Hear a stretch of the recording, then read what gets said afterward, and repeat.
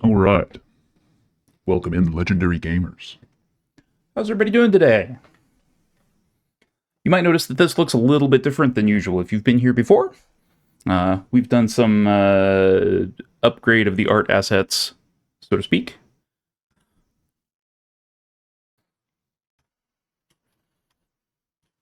My name is Qwestley, for people who haven't been here before, as you can tell by the channel title down there. We are doing something kind of special, so if you're in the category, obviously, Final Fantasy XIV Dawntrail launches early access on the 28th. I've been playing this game for quite some time, and my partner and I, who's actually in the other room, I'm about to invite them to party here. We have just, we're kind of going through the post content, or patch content for Shadowbringers. We are trying to work our way through all of the Endwalker stuff so that we are current for Dawntrail. We've done this once before, so spoilers in chat are okay for us, but for anyone else who might be watching, try to avoid them if possible. I know that's a bit of a mixed message. Anyway, thank you for joining us. Some housekeeping. So the stream schedule below the stream does mention that normally I go live at, I believe it's 9 a.m. Pacific, 11 Central, 12 Eastern. Until Dawntrail launches, and even after that, basically what we are going to be doing is essentially daily mega stream, Tuesday through Friday. Starting today, we started a little bit late, just because we had to get everything kind of set up. Going forward, we should be doing basically a 12-hour stream every day, Tuesday through Friday, starting at noon and going until midnight. Just to give us as much time as humanly possible to get where we need to go.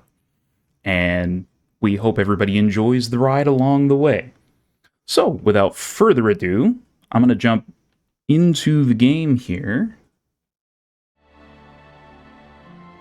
And as you can see, the image above my head up there, that is Anubis. Everybody say hi. Anubis, say hi to the stream.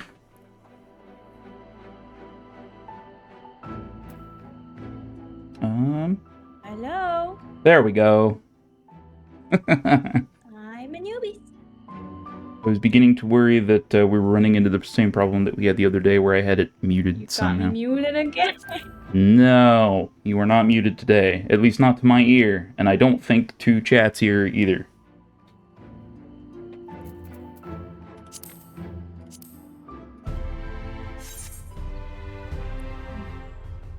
Okay. Let's see, where were we? Alize's quest is the last thing we were doing. We needed to go to Limsa for that. Let's see if I can't adjust you up a little bit.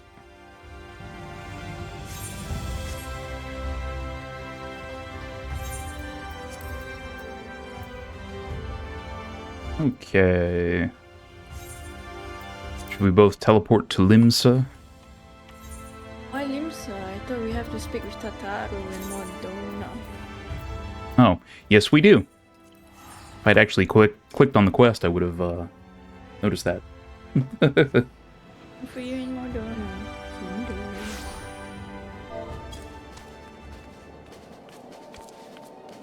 There you are. All right. Good stuff. Good stuff. To Tataru. Wait. Tataru's not out here. Where am I going? No. Grab the car. Grab the car.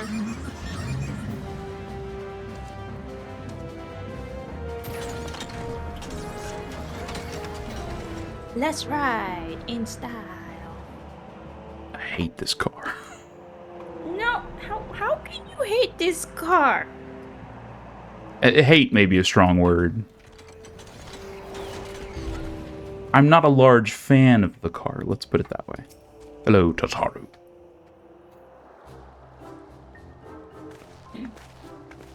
Ah, Tataru's so cute in her little work outfit. I love that top. It looks great on every single character who wears it.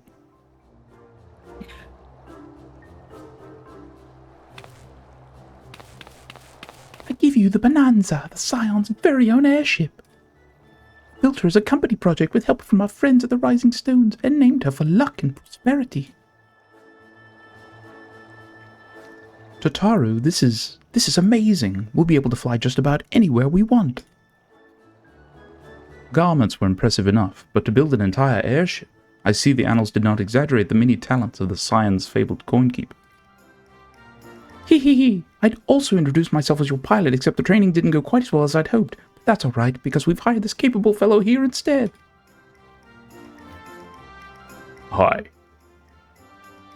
My name is Goggles. The Bonanza is equipped with a full complement of mana cutters, by the way. Feel free to use them to get around Azizla. But enough talk, it's time to fly. All aboard! All aboard. All aboard!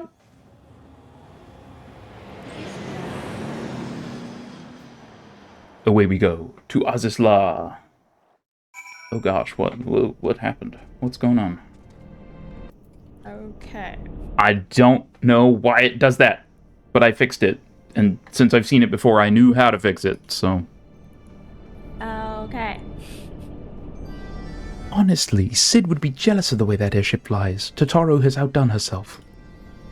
Anyway, here we are, on Azizla, and Alpha No's report did not do the scale of this place justice. The wisdom of Alag.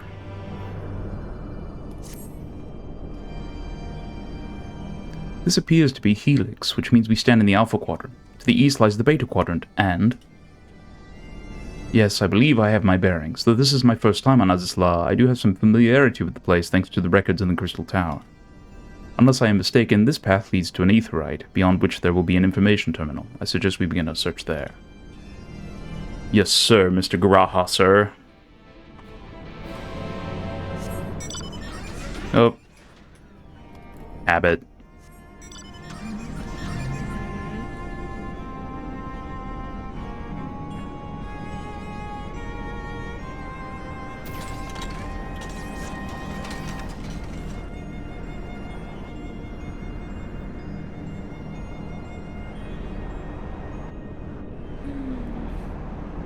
Should find a way to, like, oh. It's right here. We didn't need to go very far. No, we didn't. And Graha. here is the terminal. A moment while I search the archives for references to tempering.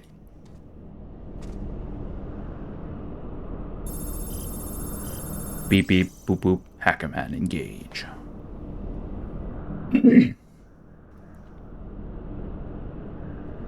Oh, there we are. Iconic corruption, an overview. That sounds promising. Indeed. Let us see what this report has to say.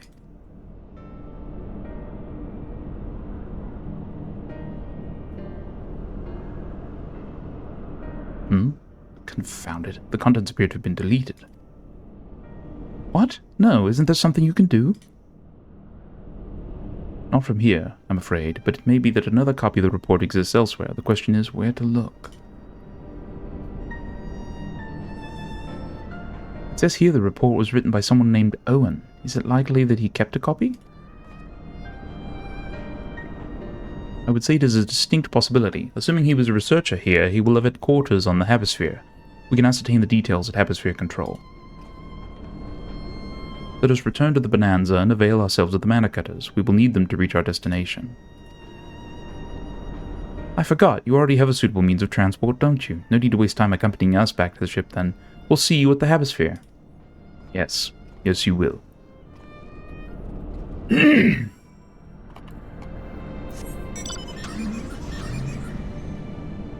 I would ride my own mana cutter, but I have to lug this one around. Oh. If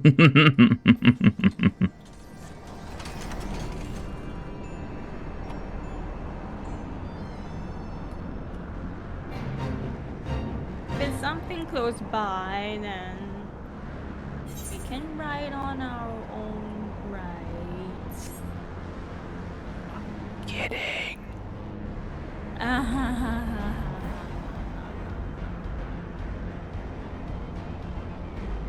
Alright. Here we are. Oh, mana cutter. If the late Owen did indeed have a chamber here, this node will be able to tell us its number.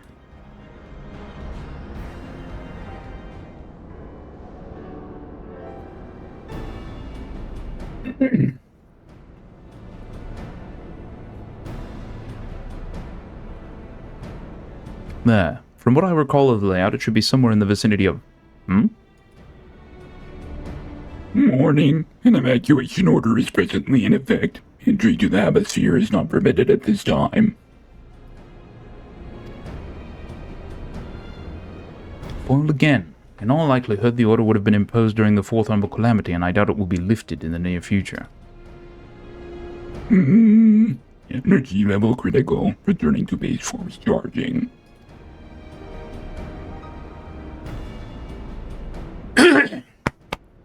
That voice is hard to do. Well, Sounds pretty good though. surely there must be some other way to gain access. Force, for example? Ere we resort to that, I have an idea. Were we to send a surge of energy through yonder control mechanism, it should prompt the system to restart, releasing the locks. As for a suitable energy source, a concentrated lightning shard might suffice. Happily, I seem to recall that they are known to form at points of stagnant ether throughout the continent. You seem to recall? Are you honestly telling me that was in the records too? Huh, I am. A report sent to the capital mentioned that lightning aspected ether was prone to pooling on the continent, resulting in surges that interfered with equipment. A minor detail, I grant you, but in my role as caretaker of the Crystal Tower, there was no such thing as too much Allagan knowledge. Besides, my studies helped me to feel connected to the source, to home. I must have explored this facility 1,000 times in my mind, but to finally stand here with the two of you, 'tis more exhilarating than I can well express.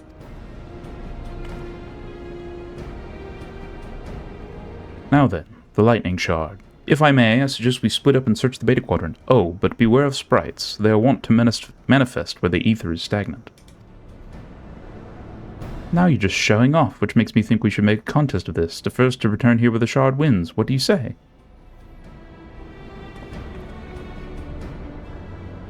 I'm going to beat you. Very well. It should be my honor to come third.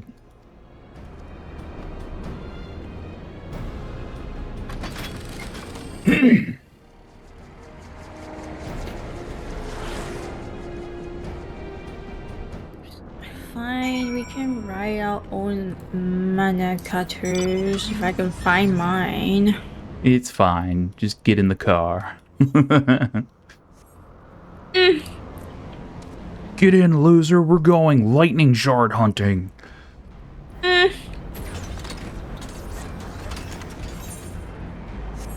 mean, that is a joke. You're not actually a loser.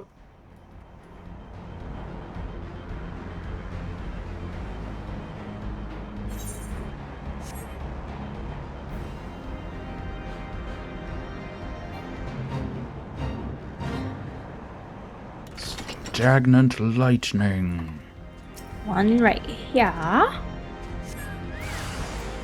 Enemies! Oh. Ah! Nope. Oh my controller just fell. Ugh!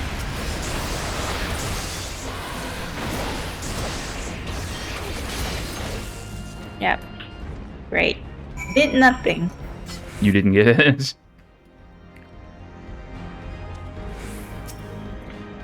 It's not a good place to put my controller right here.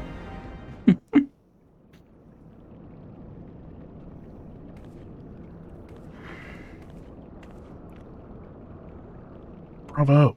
That was quite a show, adventurer. Why, the spectacle proved so enthralling that all thoughts of the prize slipped my mind.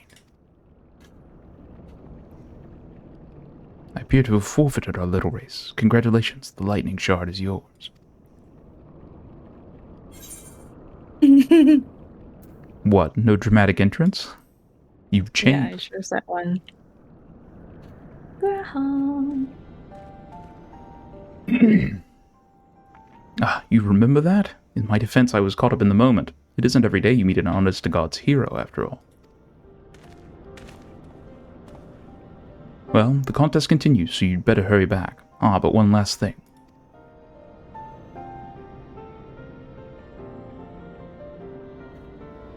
Thank you, Rin, for bringing me here.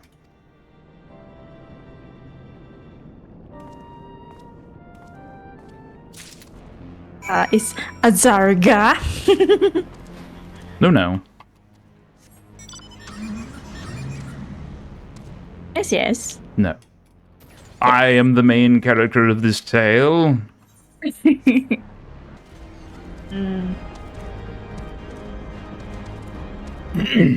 Right. It appears Alize had no luck, so victory is yours. Congratulations. Now then, may I have the shard? I know I sound nothing like Raha.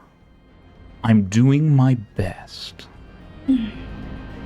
What is it that makes you so much better at finding things? What do you have that I don't?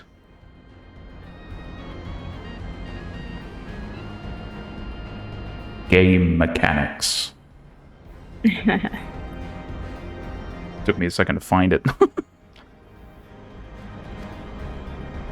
That is a question I too have asked myself on numerous occasions. I suspect we could both learn a great deal from Rin, and not only about the secrets of adventuring, but come, we should attend to our mission.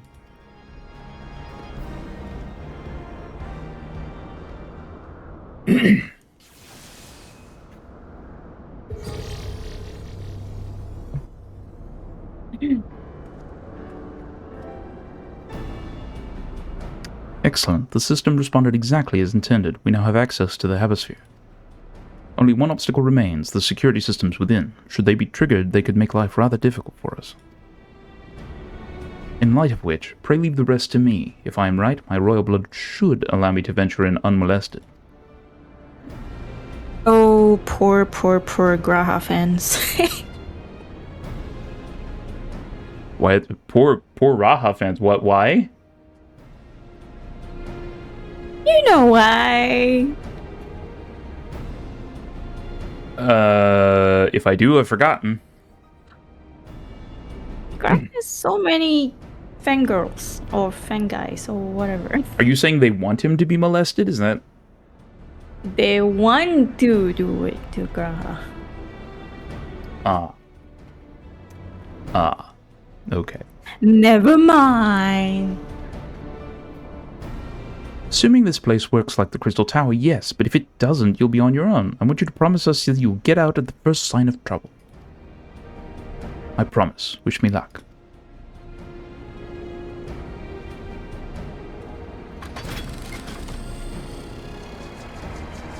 And off he goes. Off screen.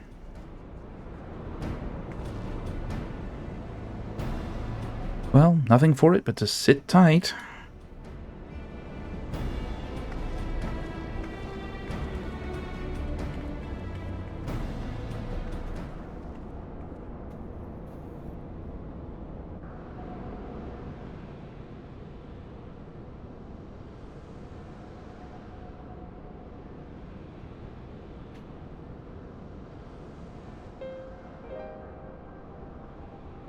I'm sure this Owen fellow was very learned, but iconic corruption and overview sounds like a studium thesis.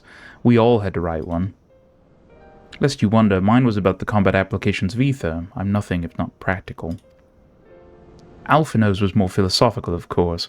Political, dare I say it. He chose to write a lengthy discourse on our nation's duty to the world. A controversial subject, to say the least. And we have another bot.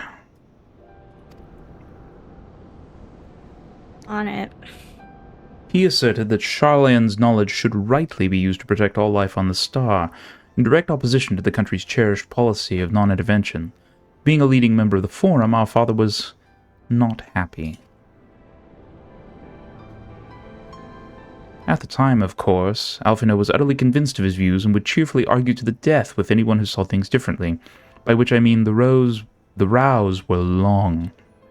To be fair to him, though, he's since learned to be a little more open-minded, but deep down he still holds fast to that one belief, and I admire him for it.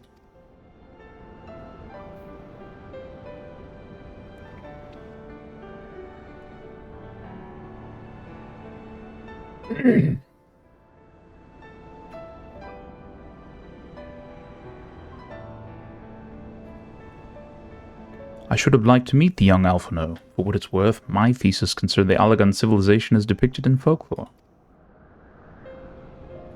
Oh, you're back. I didn't know you attended the studium. He's from Charlian. Oh, he didn't. I didn't. A thesis was required to earn my Archon's mark. My peers at the students of Baldessian convinced me to write one with the promise of unfettered access to forbidden tomes. Though I considered it no more than a means to an end at the time, I will admit it was gratifying. You could say, gratifying? To have my efforts acknowledged. I was gonna say that. Good gods, an Archon's thesis. I shudder to imagine the work involved. But enough about that. Is this the fruit of your foray?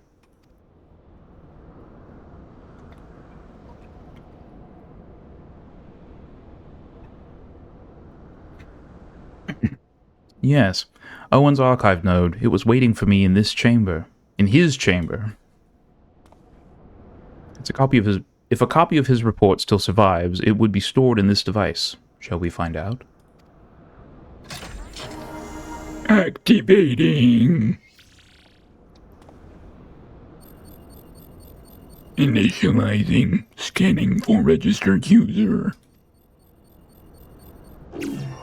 User not found. To proceed as a guest, please complete biometric authentication.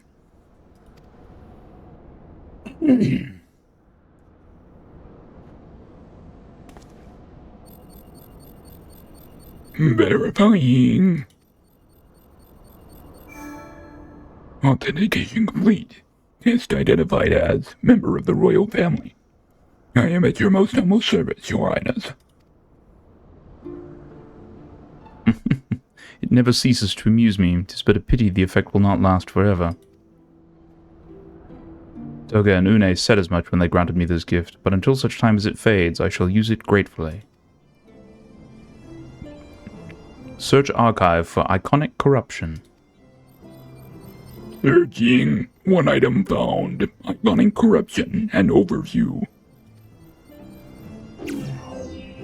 The report is locked by the author. Please state password. You have a filter on when you say that? No. Do you do that voice? That is my voice. That's a distinct quality to it, though. It's a what? There's a distinct, like, filter quality to it in the background or something to make it more robotic, but... Well, go on then, Your Highness. Tell the nice node the password.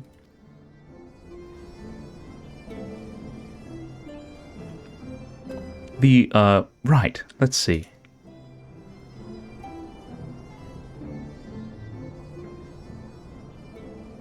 Glory be to Allag.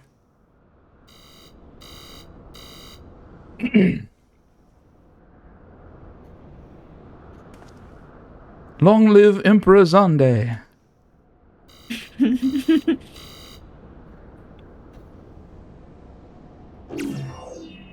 Bleep poop. Password incorrect. Please try again. Confound it. Come now, passwords are invariably short and simple. For instance...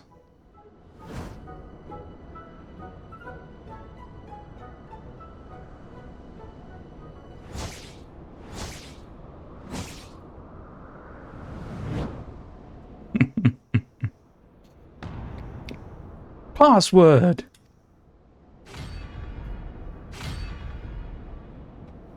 The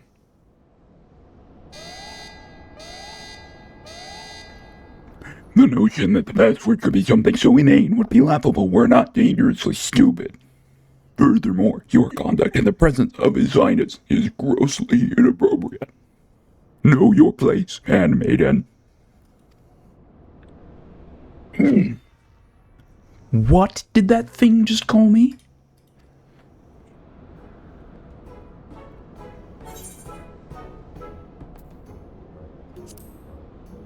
Courage. Wow, Rose? Flip bloop, password incorrect. Be warned that any further inappropriate behavior in the presence of His Highness will not be tolerated.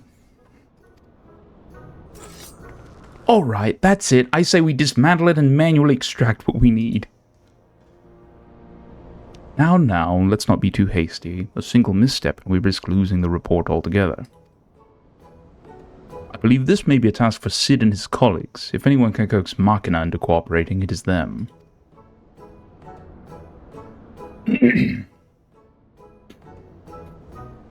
Come, let us bear the note back to the Rising Stones.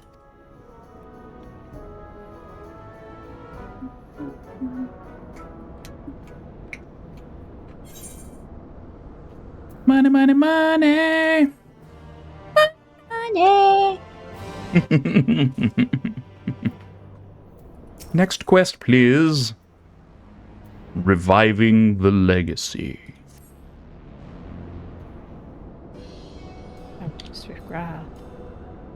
I should probably mention that I've yet to meet Sid since waking up. Rambrose did send word to the Ironworks, but it appears our friend has been afield on urgent business. Nevertheless, I assure you my proposal to seek his help is no pretext, however much I might look forward to seeing him again, him and everyone. But come, let us be on our way.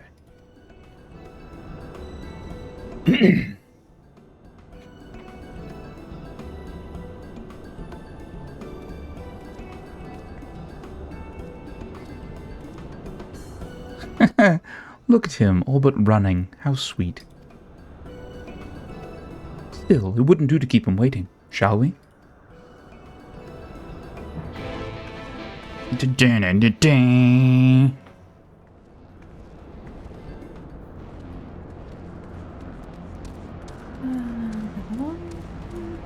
Back to the Rising Stones. Pray return to the waking sands.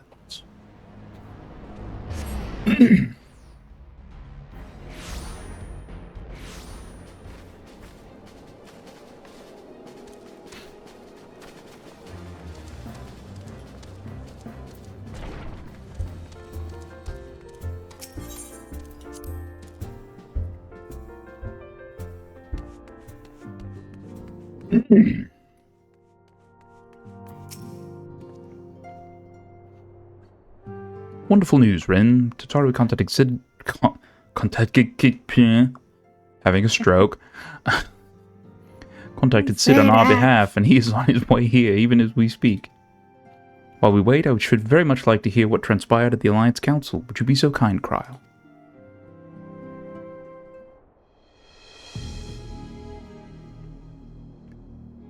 As you know, the meeting was convened to discuss how best to respond to recent events in Garlemald. According to intelligence from our Doman allies, the War of Succession rages on and the Empire remains without a leader. Amidst the chaos, the Imperial legions in the provinces have begun to move independently of the motherland. Of greatest concern to us is the Third, a legion aligned with Lord Nerva. It appears they have received substantial financial backing from House Brutus.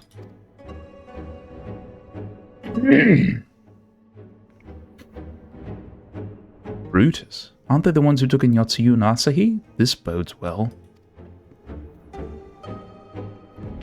Xenos' movements, meanwhile, remain shrouded in mystery. We're hoping that Thancred and Oyage will be able to shed some light on his activities when they return. Boy, I hope I'm making everybody sound distinct enough that nobody sounds... I mean, they're all going to sound similar because it's all my voice, but... Until such time as they do, the Allied leaders feel it would be unwise to interfere in the conflict, and so, thanks in part to the Imperial withdrawal from Gimlet, they have decided to turn their attention to the primal problem once more. You do have a second person here, right? You know that, right? Yes, I know that. But I wanted to give it a go.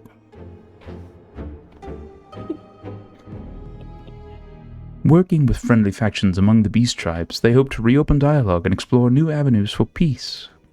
Given the timing, I suspect they wish to put their respective houses in order ahead of a decisive clash with the Empire.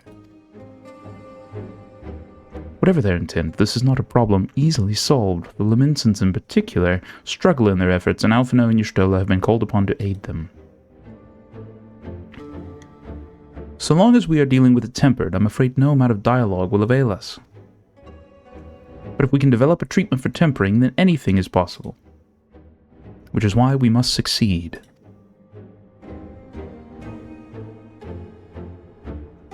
And on that cheery note, why not make yourselves comfortable in Dawn's respite? I'll show Sid in as soon as he arrives. It's like, that's what, 5 of them now? Yeah. Dawntrail, Graha, Alice, and yourself, I guess. 6, including myself, and then, you know, I have to figure out how to... Let's see, can I do Urianger? Like... Pray, return to the waking sands. Mistress Kryl hath... I can't sound like him. Can't get close enough.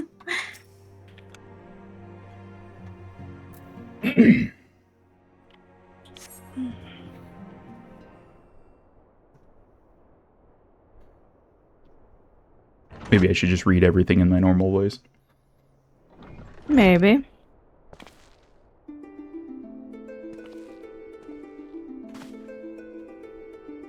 Sid. And now Raha gets to gush. Sid.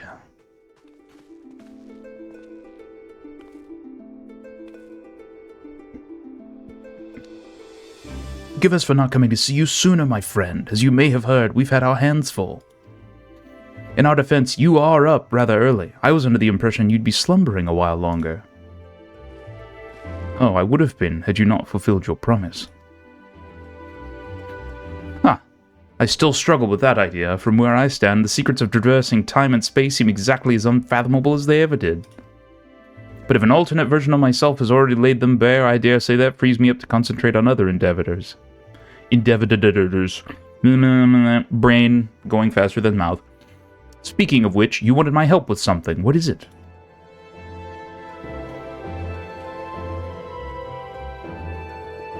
The other thing I hope is that my impromptu voice acting is not annoying to people.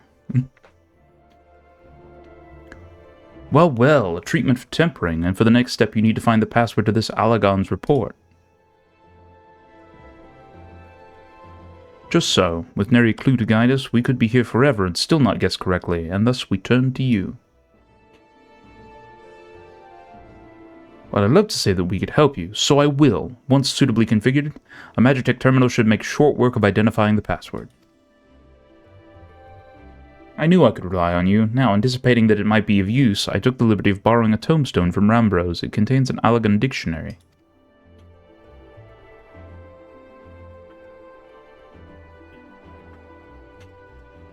Good thinking. I'll transfer the information to a terminal and set it to work right away. Dun, dun, dun, dun, dun.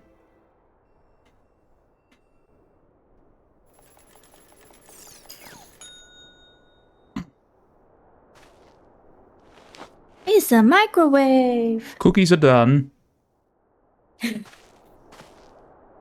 Looks like it's finished. Let's see. Freedom. The password is freedom. Huh. Short and simple. Just as I said. Would you care to do the honors, Your Highness?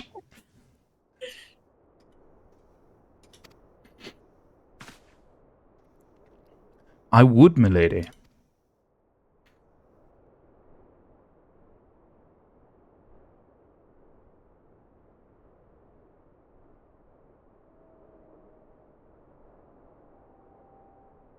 Node, open the report entitled Iconic Corruption and Overview, password, freedom.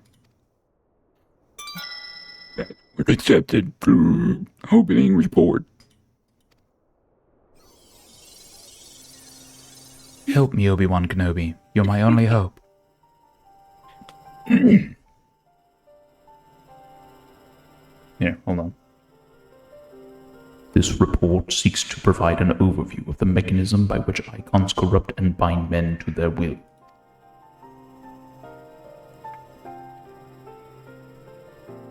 The phenomenon we call corruption refers to the alteration of the ether of the soul.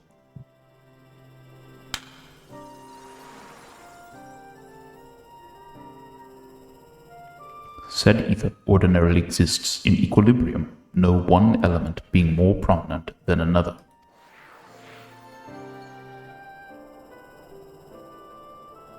But when a subject is exposed to the ether of an icon, this changes their soul, taking on the properties of the entity in question.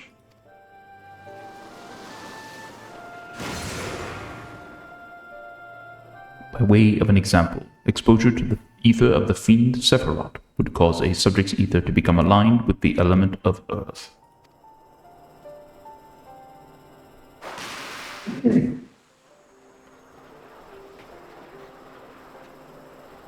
As a consequence, the subject would attain heightened affinity with earth-aspected magics, as well as preternatural levels of endurance.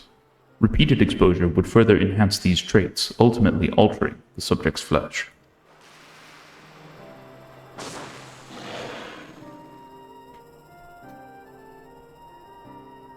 The changes undergone by the subject are not solely attributable to elemental alignment, however.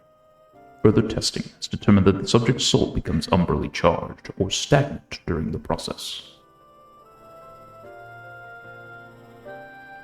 This stagnation of the soul has the effect of diluting the sense of self, rendering the subject vulnerable to the will of the icon, the thoughts of whom come to consume their entire existence.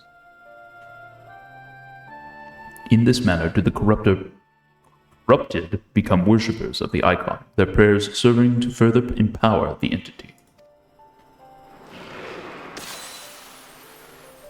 Having discerned the mechanism of iconic corruption, my colleagues and I set out to develop a material capable of shielding one from its effects, an endeavor in which we were successful, albeit at great cost. In the course of testing, many of my assistants, good men and women all, fell victim to corruption, and in accordance with protocol, they were summarily put to death. I subsequently submitted a proposal to investigate potential cures for corruption, but it was rejected, deemed non-essential by Lord Amon.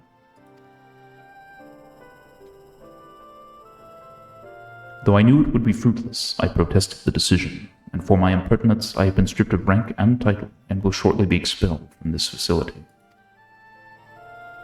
In all likelihood, this report will be expunged from the archives. Nonetheless, I record it in the hope that one day someone will undertake to do that which I could not, and find a cure for the victims of iconic corruption. End recording.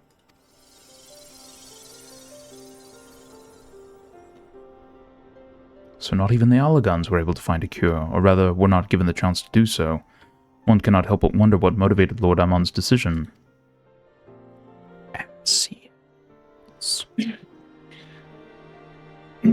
Maybe. We don't know. But we do, but we don't.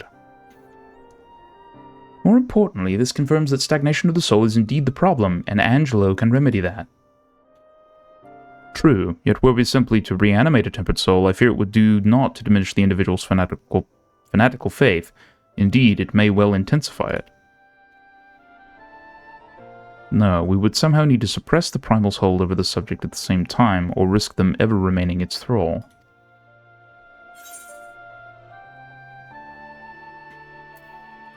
Could only make them remember who they were.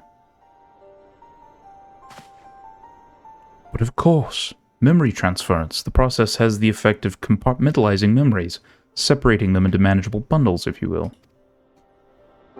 The digitization of the soul. By adapting the technique, it may be possible to achieve selective reanimation, that is, limit the effects to only those memories that existed prior to tempering.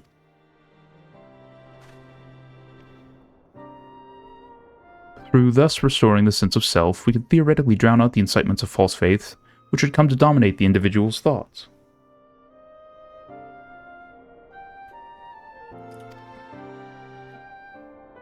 I see. The theory seems sound, and our experience treating the light corrupted would help us to identify suitable memories for reanimation. But are you confident you can adapt memory transference as required? I seem to recall your attempts to do so while trying to bring us home culminated in literal bloodletting. They did, you are right. Despite my best efforts, I could not recreate the mechanism, and I concede that the rather clumsy compromise I reached would not provide the basis for a cure. Then perhaps it's better that we consider another approach. Your doubts are understandable, but this time I believe we have reason to be confident. You see, nodes such as this were built with the ability to simulate magics. Which leads me to believe that it may be capable of performing simulations of the transference technique. If so, we would be able to conduct years' worth of tests within the space of a few days. In theory, it would be no different from how we identify the password. But it'll take more calculating power. A lot more. I honestly couldn't say whether our equipment would be up to the task. Tell me, Sid, why do you suppose Owen locked his report behind a password? To keep it from prying eyes, of course. Why else?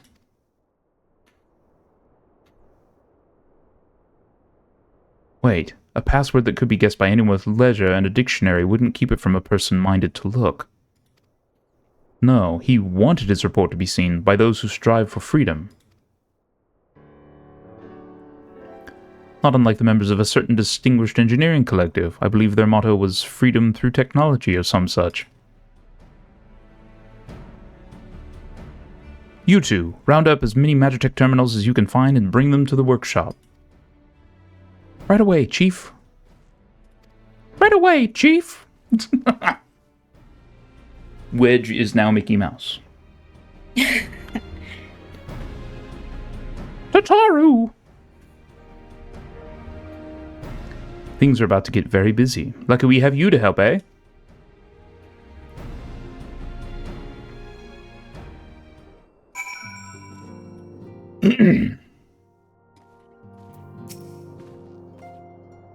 Right, while Graha, Tia, and I configure the terminals, I want the rest of you to procure supplies. Namely, ceruleum to fuel the terminals and ice shards to keep them cool. The more we have of both, the better. Leave the ice shards to me. I'll round up... Leave the ice shards to me. I'll round up some adventurers and go on a gathering spree. In that case, I'll trust Rin and Alize with ceruleum. Here's a promissory note for each of you.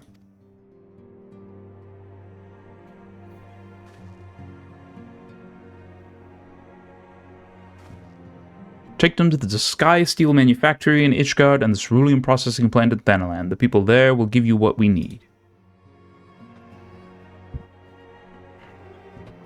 Yours is a well-known face in the Holy Z, I believe. If it's all the same to you, I'll head to Thanalan.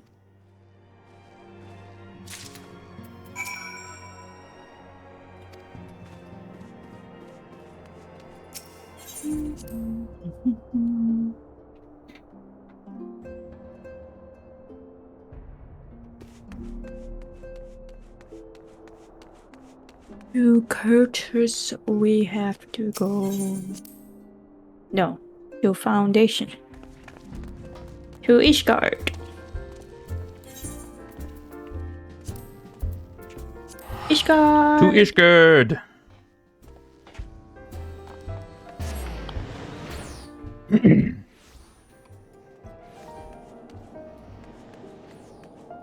I always start running away from the Aetherite, then I'm like, wait, the Ethernet exists.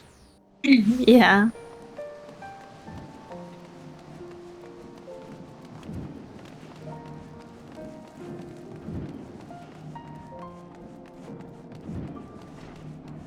We're here. Welcome back, Mr. Screen. How may I serve you this day? My name is Fromalo. So you are after ceruleum. In that case, please present a note to our engineer at Ice-Shape Landing. He should be glad to assist you. Good. And that's in the other section of the city.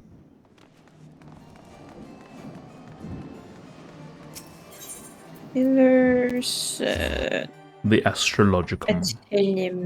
Astrologicum? The Athenaeum Astrologicum. Astrologicum. Now. Ceruleum, you've come to the right man. Fair warning, though. The price is shot up on account of the uncertainty with the Empire, so I hope you've got a coin. I've got even better than that, sir.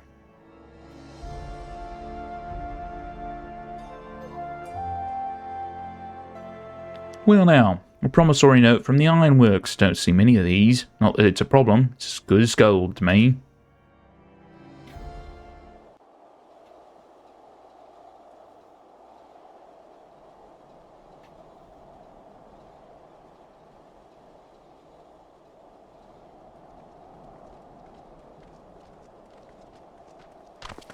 Sir Amy. Emmerich! My friend, after the disappointment of not seeing you in Alamigo, what good fortune to chance upon you here of all places. As you may have heard, the Allied nations are making a renewed effort to address the primal problem.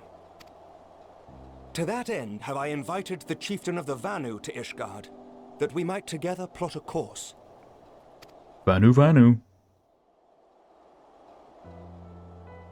Since the war with the Empire appears to be nearing its conclusion, I would also like to call upon Estinian's lance. Alas, he is, as ever, a difficult man to find.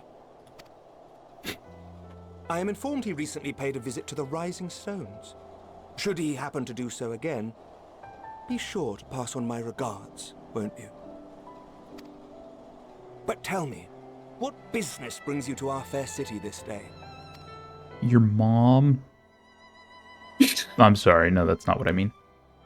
A cure for tempering. You never cease to amaze me. Until now, our only hope has been prevention, our every failure irrevocable. But this would rewrite the rules of engagement. It could end the cycle of bloodshed. Very well. You shall have all the ceruleum we can provide, and an airship with which to transport it.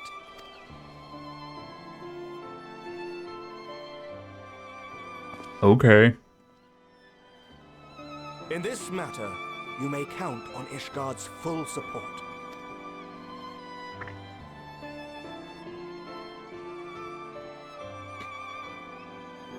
Hi, Faye.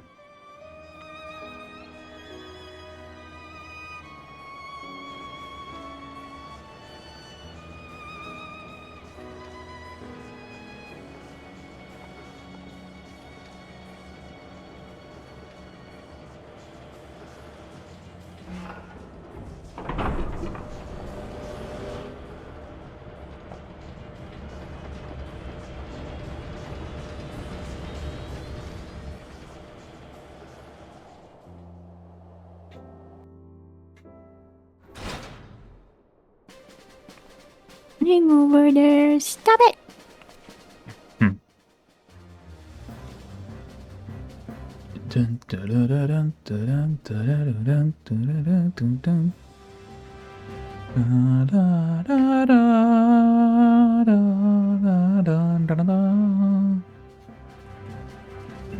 We've got all those crystals. Are we going to summon a primal?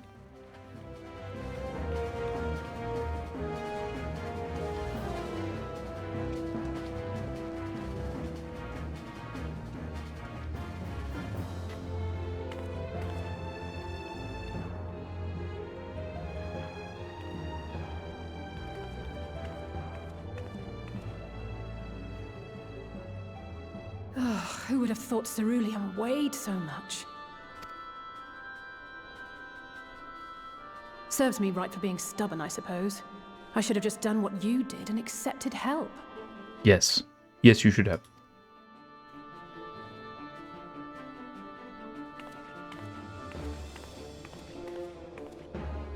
Good work, you two. This is all we asked for and more. Quite a lot more now that I look at it.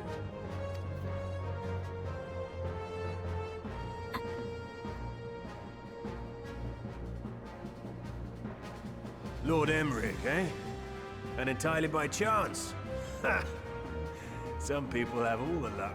I'm pretty sure that's a different VO from the last time. I mean, again, we've been through this once, but I don't remember how everybody sounds particularly. We have also succeeded in configuring the terminals, thanks in no small part to our able It's been a while. Hero. See what I say? It's been a while, hero. You seem surprised to see me. Lest you misunderstand, I've no interest in such things as cures for tempering. But if you mean to achieve that which eluded even the storied Allagans, it seemed plain that you would require my expertise. And so it proved. Is that not right, Garland? For all the effort it took to track you down after your latest disappearing act, you could find the cure for death, and it wouldn't be worth the trouble.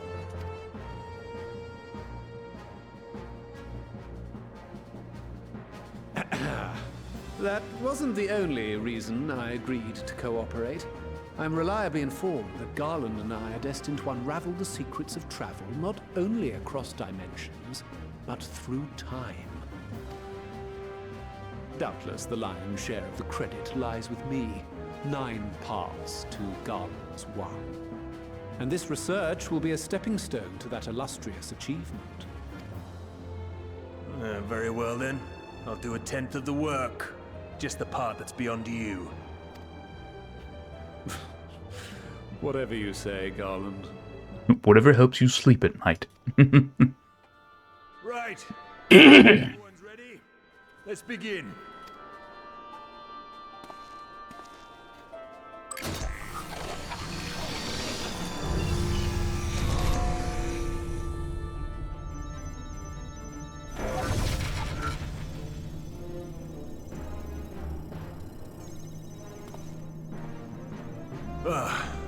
All appears to be in order. Now, we just have to wait for it to find us our magic. Why not take this opportunity to put your feet up? This may take a while.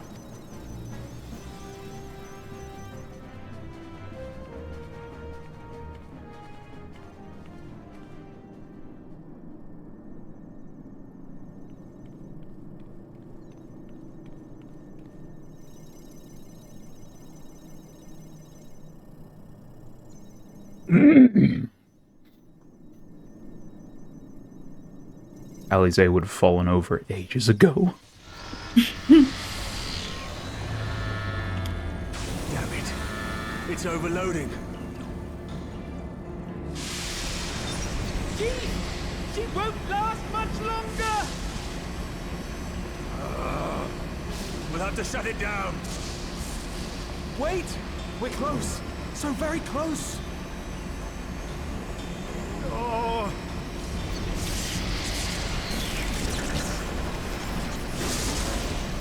Well, this is going swimmingly. Please, a moment longer. I beg you. There.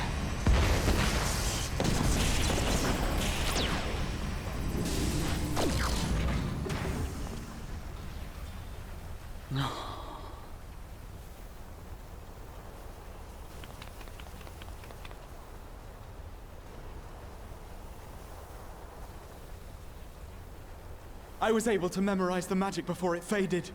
It still needs to be put to the proof, but I believe we have our cure. How does one memorize a magic? I don't know. Maybe he has eidetic memory. Eidetic is the word. Eidetic, photographic memory. Yeah. Yeah. It's just as well. She'll never run again. Tell all that from a look, can you? I'm sorry. Don't be. It may fall short of dimension hopping, but a cure for tempering is not to be sniffed at. This, my friend, is a world-changing discovery. One we're proud to have had a hand in. A few Magitech terminals are a pittance to pay.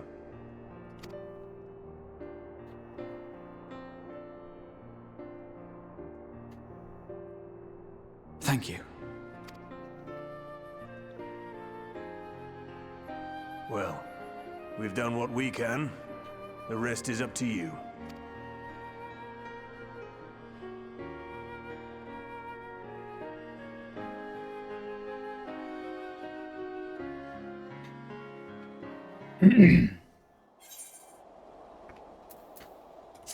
Complete.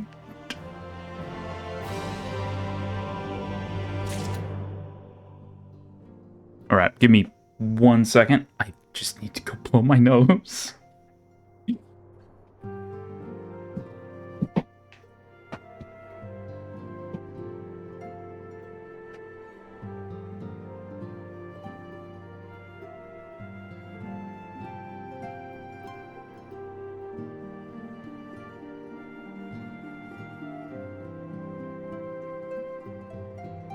Yes.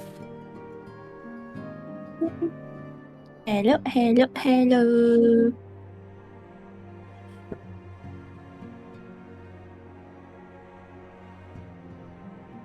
Not coming through that well, am I?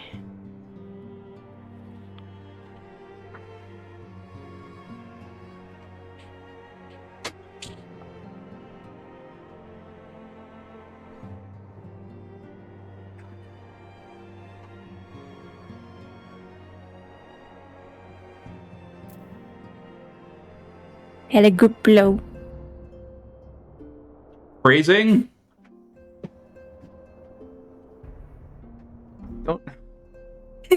Don't put it that way. There's also one other a thing I just wanted to check real quick.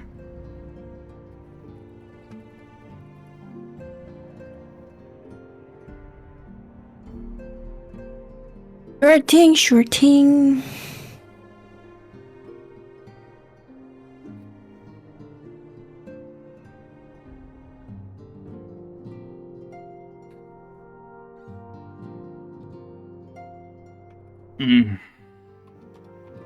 What? Nothing. Okay, that's not terrible. Huh?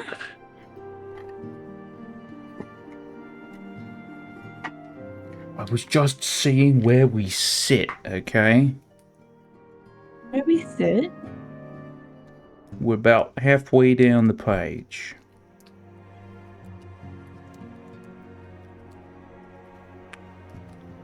Oh, what patch are we on right now? 6 point... Oh, I didn't mean that page, but I can pull that up too. Oh.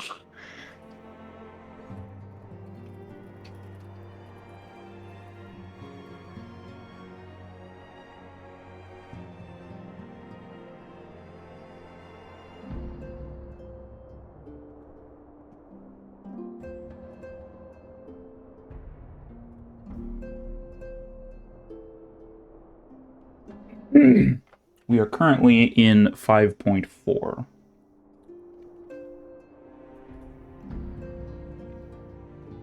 And how many are there? 5.5, I think, is the last one for 5.55. So, depending on how quick we get through some of the dungeons and stuff, there's a decent chance that we will hit Endwalker's MSQ before the end of the stream.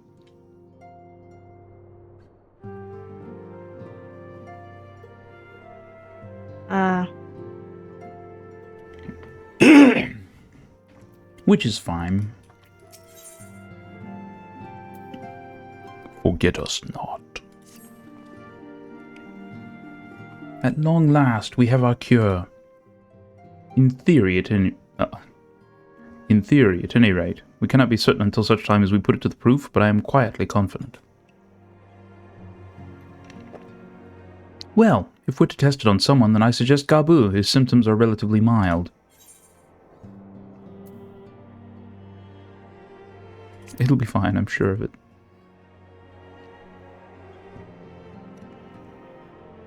Yes, as long as we exercise due caution, it will be fine. Without further ado then, let's make for Limsa. We've kept Gabu waiting long enough.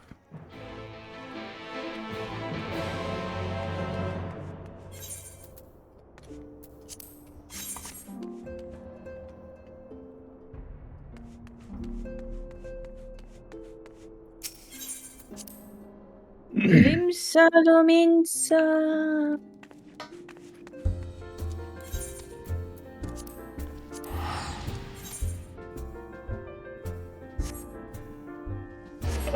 Inventory so full of junk.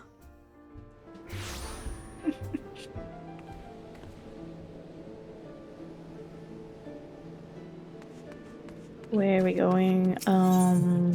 The aft castle, I think. Yeah. I'm gonna sneeze. Maybe not.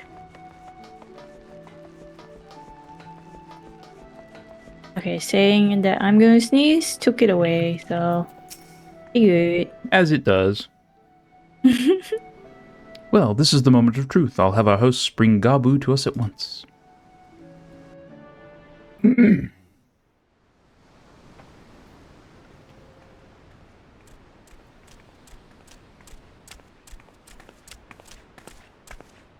Apologies for the wait.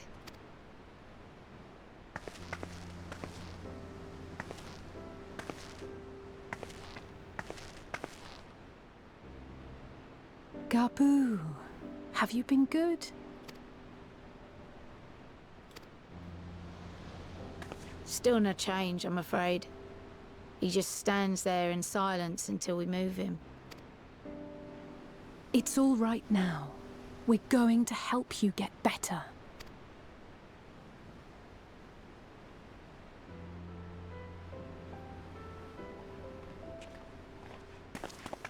Fancy meeting you here.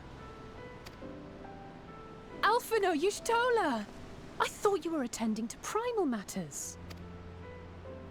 We were, and came here for a meeting on the subject. Certain pirate factions did not deign to attend, however, and it was cancelled. We had resigned ourselves to having wasted a journey when we chanced to espy you. Could it be that there has been progress with the treatment?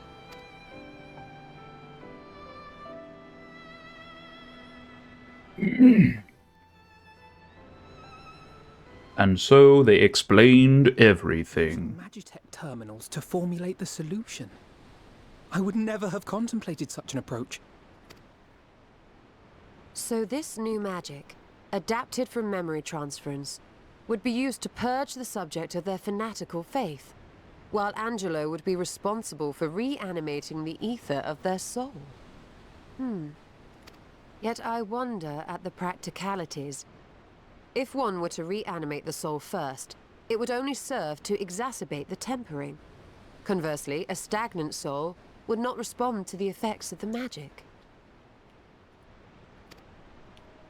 Would both need to be performed simultaneously? Nothing escapes Master Matoya's inquiring eye.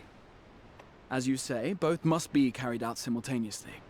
And thus, I propose to imbue Angelo with the tempering treatment in much the same manner as I did the spirit vessels.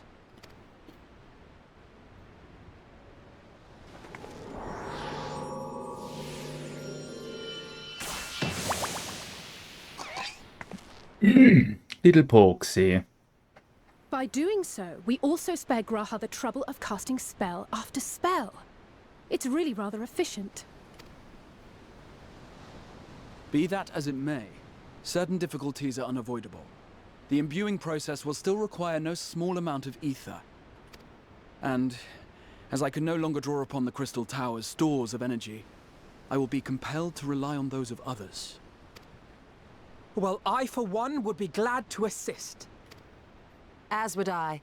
Since the resumption of our duties, it has been naught but stuffy meetings, and I have ample ether to spare. Excellent. With your permission, then, let us begin.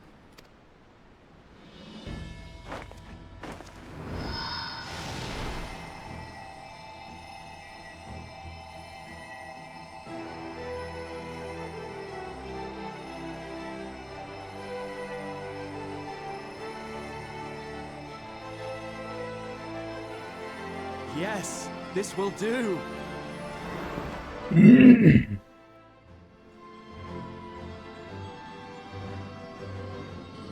now, it's my turn.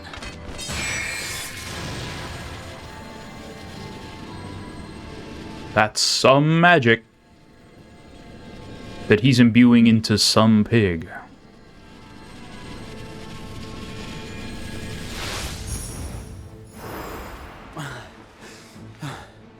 Tis done.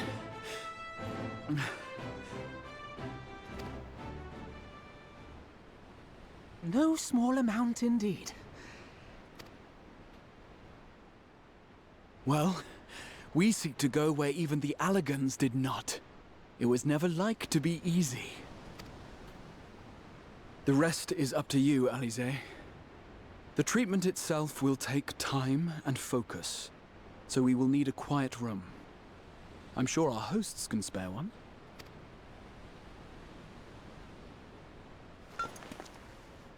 I will go with her. It may be a while before we return, so I would ask for your patience and your faith.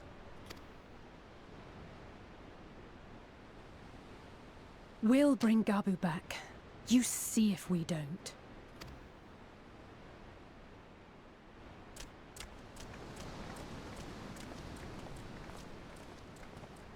Twould seem our part is played. Let us find a place to recuperate while we wait for news.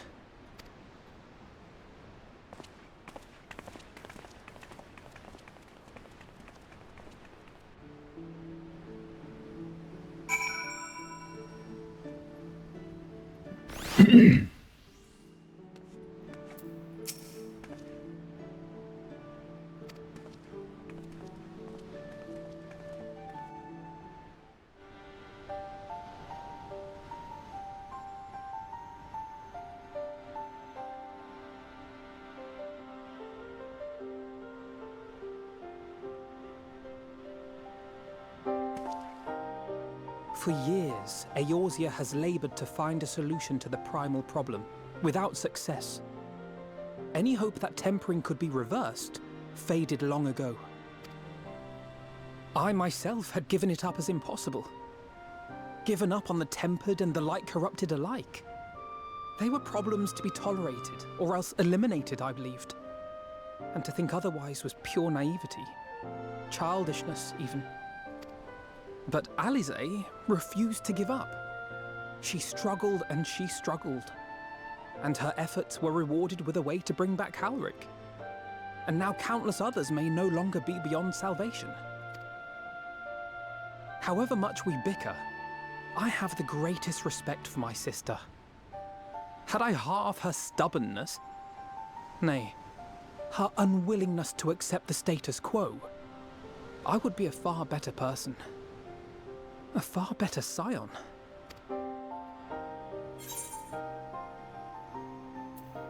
Don't tell me, tell her. I should, I know. Yet, despite my good intent, I have the feeling that I would only succeed in incurring her ire.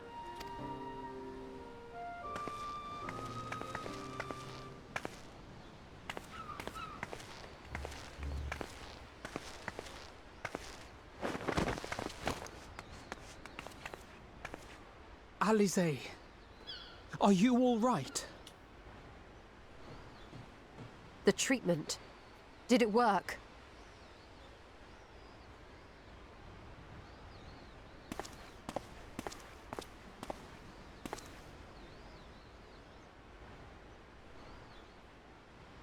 Oh, I'm so glad to see you all. Delighted, happy, glad. Gaboo!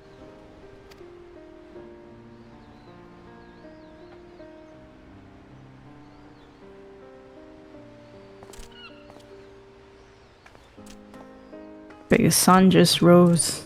Yeah. What perfect dramatic timing.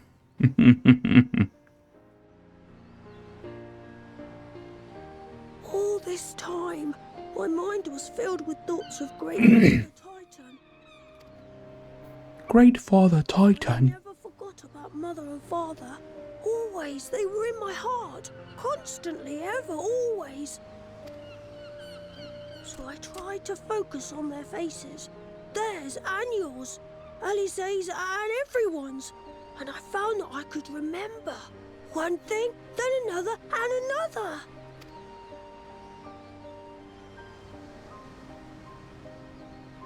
Your hopes reached Gabu. They helped him to hold on.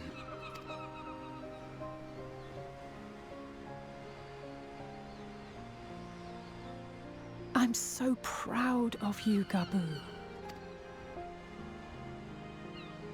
I couldn't have done it without you, Alize. Can you help the others too? Cure them, heal them, help them? Yes, we can. All of them.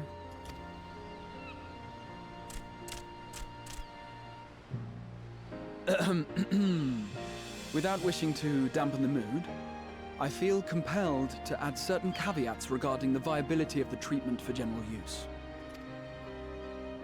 As you know, reversing the effects of tempering demands a profuse amount of ether. And while Alize was able to heal Gabu alone, I fear the same will not be true for those who exhibit more advanced symptoms.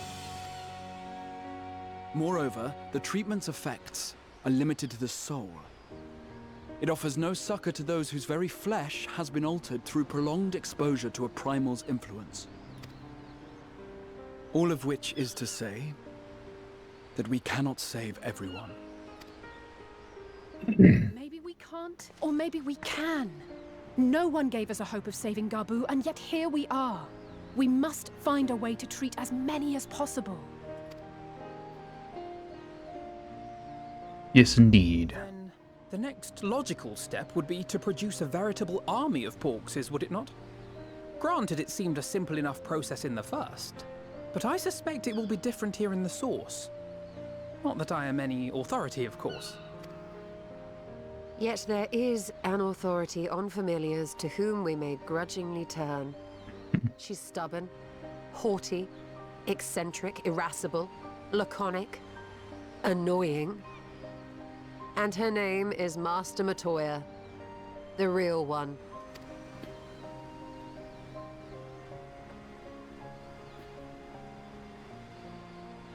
I have to go now, Gabu.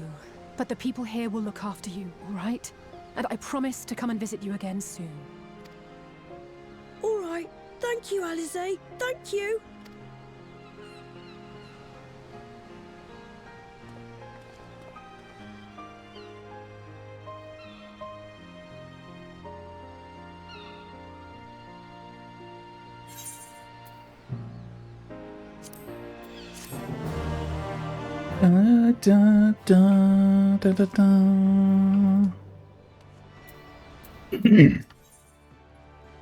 Y'shtola. Like master, like pupil. She will be at pains to remind me. I have not paid Master Matoya a visit since returning from the first, but this seems as good a time as any. Come, let us make for her cave. Idleshire. Or is it Idleshire? Idleshire. To Idleshire. Be idle. Where we go to meet Master Matoya. And your favorites. The Pirogos. Ugh. Ah, those lovely little Pirogos. No. Beautiful Pirogos. Ugh, creepy. Not at all. They're so adorable.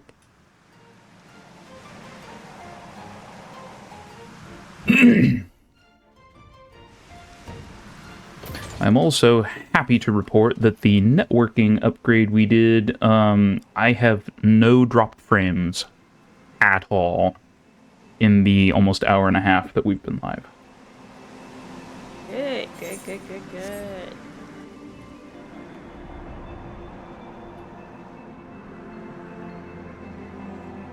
So now, anything else is on the internet.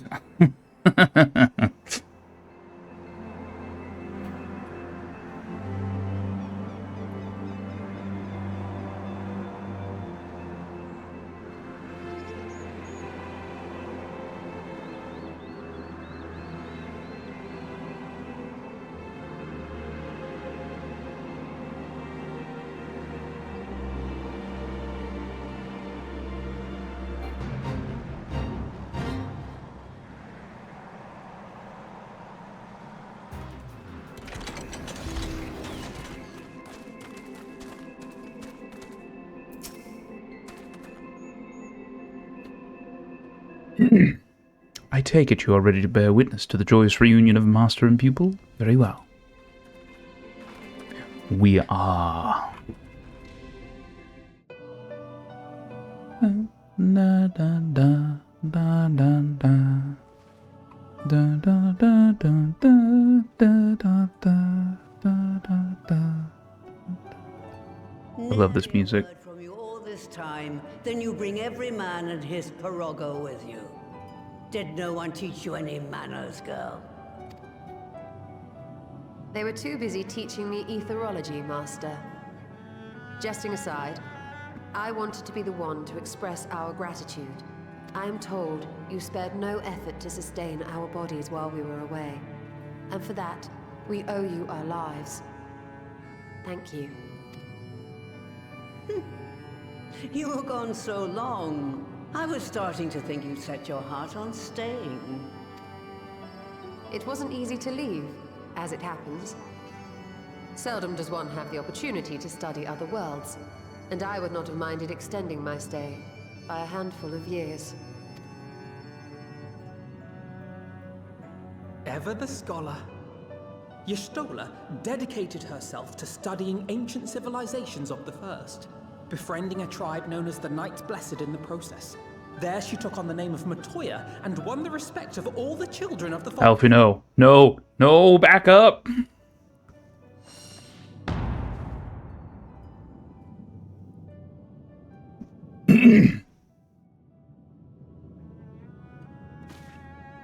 I merely adopted an alias in accordance with the custom of my hosts. Yours just happened to be the first name that came to mind. Tell me you went gallivanting about using my name and only bother to visit when you need a favor? And don't pretend you don't. I taught you long enough.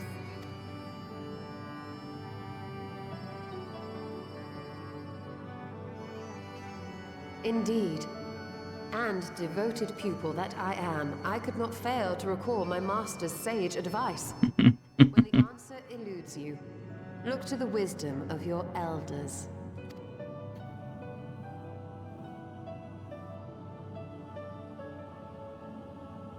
You there.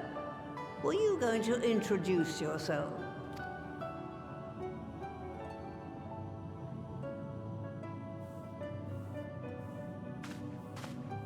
How remiss of me. Grahatir is my name, and I'm proud to call myself a scion. I too wish to offer my gratitude for your invaluable aid in sustaining the Archon's bodies, as well as my apologies. It was my inexpert summoning spell which endangered their lives in the first place. Ah, yes. The one bent on digging up the mysteries of Alag. Old Galaf used to speak of you. And Kryles told me all about your recent exploits. Do you have a bad back or something? At ease, boy.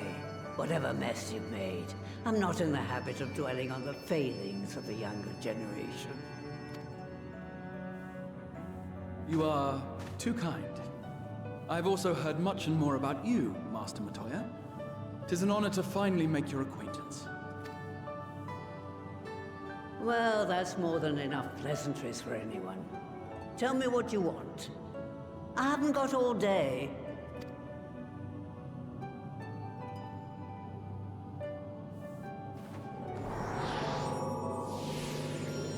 Rasengan!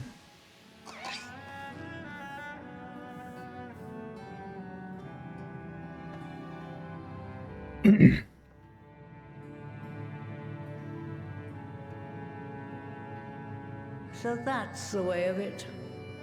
It should be a simple enough matter to make the familiar. The magic, on the other hand. Ah, that you may leave to me. Being the only one possessed of royal blood, I alone can imbue the subject with the necessary magic. So I just need to create porxes with the power to stir the soul. Just, I say. Though we're talking about a veritable herd of the little buggers, we'd collapse before we reached double figures.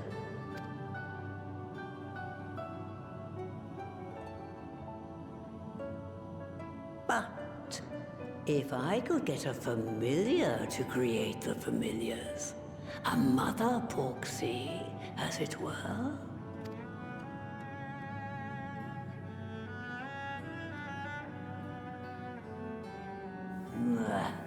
Seems I haven't seen the last of that moldy old hole after all.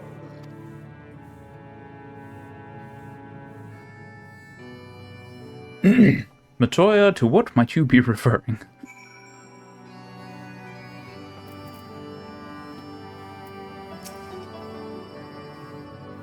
Alright, off to my old workshop then. Everything required to make your familiar is there. That may be, but no one has set foot in there since the Exodus. I dread to imagine what has become of it. Oh, but there's sure to be a handful of feral familiars and mayhap a monster or two, but nothing to trouble the likes of you. You can consider cleaning up the place payment for my help. Fine, we'll do it. Good girl. Now, if there are no other objections, I suggest you run along to the Maker's Quarter. I'll send one of my pirogues ahead to let you into the workshop. You need only tell him who you are. One can't be too careful, after all. Off you go.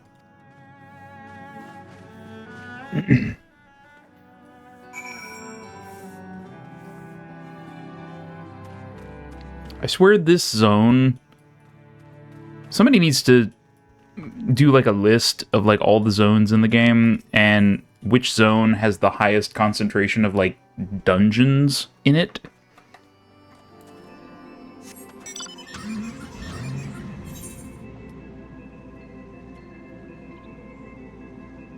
And it's like, let's see, here there's 1, 2, there's the raid.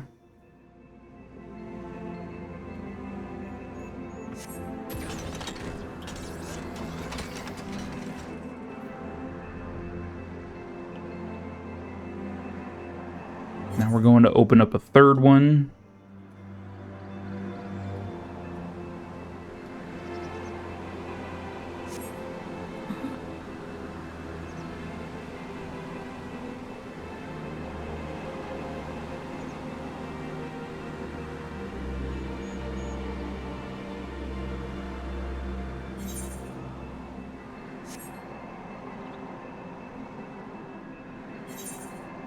That build, okay.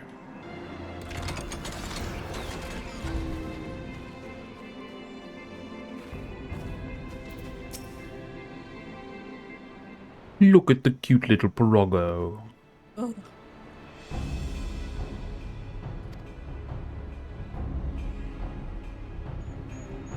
Within you will find a space dedicated to the making of familiars, along with a cabin wherein the requisite ingredients may be had. I must warn you, however, that the place has not played host to a single soul, much less a broom, in over 15 years, and will, I regret, be in some disarray. But rest assured, my brothers and I shall see to it that you do not lose your way. Now then, Ribbit, only say the word and I will show you in.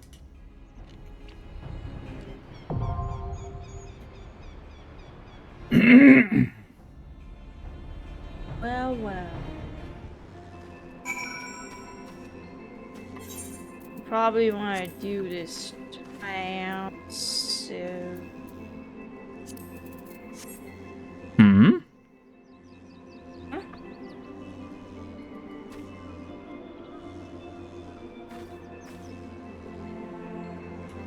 We'll be fine. It's a story dungeon, so I imagine the queue won't be too long. It'll do help it go faster.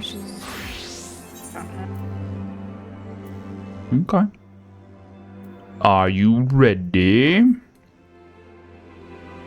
Ready.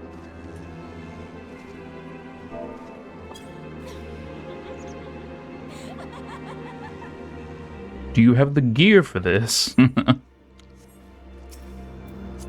It's not the right gear. I just want to make sure.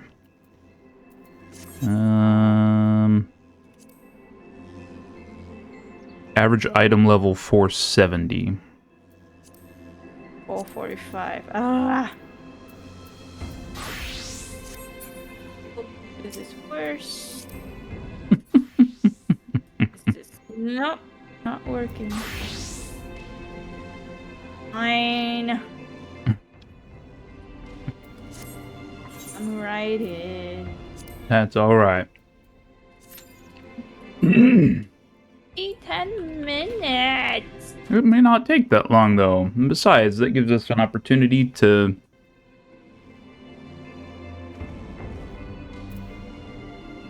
look at things. Oh, there he goes. What was I cute as? A samurai? Mance. Let's go. Last DPS. Slowpoke, come on. I'm going. I had to switch off ninja.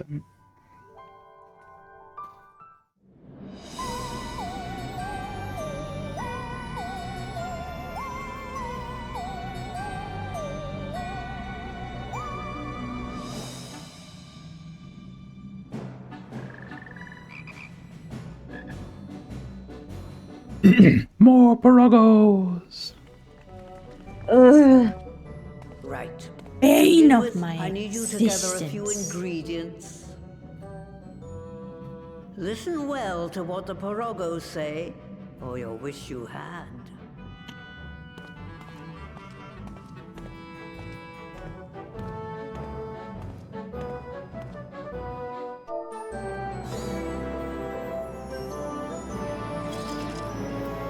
Three lizards and a bun bun.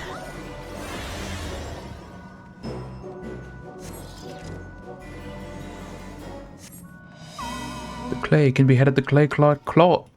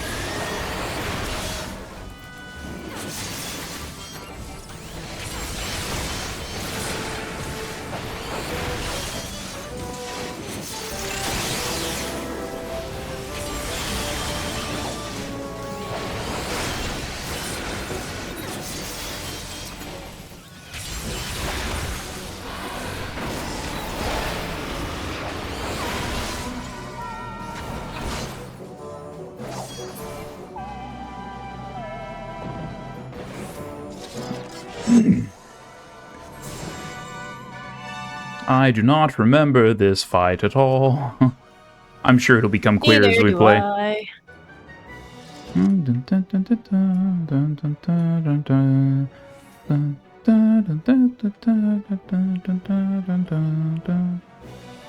the mud balls target you, try to aim it into one of the holes on the sides. Okay. Okay. Thank you for reminding. Otherwise, they just keep getting bigger and more dangerous. Okay, then.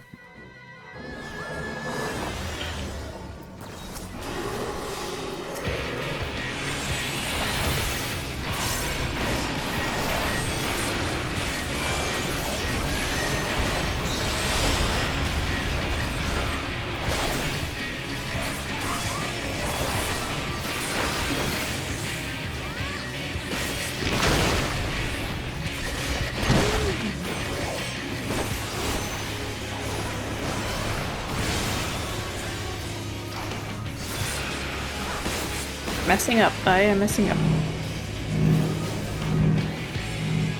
Into the holes.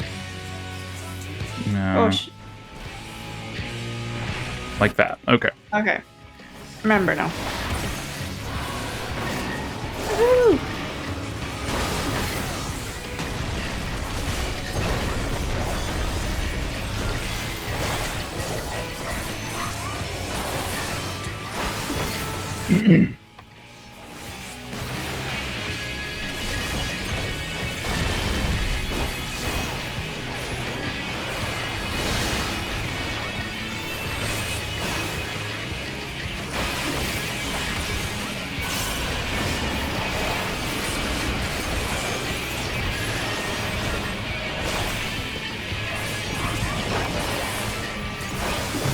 Dun, dun, dun, dun, dun.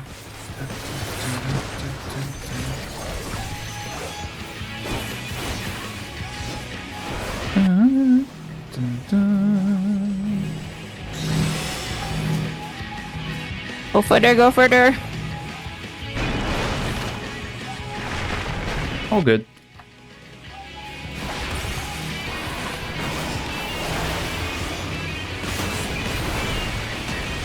Ow. Somebody ran a ball through us. Why am I...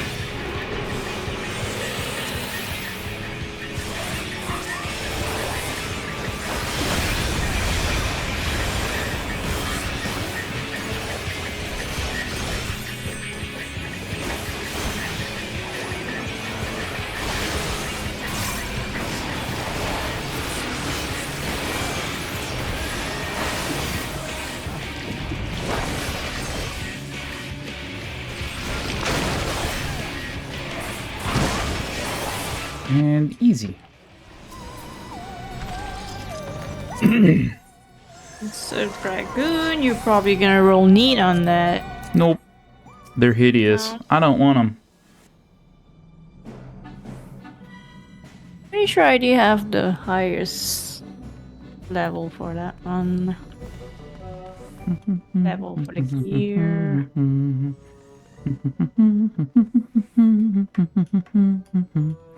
Clear note cauldron.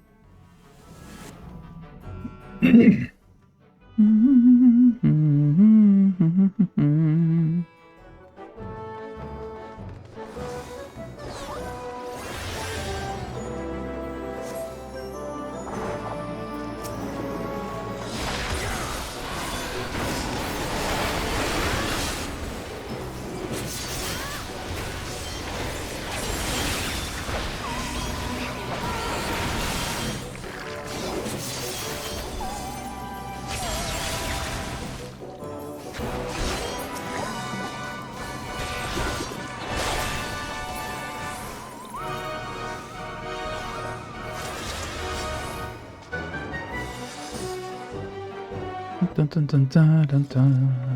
Dun, dun, dun, dun, dun, dun, dun, dun, dun, dun, dun, dun.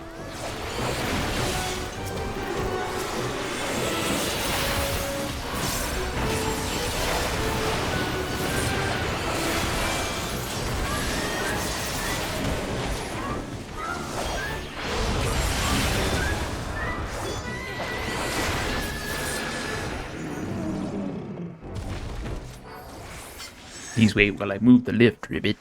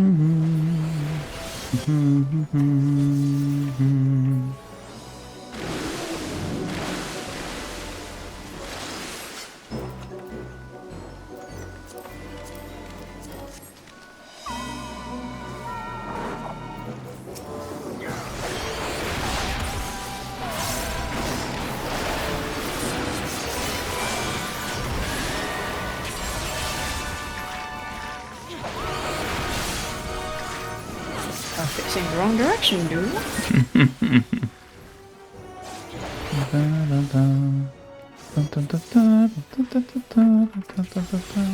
This is like really catchy. I'm gonna be singing this all day now.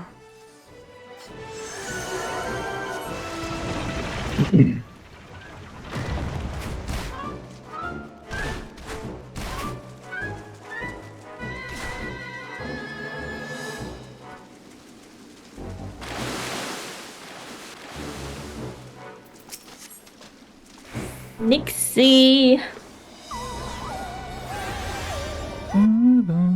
Oh, I definitely can't remember this, but something with the pipes and water coming through. I'm sure we'll get an explanation here in just a second.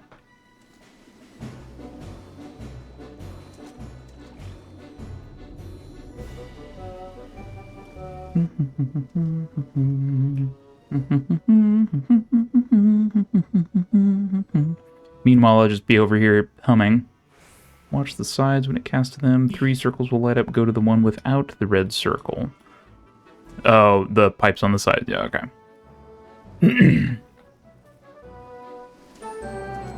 It's a cloud. Go to a bubbly set of water beneath the cloud.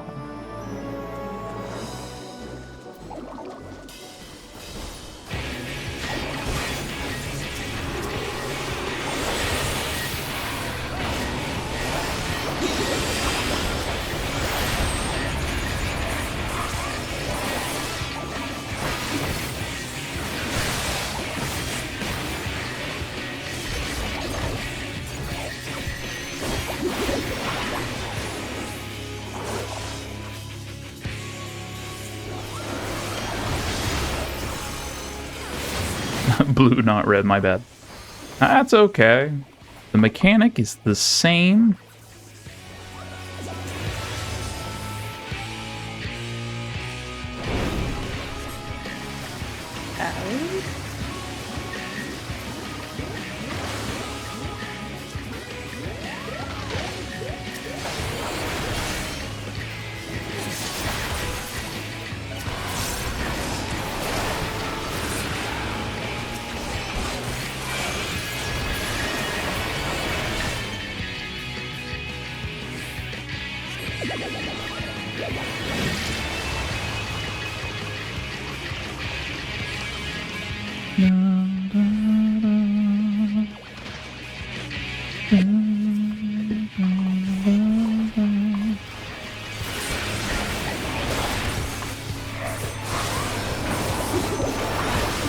So don't move.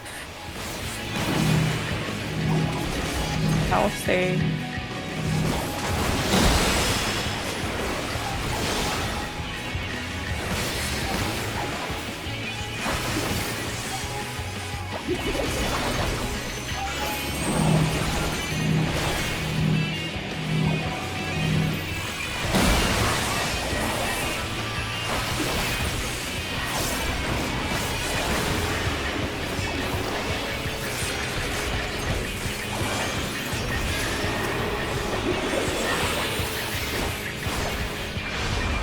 Oh, whoops.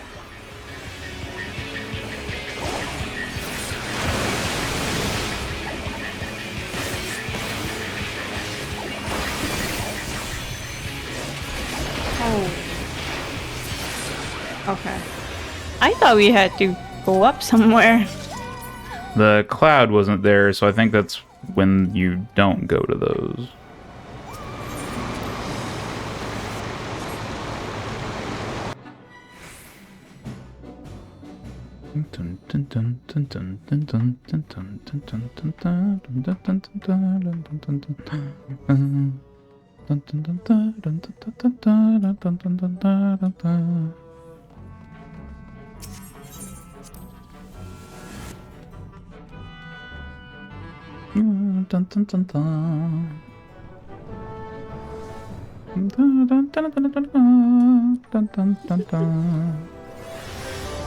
What? Nani? Are you chuckling over there? Nani?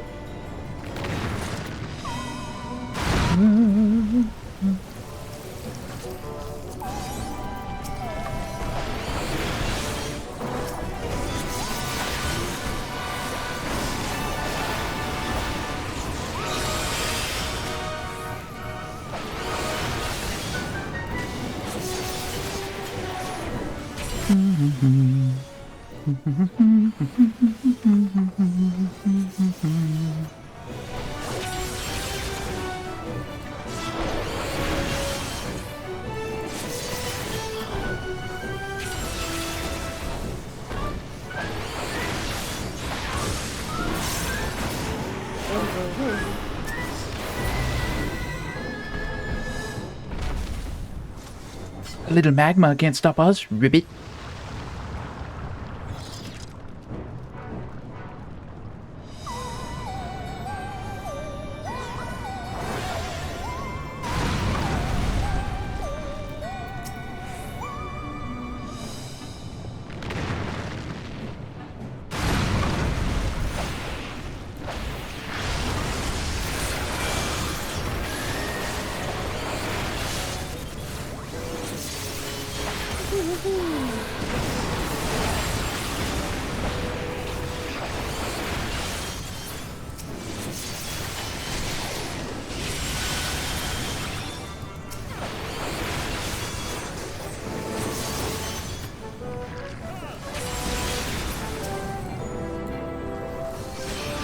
Wait. Couldn't find my hand placement for a second.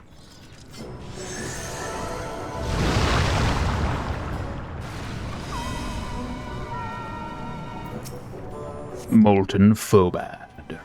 Yes, foes are bad.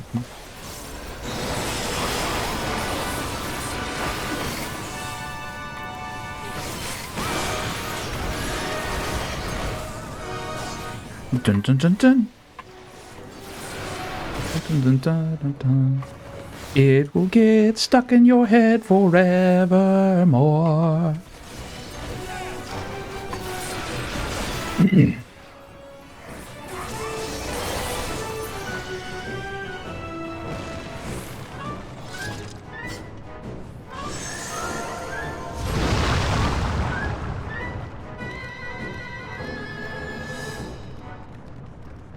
Dun, dun, dun. Dun, dun, dun, dun. Dun, dun, dun.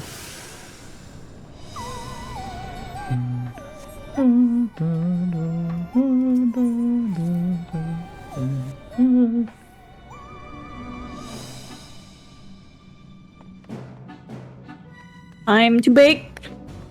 Alright, it's time to bake ourselves a boxy. Bacon. Smell clay. Clay bacon. Right then. Let's get this over with. Almost like a band, an artist. Hey y'all, I'm Clay Bacon. Oh, there is Clay Aiken.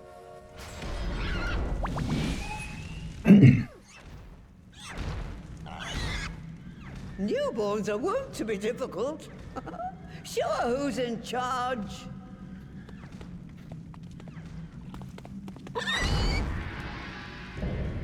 Porcelain, Mother Porksy. Mother of all porksies. Mother of Porksies. How do you get down there? Oh, stairs. Duh.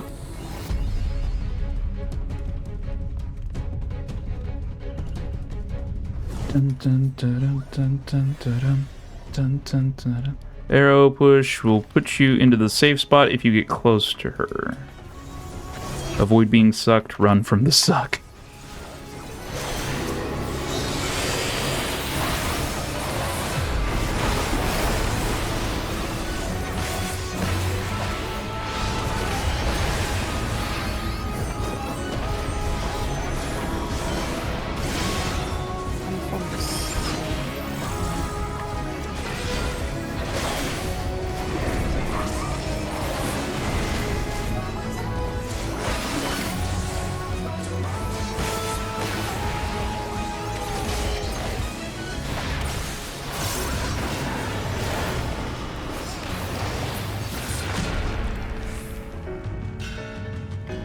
Oh, we want to stay over here. Alright, run from the suck. Right.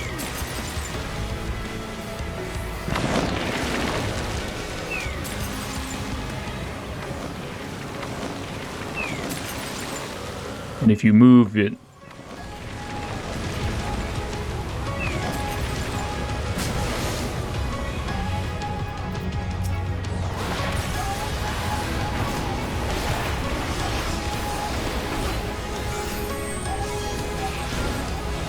I love Dragoon so much.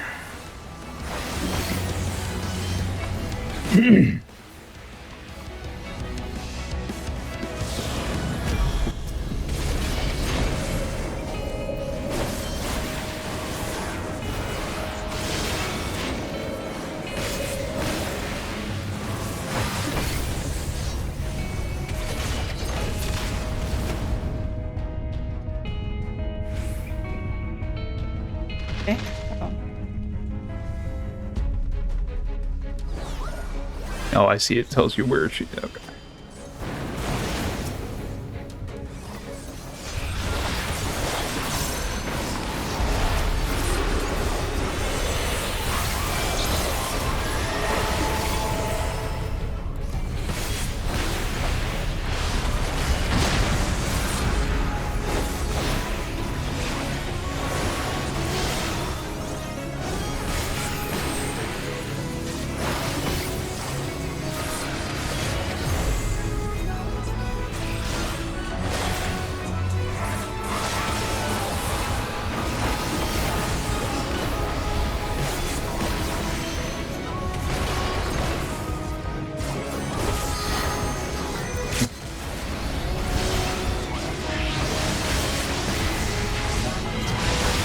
Tenderloin. See, what did I say? Bacon. That was random, or was it not random? What prompted the tenderloin? The attack, tenderloin. Oh, is it? Okay. Hmm. Next LB is yours. Okay. Da, da, da, da, da. Da, da, da, da, da, da.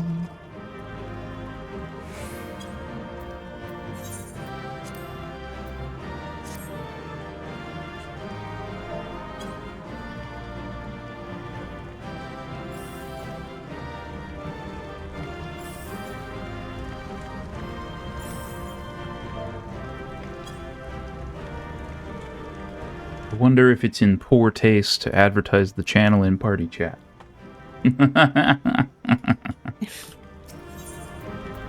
I take my mask off.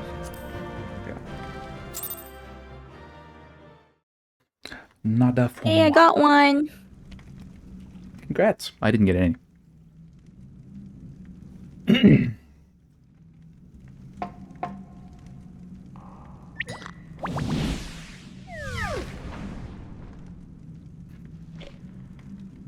There we are. Quite tame. Then all that remains is for me to imbue her with the magic. My friends, I'm afraid I must trouble you for your ether once more.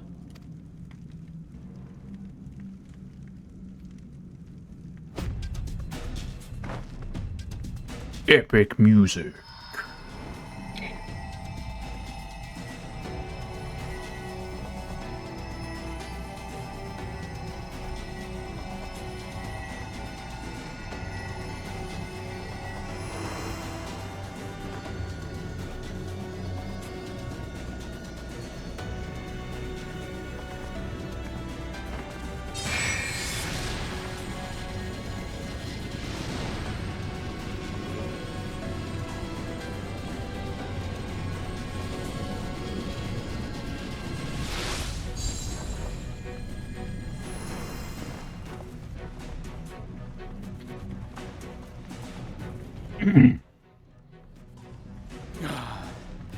That should suffice. Good. Let's set her to work then, shall we? I want to see some corpses. Assuming that is, someone can spare the requisite energy.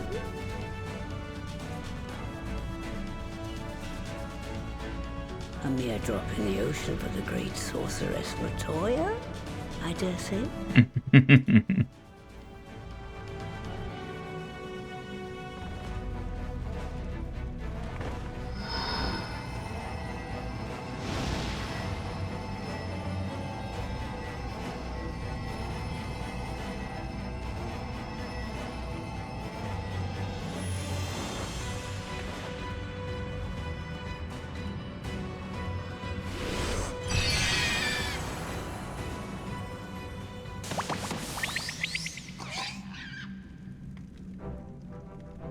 Excellent. Our very own litter of Angelos. And we can make as many more as we want, simply by providing the Mother Porksy with additional ether. I will require a moment before I try again. Still hard work, but a damn sight more efficient than making them one by one. Thank you, Master Matoya. Everyone, we're a step closer to our goal. Distributed amongst the allied nations, they should do much to facilitate closer dialogue with the beast tribes. And given their present travails, I believe our friends in Limsa Laminsa should be the first beneficiaries. Agreed. Though I must leave this errand to you. I doubt my legs will carry me out of the cave, much less to Vilbrand. Thank you for taking the lead in gathering the ingredients. I expect you would benefit from a rest too. No, I'm good to go. I don't know why you guys don't ask me for my ether like all the time, because I just have apparently a ton of it. I trust you've gained an inkling of how much effort goes into the creation of familiars. Or mayhap you attribute your struggles to old age. I said yes. Would it persuade you to treat me like an adult? Not with that pertness, it wouldn't. Anyway, assuming you have no other favors to ask, I shall be leaving. Yes, your stroller is very pert.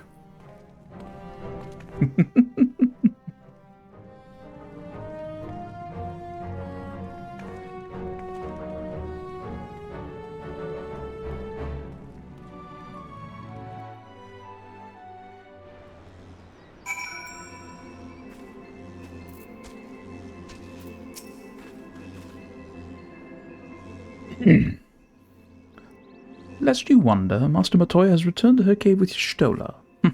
There is peas in a pod, are they not? Da, da, da, da, na, na, na.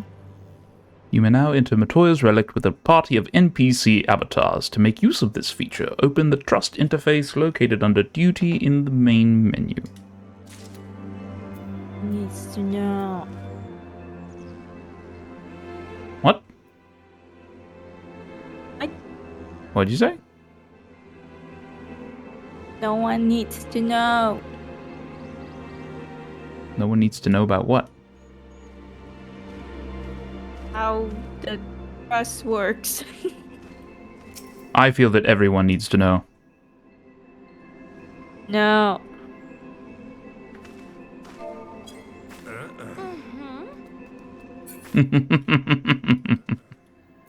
You can't control me. Well then, my friends, let us return to Limsa Laminsa and deliver the good news to the Admiral. A word to the officer in Bulwark Hall should be sufficient to secure us an audience.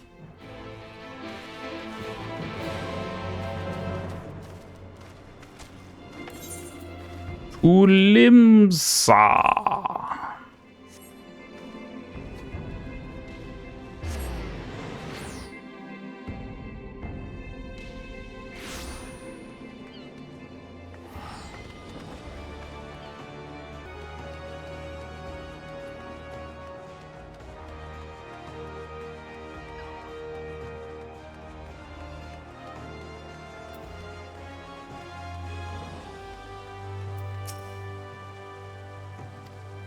Tidings for the Admiral, you say? She's presently receiving guests, but for the Scions I know she'll make an exception. Follow me.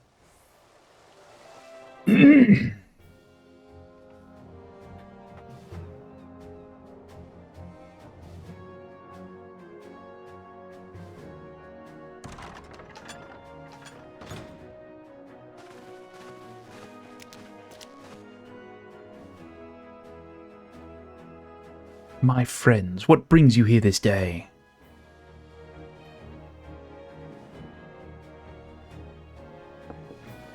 Is this true? By the Navigator, a cure for tempering. I can't do her. I can't. As often as I've been in all of you Scions, I would not have thought it possible. Hey. And yet it is, Admiral. We have done it here in Limsa, and production of more familiars has already begun. You have my thanks, truly. This will do much to advance the cause of peace, yet I fear it will take more to close the rift twixt man and beastman. Maybe start by not calling them beastmen. Even to speak thus divides us. She read my mind.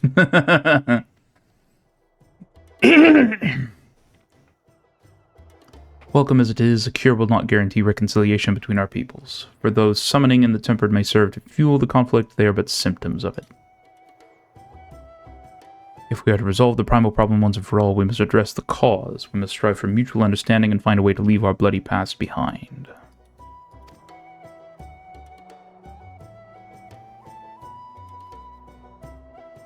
'Twas I who moved that the Alliance renew its push for peace.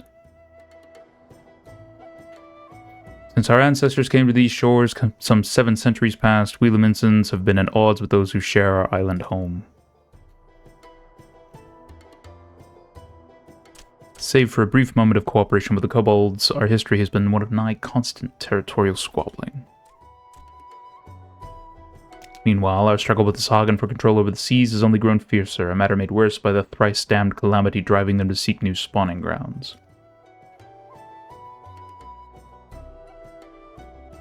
With survival at stake, each had no choice but to fight, and so I dismissed peace as impossible. Impossible is a word coined by the weak, I proclaimed to all who'd listen, and then gave up. You and yours put me to shame.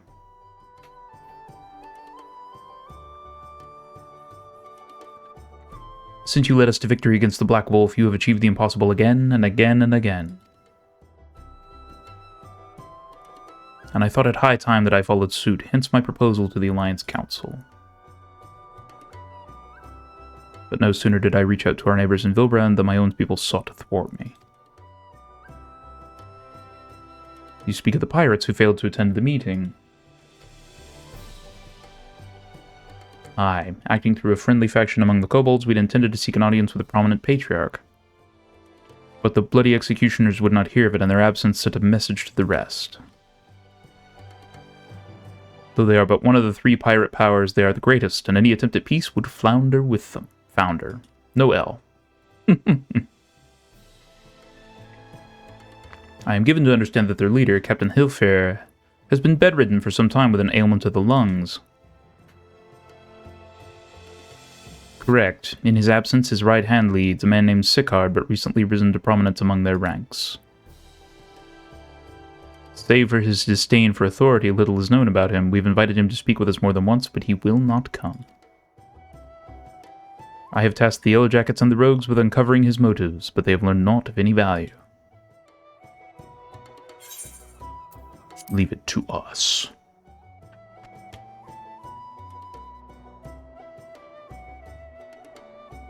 We have a nose for the truth. Whatever this Sicard wants, we'll find out.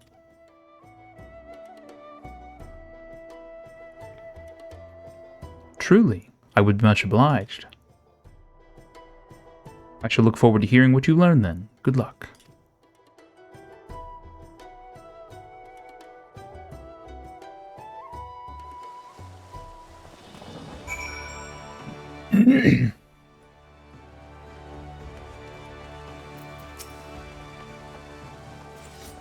By way of a first step, I suggest we split up and make inquiries around town. Someone must know this Sicard. If you could approach the pirates, Rin, the rest of us will seek out merchants and adventurers. Why do I get stuck with the pirates? The upper decks.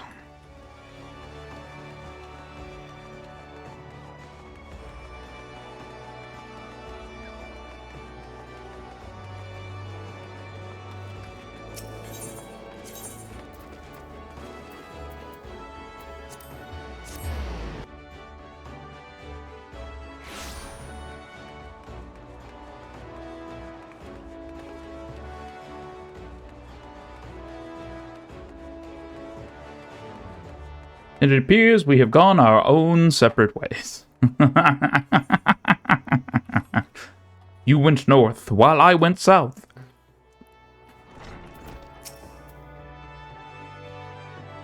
Eh? You want to know about Sicard? He's a wily bugger is what he is. Found some clever way to make coin, they say, and traded it for Moonsket's place at Old Hilfair's side. There was a time we raced the executioners for our pick of the Empire's fleet, but the Garleans are gone and them days with them. One to which we've all of us had to look for other ways to make ends meet, with that jumped-up Bildrat Sickard land in the juiciest whatever it may be. Not that we sirens or struggle in mind, we do well enough guarding fishing boats from the fishbacks and other beasties. Get the first pick of the produce for our trouble, say, quality stuff at a bargain price. This we pass to our sisters as can't sail on account of getting old or wounded or with child, and they cook it up and sell it for a pretty profit. Simple. Oh, I miss the old days, don't get me wrong, but when I see the girls with their little ones, I think to myself, a life of peace and quiet ain't all bad.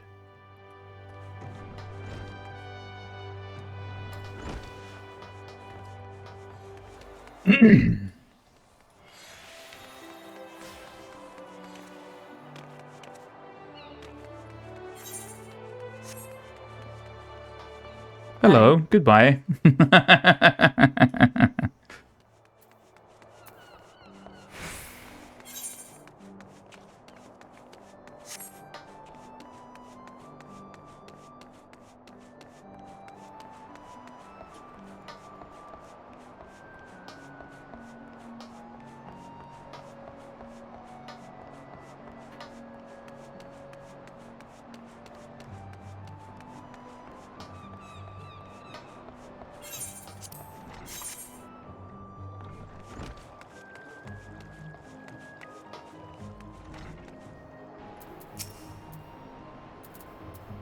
Curious about Sickard, are you?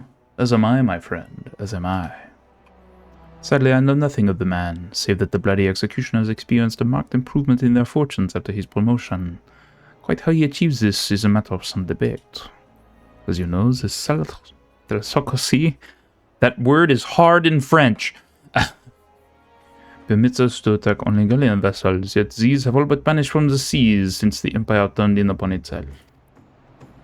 In order to adapt, we Krakens have taken to trading with the east, but the executioners are less forward-looking. I cannot imagine they would willingly abandon the old ways.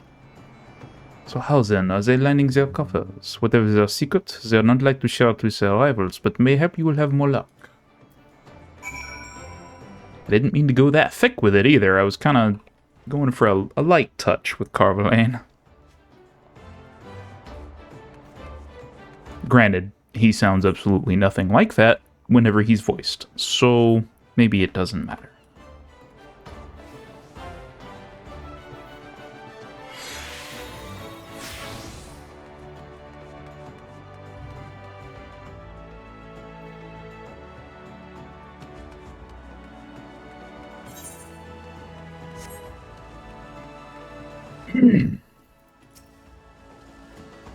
Be right back.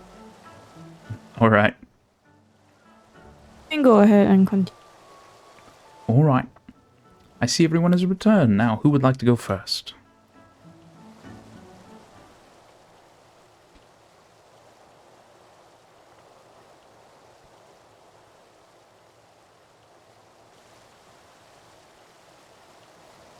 So, just as their imperial prey began to disappear, Sigurd turned the executioner's fortunes around with a mysterious new source of income.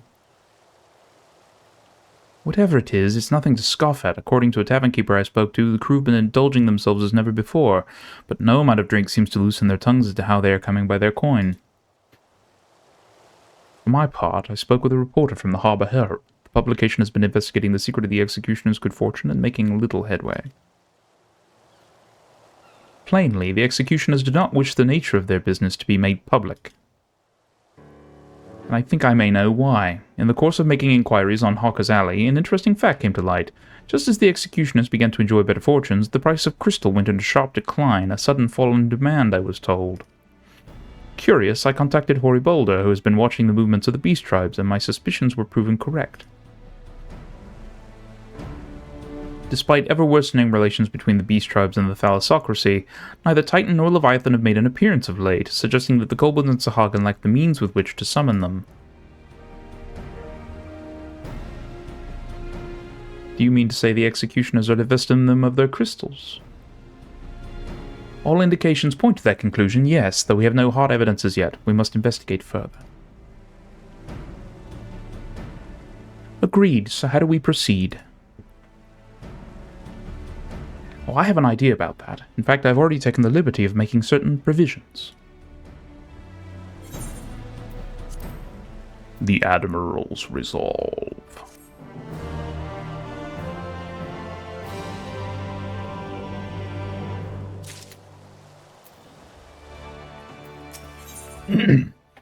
The Search for Sicard. Excuse me. During my inquiries, a disgruntled merchant informed me that a wholesaler of crystals had recently arrived in Limsa Laminsa, offering wares at prices far undercutting the competition. After asking around, I was able to gain an introduction and will shortly pose as a potential buyer in a bid to establish the crystal's prominence. The man is due to be at Oshan's Embrace in Lower Lenosha shortly. I suggest we make our way there at once.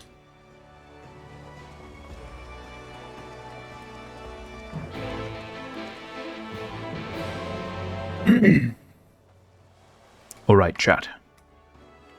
I'm gonna hang out a bit and wait for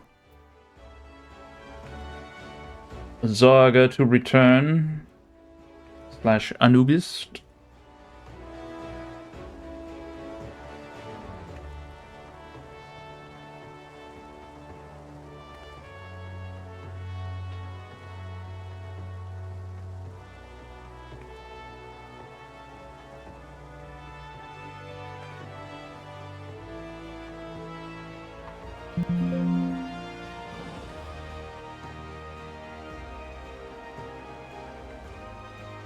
Bye.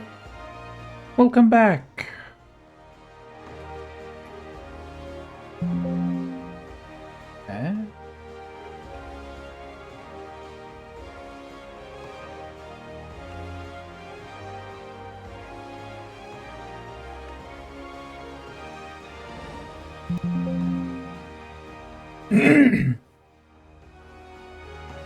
Hold on a moment. Sorry. I was checking something while you were gone.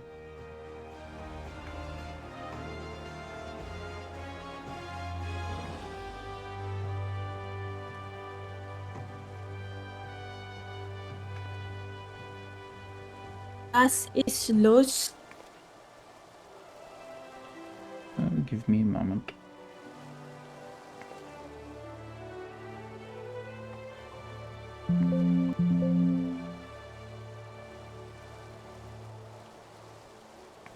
Now, why might that be? No.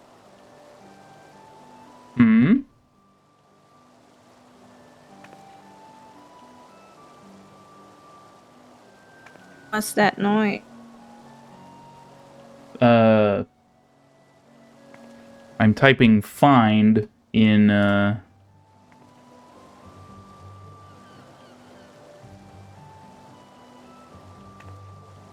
a certain page, and it's basically the Windows 11 error message.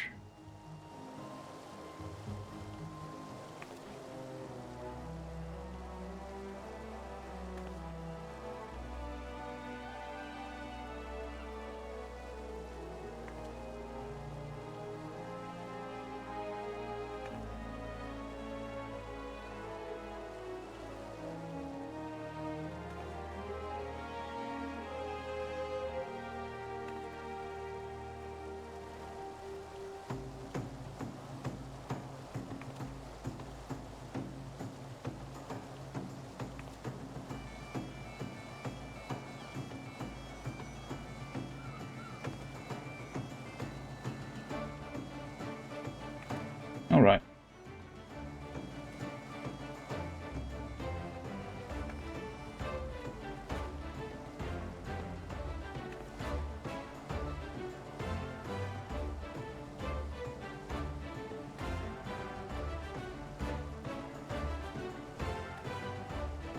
All right.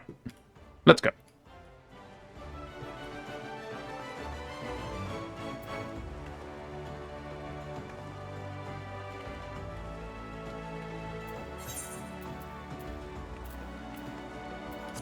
We need to go to Lower Lenosha.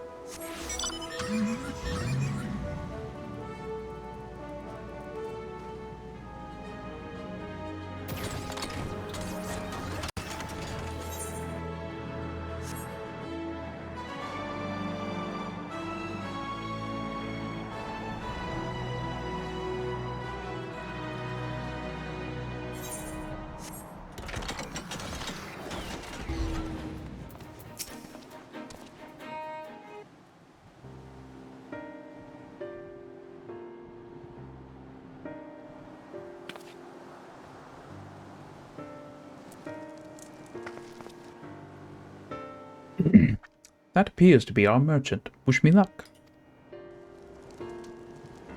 Wait. If he truly is in league with the bloody executioners, he will surely be wary of those allied to the Admiral, the Scions not least of all. Compared to yours and Rin's, mine is an unfamiliar face. Let me play the role of buyer. Graha is right, and even if you aren't recognized on sight, you look too genteel to be mixing with society's underbelly. Genteel? But very well, I leave it to you, Graha.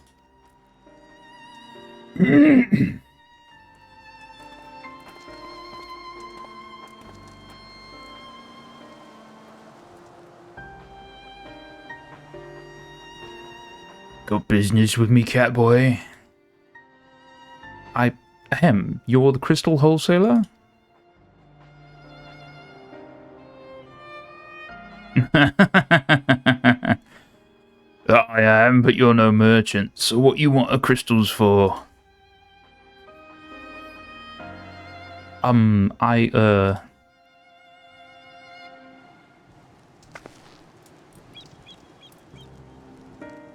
Don't look at us, you idiot. You'll give yourself away.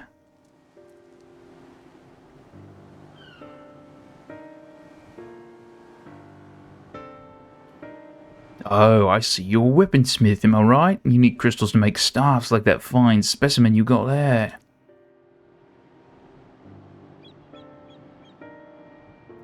That's right. I am indeed a weaponsmith, and I use naught but the finest materials. I bid you show me your wares.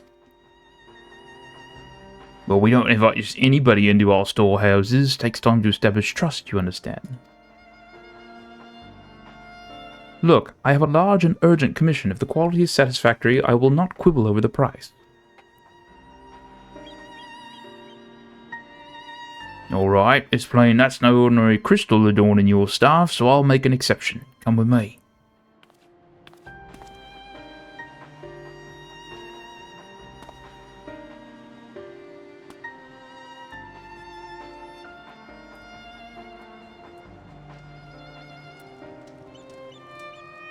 It seems to be working. Let's follow them.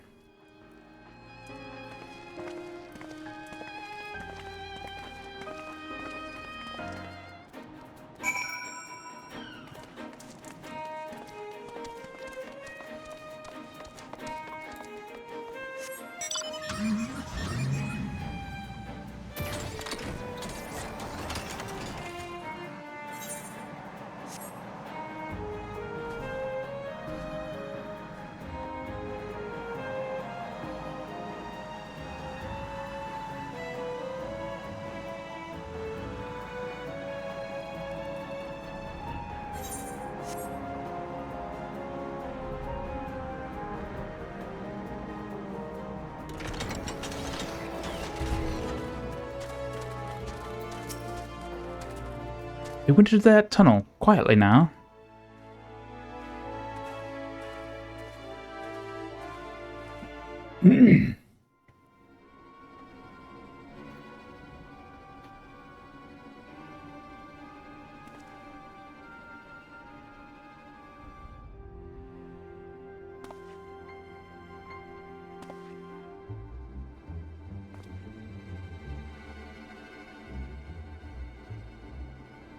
You won't find any finer, especially not for the price.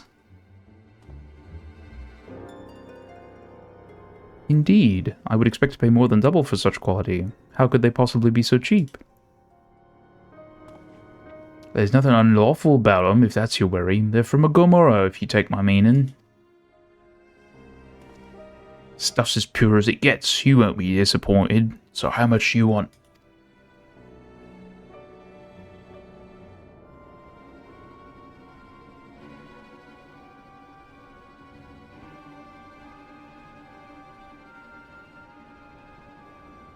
A Gomorrah, taken from the kobolds, just as we suspected.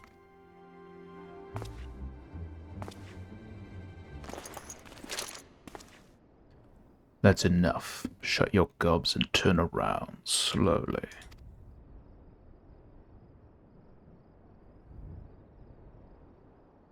Who the death are you?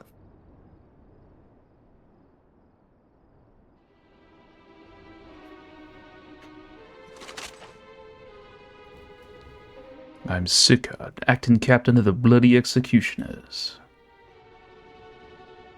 No need to introduce yourselves, we know who you are. Scions. And we also know you've been chatting to the Admiral. Got eyes and ears everywhere, see. Comes with being the only true pirate crew left in Limsa.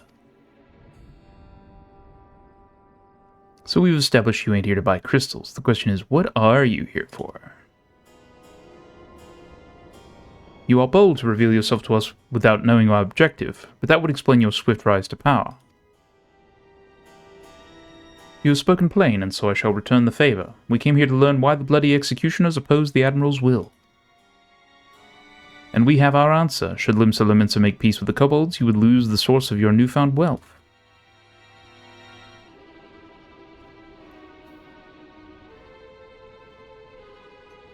That's right. Just to remind you, though, we ain't breaking any rules here. The law forbids us from attacking any vessel not flying the Imperial flag, but it don't say nothing about beastmen.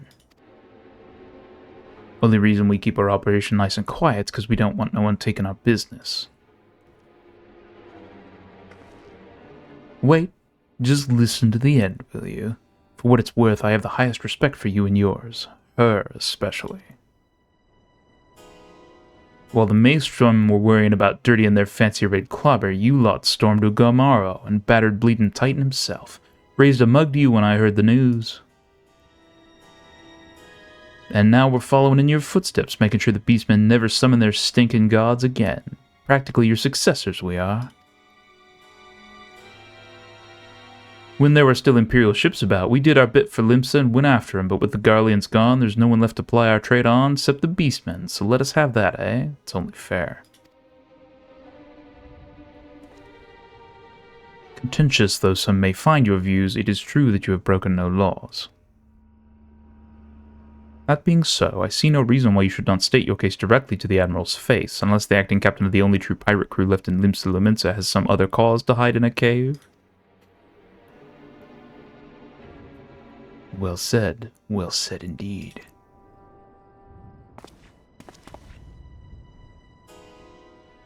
Alright, I'll meet with the Admiral. I'll even provide the venue, the Astalicia. I trust she won't turn down the invitation.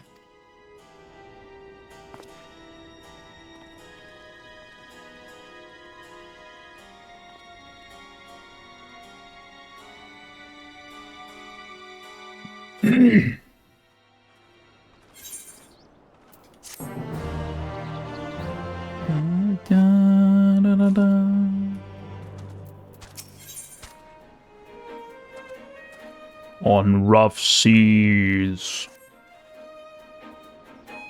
I thought myself the hunter, but it turns out I was the prey. A timely reminder that the pirate powers of Limsa Lominsa are not to be trifled with. All's well that ends well. Grahatia's timely provocation had the desired effect, and Sickard has agreed to a meeting. Let us hurry back to Limsa Lominsa and pass on his invitation to the Admiral.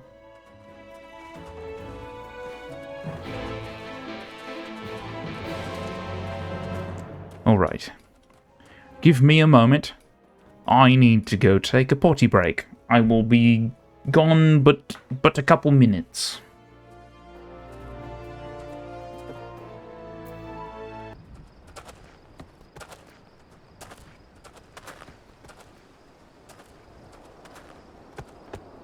Ha ha.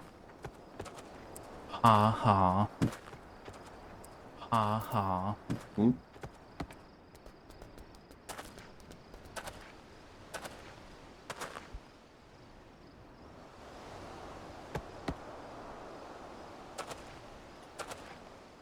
All right.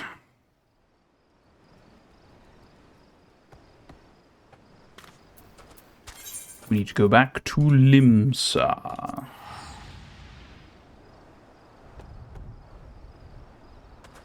Hello? There you are. Why is the audio looping? It shouldn't be looping anymore.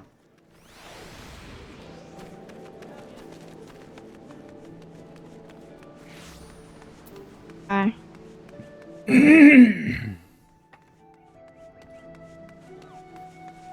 Because I said something when you were gone and Oh. Reasons, don't worry about it.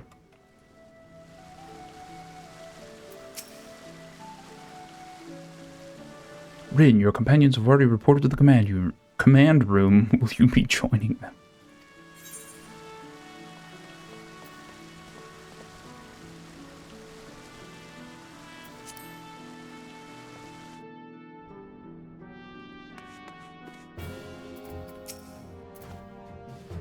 Welcome back, my friends. What news?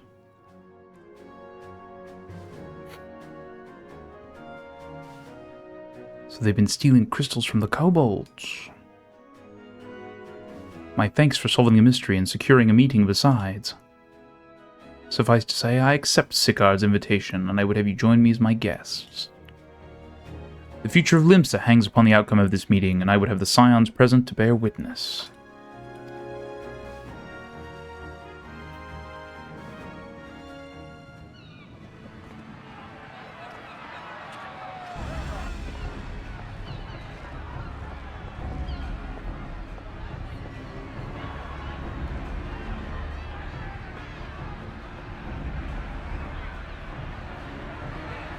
Look who's come crawling! Traitor! You can shove your piece!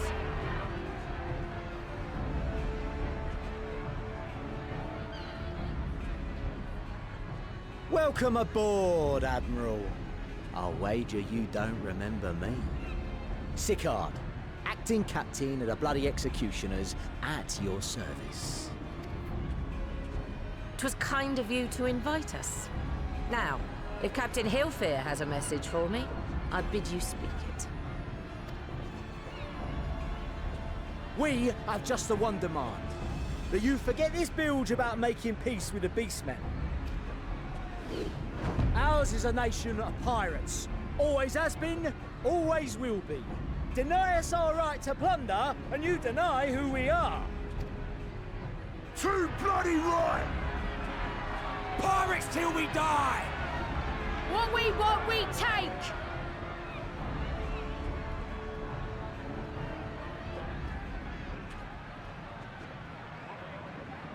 Piracy has no place in our future. What'd she say? Pirates have no place? Our nation has prospered through piracy, 'tis true. Yet it is but one part of our and storied history. Centuries ago, our ancestors led a failed rebellion and were driven from their homes with little more than the shirts on their backs. In fear of their lives, they sailed south until they came to these shores. Finding the land occupied by kobolds, however, they were forced to turn to piracy in order to survive. And survive they did. But not so long ago, when the Empire threatened to crush everything we'd built, we set aside piracy and joined hands with our neighbors. This too was in order to survive. And survive we did. Time after time we fought the Empire, and time after time we won. And through trade with our newfound allies, we prospered more than we ever did through pillaging and plundering. The Empire teeters on the brink of collapse.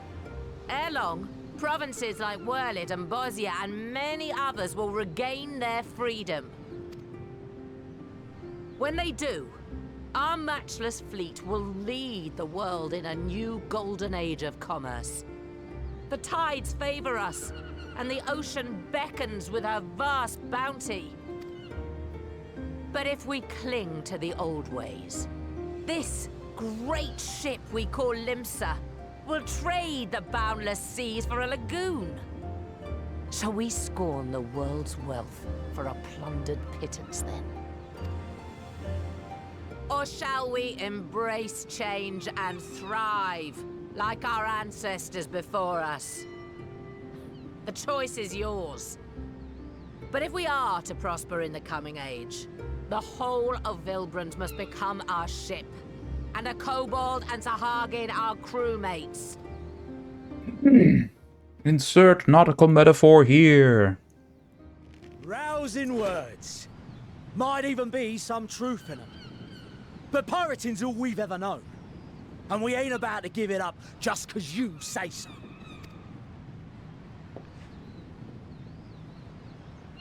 Still, we're all Mincins here and no one wants a war. So where does that leave us? Long before you became Admiral, I heard you was captain of the League of Lost Bastards. That true? If so, you'd know how we pirates settle our differences.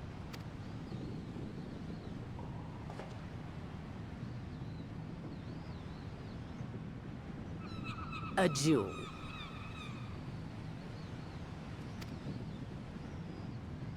Very well. As Admiral of Limsa Laminsa, I accept your challenge.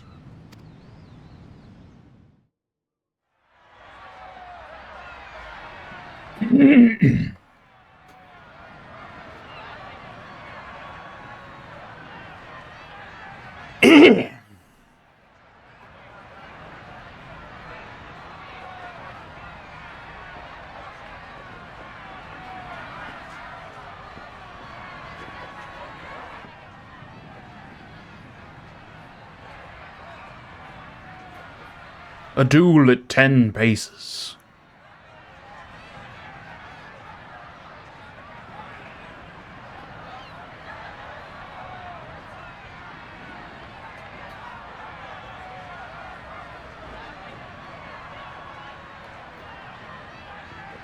I want her boots.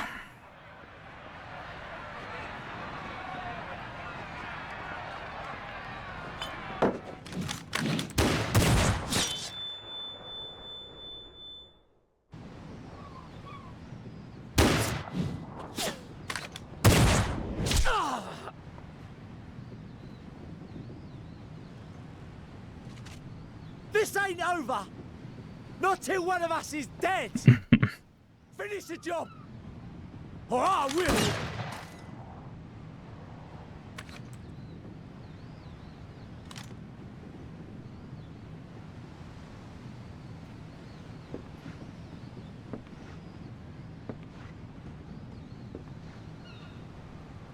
It's the captain!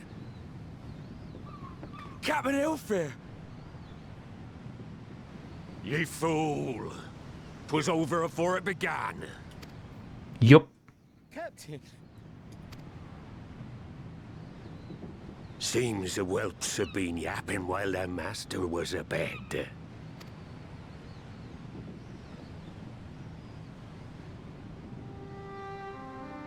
Listen well, all of ye.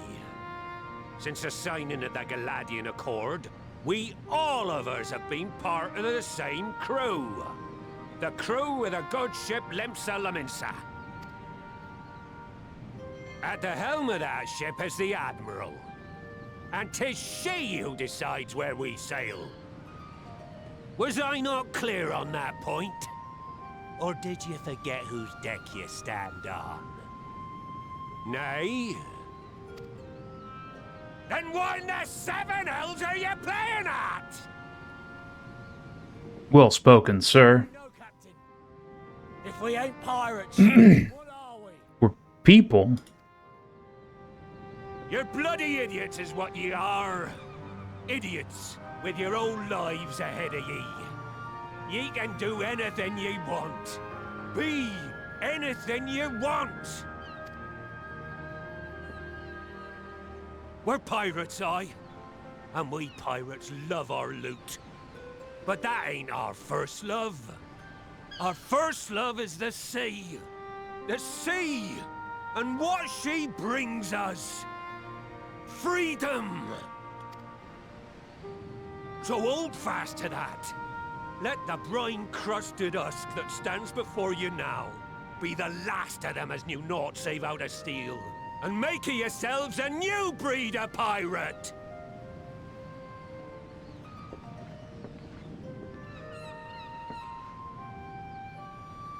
Lad, I made ye me right hand 'cause I saw something in ye. And I still do. You have the makings of a captain. All you lack's the belief.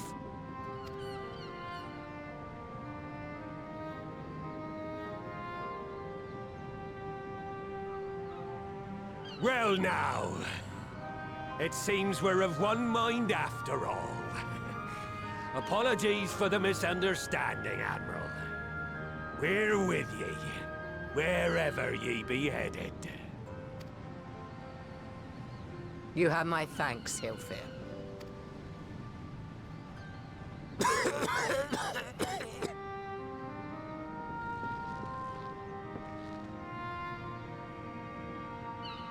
Your choice of dueling pistol did not escape my notice. Good old Annihilator. Ender of many a proud pirate's voyage. Mistbeard's vanished into legend, and it won't be long before I take my rest in the depths. Yet be that as it may, the old ways can only truly die when we've dealt the Empire the telling blow. There'll be stormy seas ahead, no doubt. But I'm trusting ye to steer us through to the other side.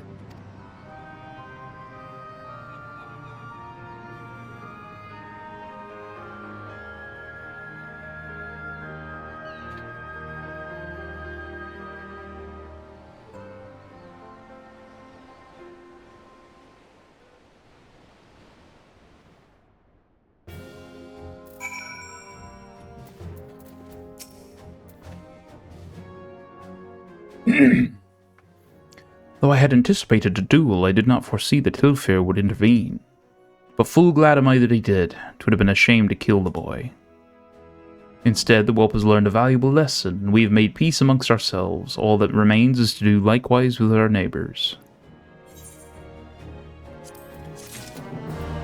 Da da da da da da da. The great ship Vilbrand.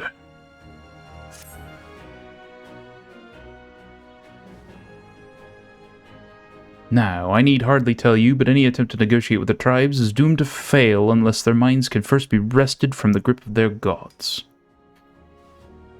And so, in the meeting we seek to arrange with the kobolds, I would have you free their leader of Titan's influence. Leave it to us. We will open his ears to reason.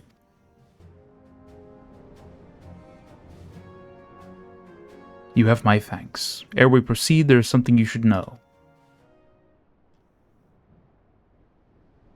Some 50 years passed when the Sahagin swarmed at our hulls in ever greater numbers. Limsa entered into a covenant with the kobolds.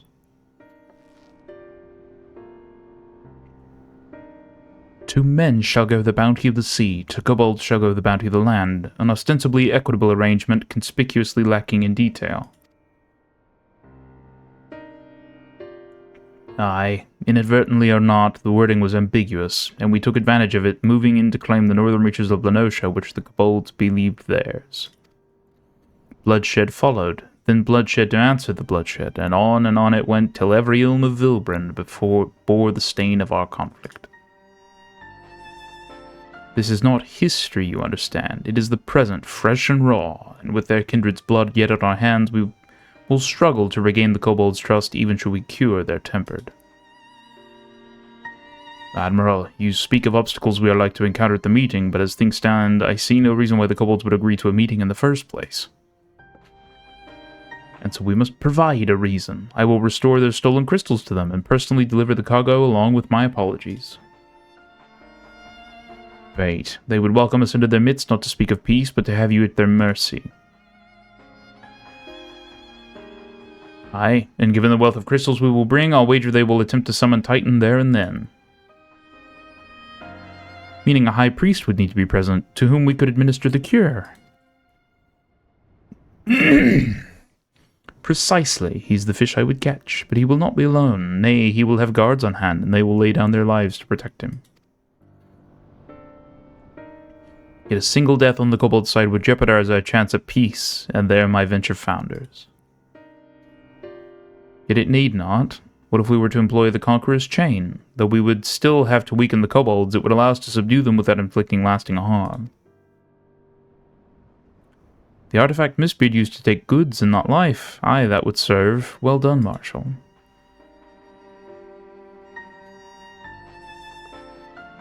So, friends, what think you of our strategy? The effects of tempering are cumulative, and we may safely assume that the High Priest's exposure to primal influence is extensive. It will therefore take a great deal of ether to reverse its effects, not to mention time.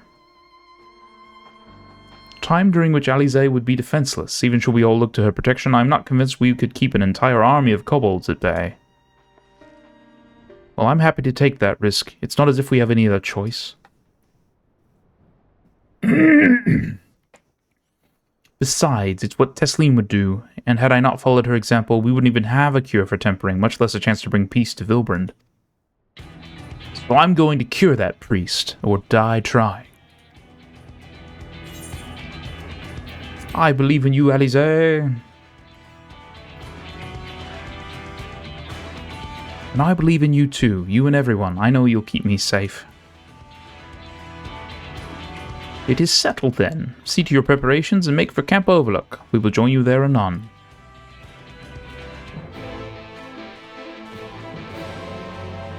Da, da, da, da, da. Oh, let's go. We don't have all day. Yes, we do. What are you talking about? We have every of all day. Alright. Camp Overlook.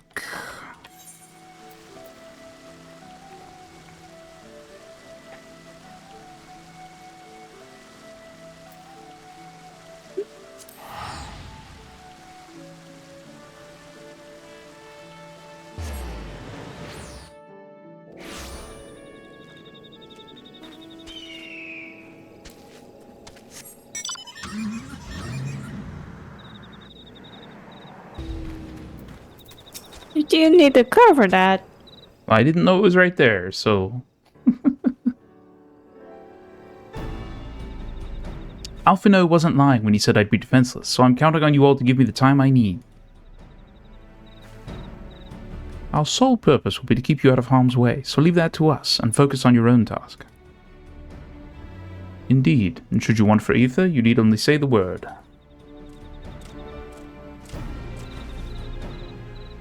Gabu, did you follow us here? There's something important that I want to say to the High Priest. Express, state, say. Please let me come with you, please. I'm sorry, but it's too dangerous. I need you to promise me that you'll stay here where it's safe, alright?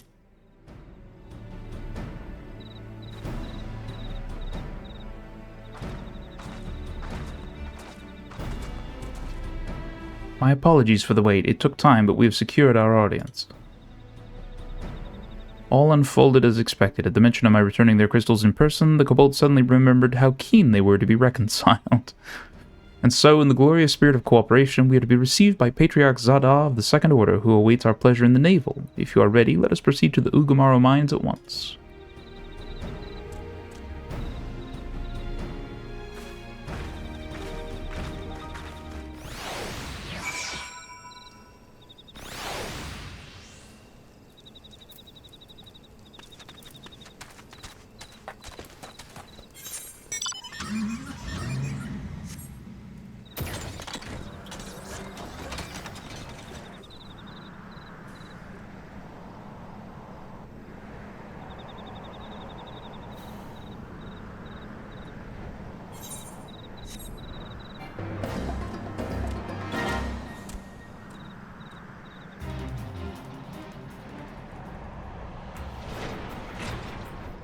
Flying cars through a mine. And we are kind of lost.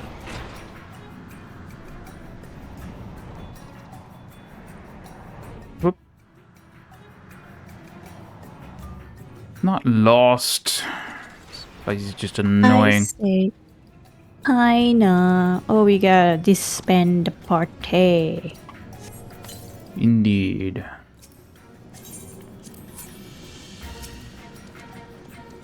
This aetheryte will bear us to our quarry. Should he make to re-summon Titan, as I anticipate, we will halt the ceremony and restrain him. At this, all hells will break loose, and we will have an army of kobolds to entertain. Oh, goodness, excuse me. Till Alize's work is done, just remember, none must die. We weaken them and let Einzar do the rest. It is time. Stay the course, my friends. I spy calmer waters beyond this squall.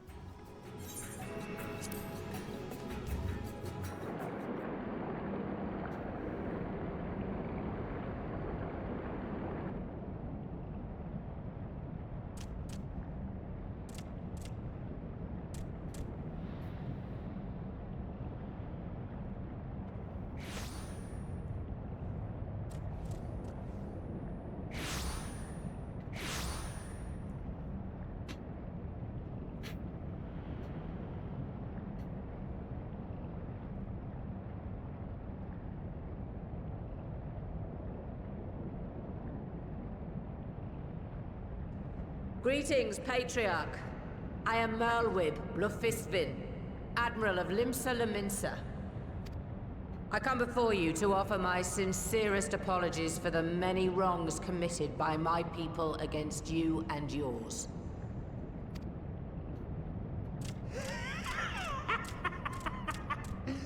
You were foolish to come here. Stupid, unwise, foolish. The Great Father shall have your souls for your folly.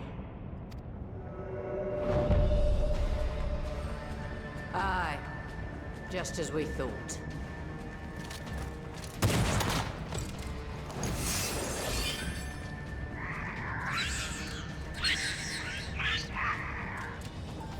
Now, Alize! Quickly! You don't need to tell me! Let none pass. We must grant her as much time as we can. Right. Let's do this thing. Not us tempering.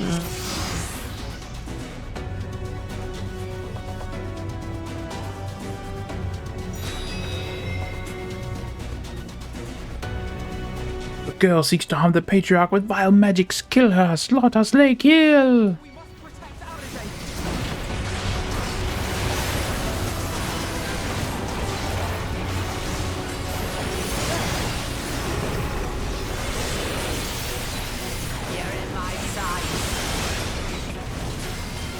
You're in my sight.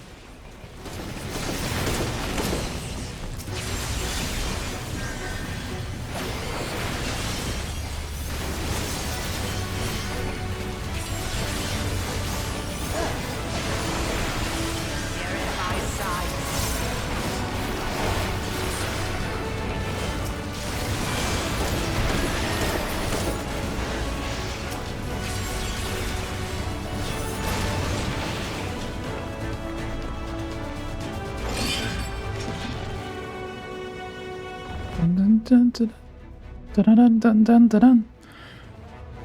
Dun, dun, dun, dun, dun.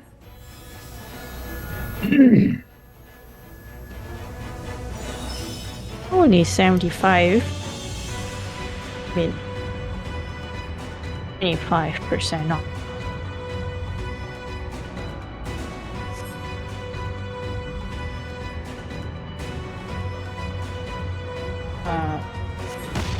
Just what we need.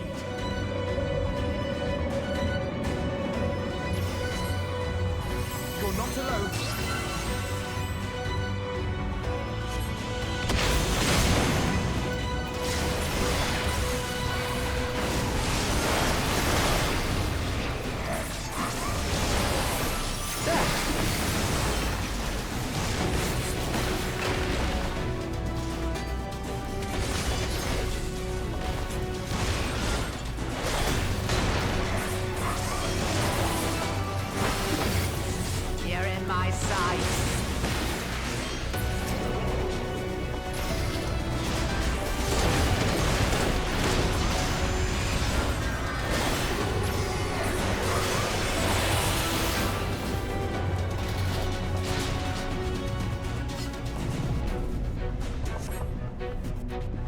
Alize.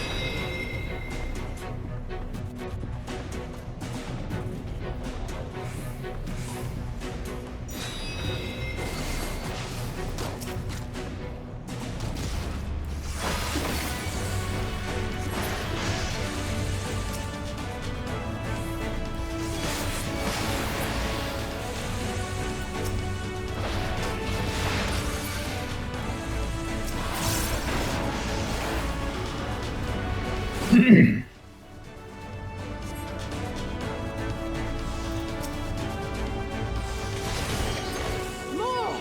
I need more ether!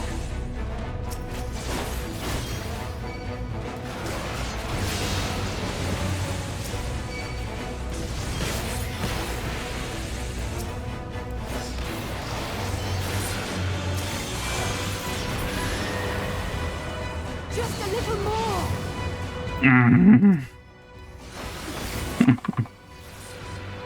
Oh my.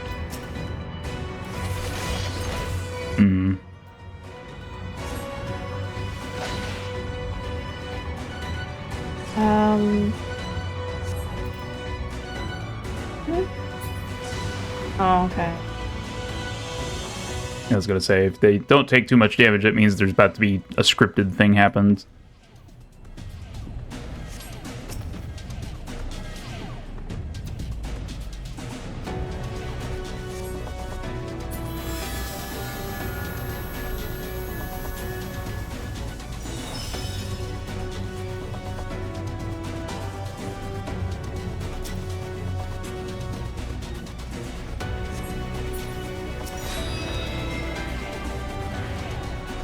About time.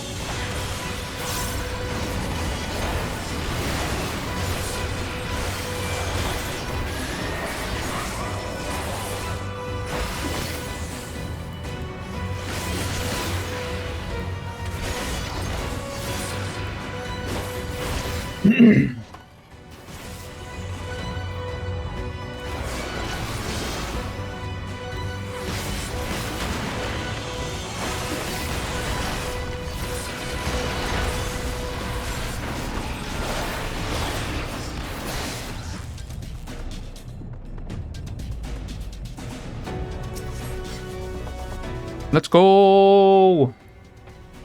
Come on!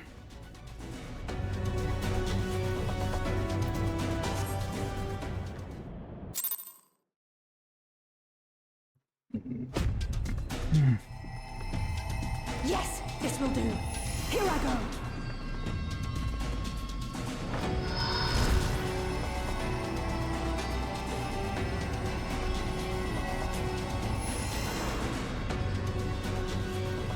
Go, Angela.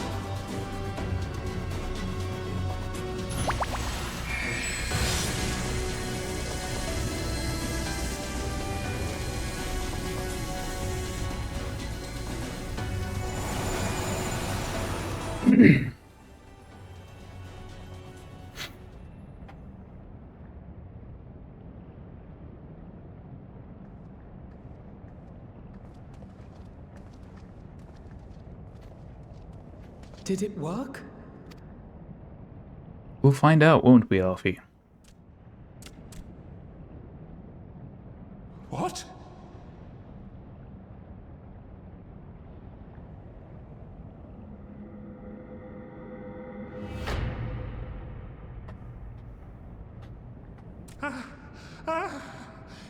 What is the meaning of this? I'm sorry, but they died by your hand. You sacrificed them to summon Titan.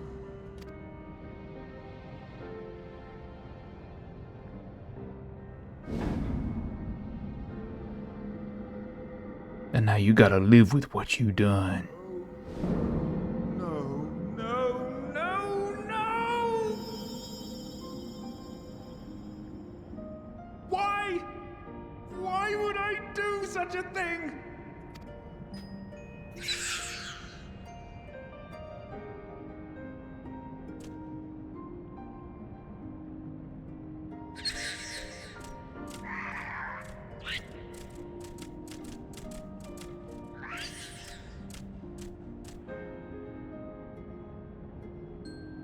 Would that there were a cure for the victims of the Tempered.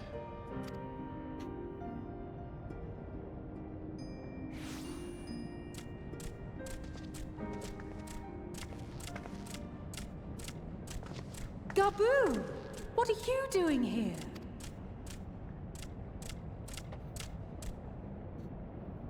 Patriarch, please listen to me. Hear, heed, listen.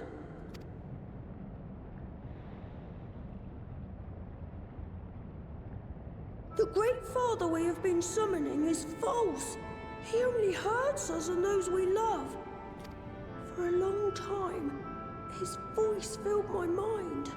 It told me to do terrible things. Awful, unspeakable, terrible things. But I didn't give in to it. And you mustn't either. There's been too much pain already.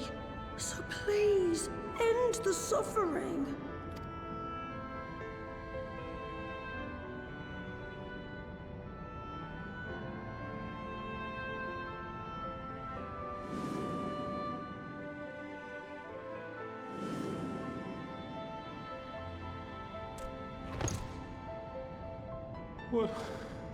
What have I done?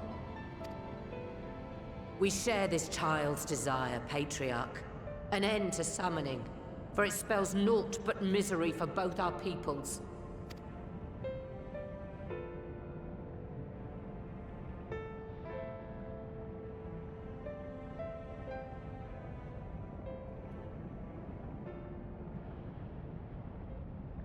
For many long years, man and kobold have feuded over territory, pillaging and perishing for the earth beneath our feet.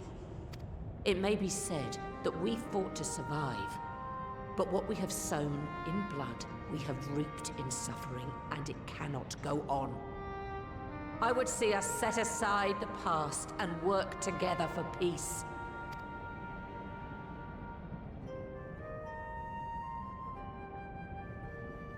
It was wrong of me to hurt my own in the name of the Great Father. Sinful, evil, wrong. But that doesn't mean there can be peace between us.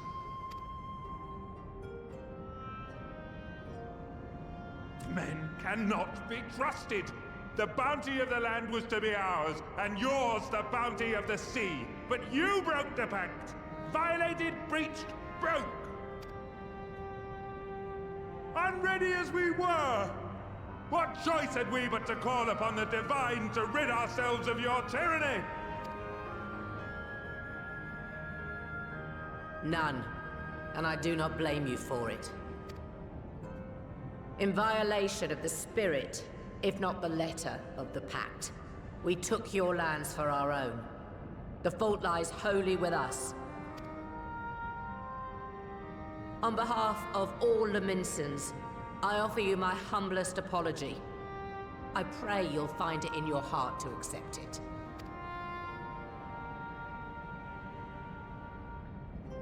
Yet I know an apology alone will not serve to make things right.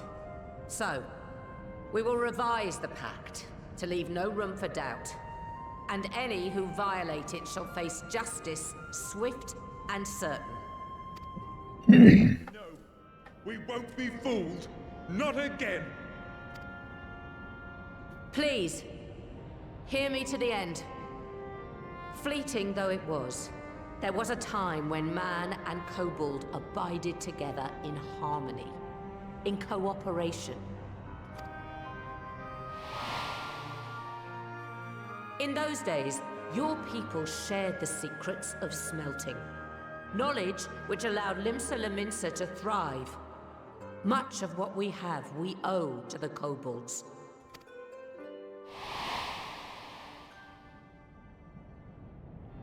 And so, for the good of all who dwell on this isle, I wish to make you an offer. We will bear your people's wares to every corner of the world, and trade them in your stead. In return, we will bring you the bounty, not only of the sea, but lands both near and far. Whatever you desire, the Navigator as my witness, you shall have it. There will be no more man and beastman, just the crew of the great ship that is Vilbrand. And together, we will share in the wealth of the world, if you'll only accept our hand in friendship. We want to believe you. We truly do.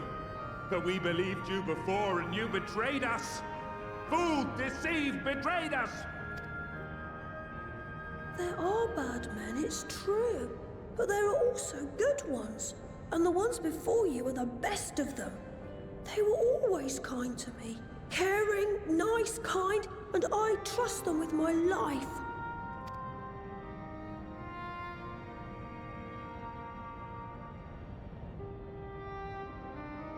From the mouths of babes.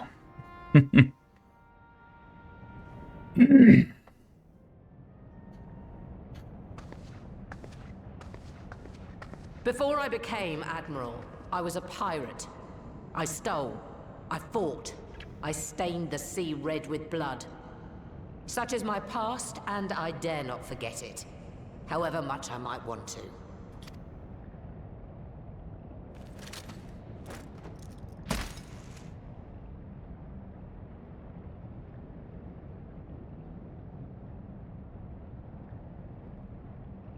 That is death penalty. The pistol I used to pass judgment on my own sire when he fell thrall to Leviathan and betrayed his comrades. It's loaded. If you were to point it at my head and pull the trigger, I would most assuredly die.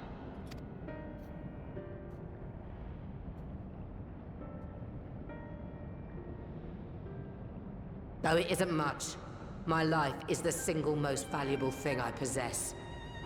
If it will suffice to atone for past wrongs, take it. A single bullet to annul the old pact, and my blood to write it anew. Yeah, no kidding. That is a gamble.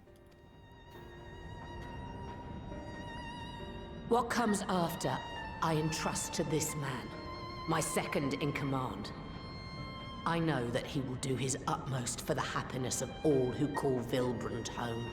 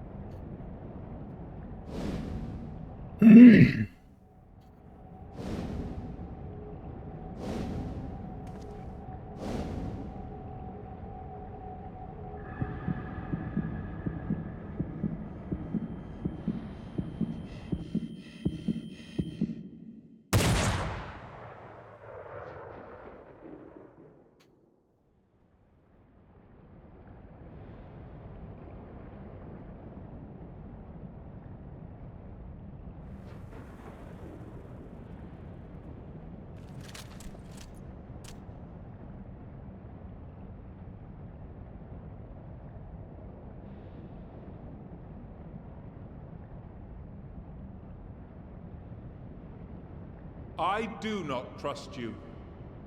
Not yet. but Gaboo does. And I will trust him.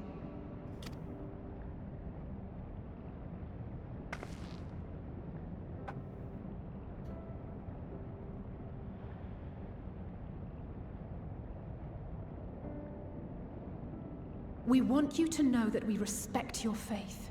There's nothing wrong with giving thanks to the land which sustains you. But summoning is different. Should you hear of anyone who would attempt it, we ask that you appeal to their better judgment, or failing that, seek our aid. We're always ready to help.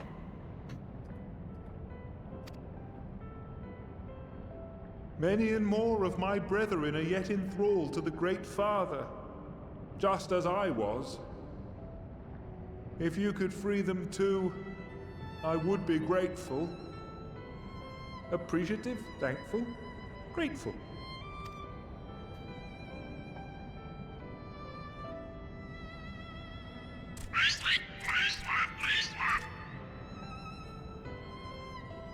The way he said that last bit is like he was mulling over what word to use.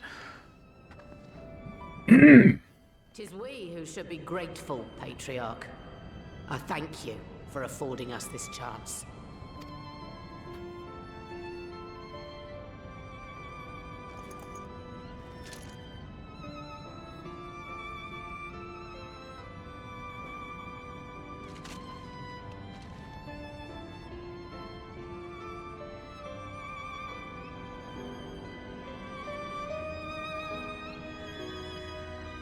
Yay! Scared? It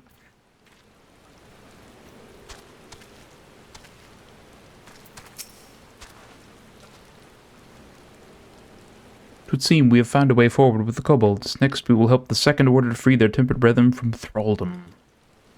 Theirs is far from the only order, of course, and it will take no small amount of time and effort to reach the rest, but reach them we will, however long it takes. I would say that I was in your debt, but that has long been true, so instead I will say thank you for helping us to plot a new course not only for Limsa Lominsa, but all Eorzea. Complete.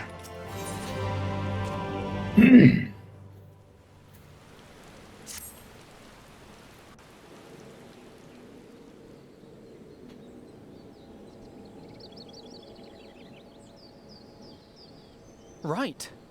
Let's return to the Rising Stones.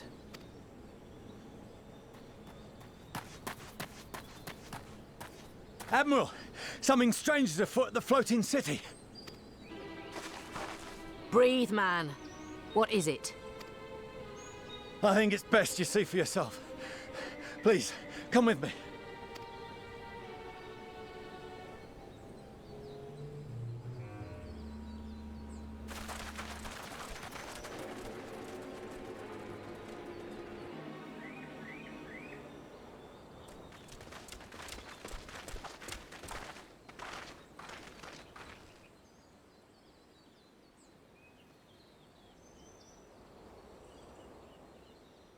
What in the world is that?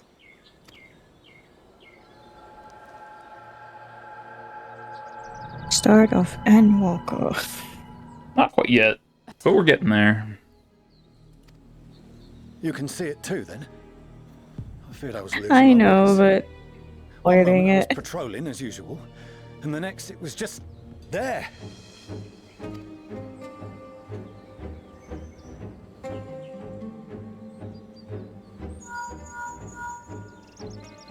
Yes?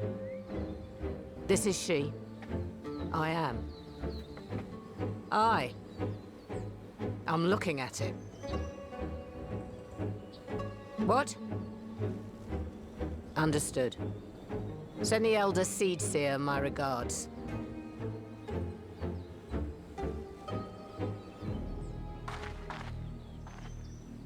The communications officer. It seems this isn't the only tower. They've sprung up all across Eorzea.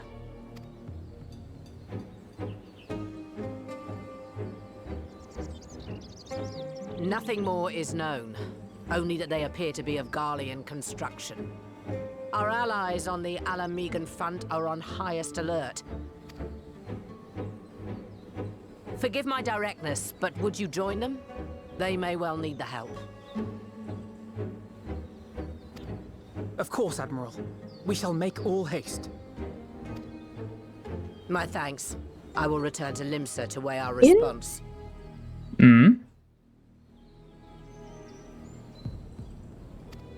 Guardian? Look for Commander Hext when you arrive in Alamigo. Apparently. To speed you on your way. How they determine that by looking at it, I don't know. Because it doesn't look like any Magitech that we've seen.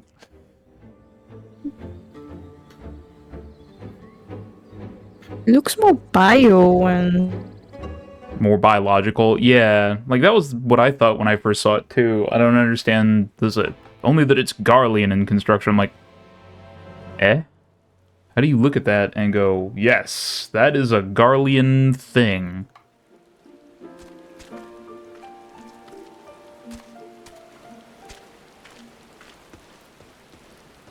And now we have all the towers everywhere.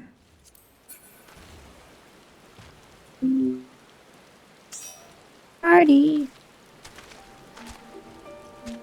That's interesting. Why is it?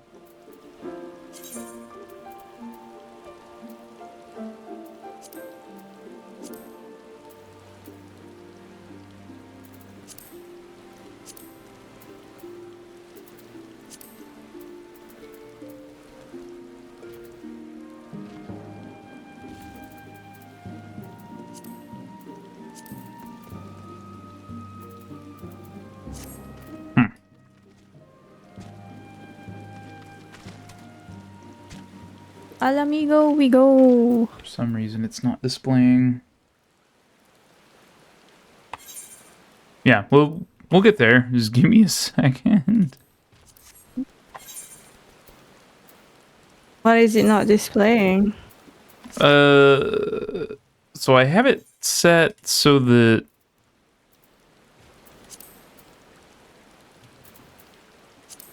you have it set? I have it set so that like party members and stuff like that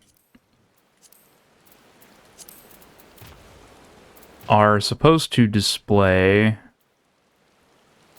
like initials.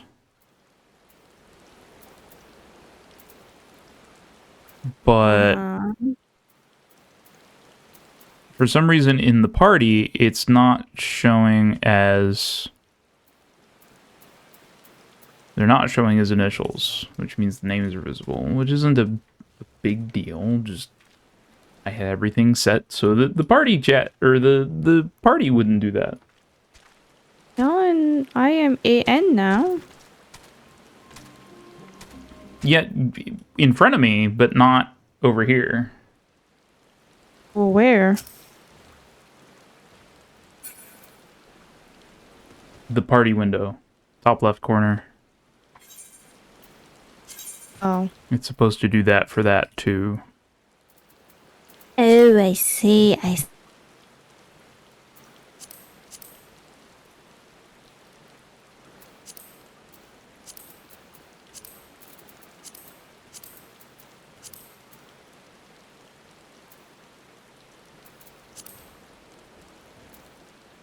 And I'm pretty sure there's a way to do that. But it's fine. Why don't you want people to see the full name? Eh.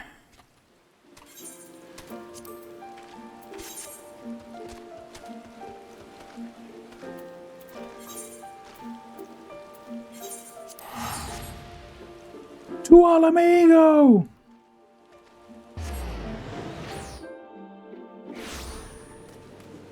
Sloppy. Sloppy.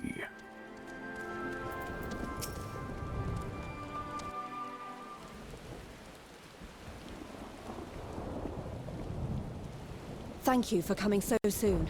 I'll send for Commander Aldin at once, and we can decide what to do about these infernal towers. We teleported as fast as we could.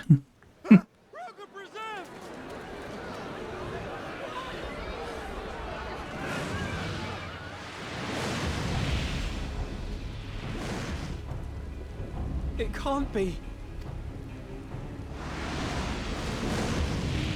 This guy. The palace! After them!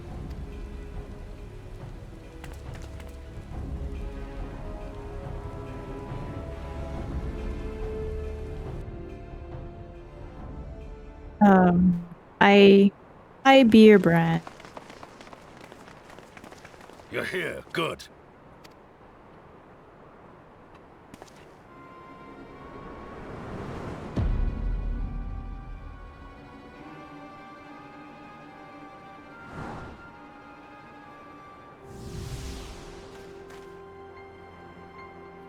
Well, well, well! To be received by such an illustrious cast! Why? Even the hero of the piece is here! I feel quite starstruck. Is that Asahi? His body, more like. You don't fool us. Oh! You saw straight through it! Anyone would think you dealt with Asians before. Permit me to introduce myself. I am Fandango, and may I say what a pleasure it is to finally make your acquaintance.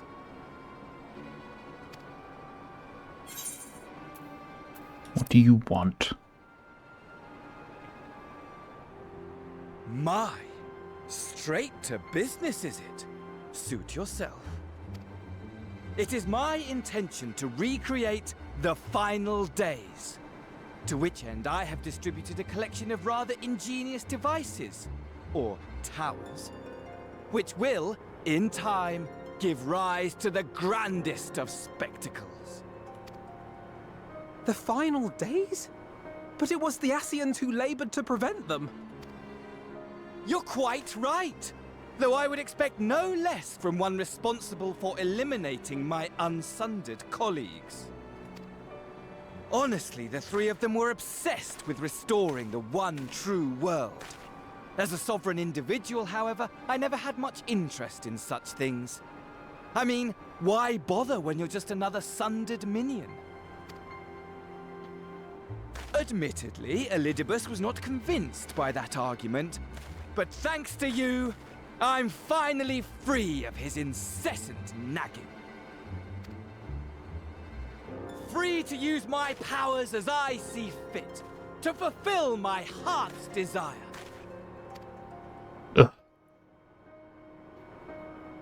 And my heart's desire is to lay this half-broken world to waste, leaving nary a fleck of dust behind! What? Why would you want such a thing? Because I want wretched creatures who ask such meaningless questions to die! You! And you! And you! I want you all to die! And I want to die too! Oh, yes! I want to die and take everyone with me in a paroxysm of pain and suffering! I'm different, you see, from the ancients who Why do they clung to keep dear bringing life, back and the from dead you. villains? It's their way. Don't bother trying to reason with me. You will find I have no reason, or creed, or any such tripe. I just want to destroy the world. But please do resist with all your might. It will add to my enjoyment.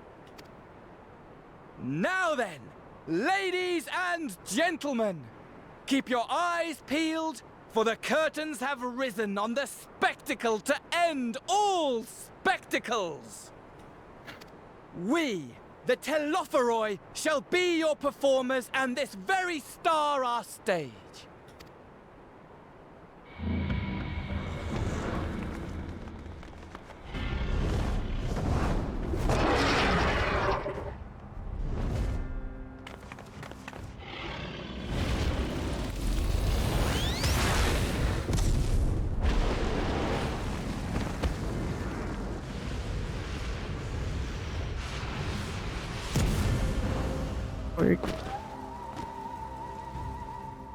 Purple fire!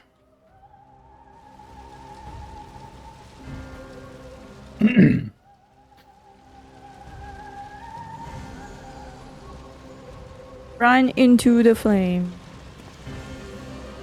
Ah, but I nearly forgot. I have a message for you. My esteemed patron, Lord Xenos, eagerly awaits you at the heart of the chaos. While I wish only to destroy the world, he exists solely to relive a certain, transcendent moment with you. And it is for that reason he would reduce all to ash. Pray see to it his dreams do not go unfulfilled. For if you should disappoint him, my trusty companion here, whom I've dubbed Luna Bahamut, will burn your cities and everyone in them.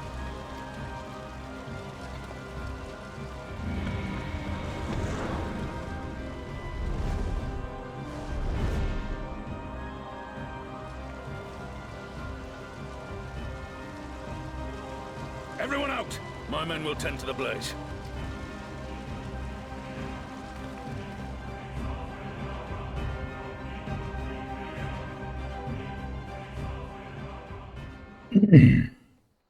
Hello? Hello?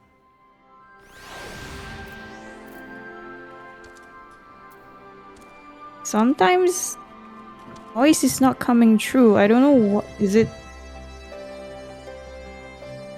My voice or yours? Discord or what? Mine. It's getting cut off. Might be the microphone's not activating for some reason.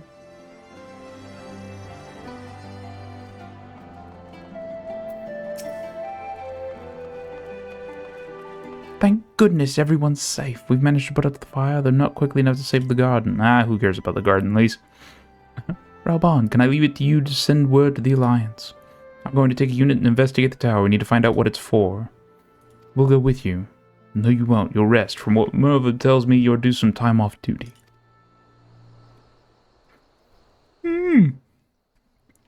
Should we learn anything about the tower, we'll be sure to share it with you. Until then, I want you to rest. Very well, but if you need our help, don't hesitate, and take care, both of you.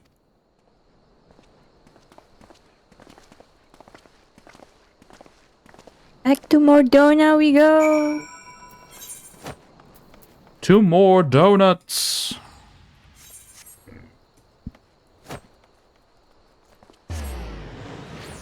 More donuts.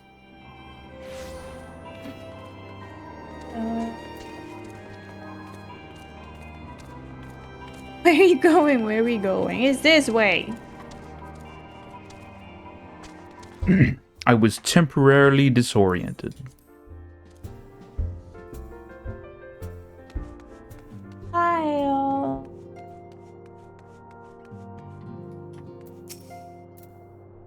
Ah, you're back too. Good, we've received the reports from the Alliance. Since we're all here, perhaps those who bore witness to the events in Alamigo could treat the rest of us to a first-hand account?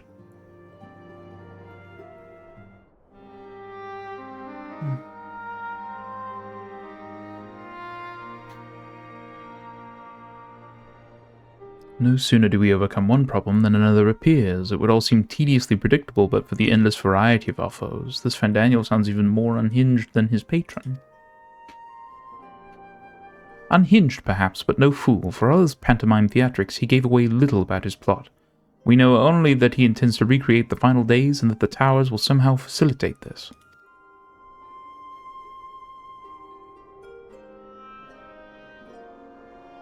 He also called his dragon Luna Bahamut. Let's not forget that little detail.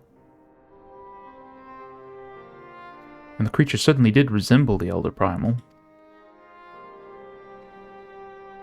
That may be, but the fact that it answered to Fandaniel would suggest they are not one and the same entity. I think it more probable that it is some manner of simulacrum born of Ascian magics.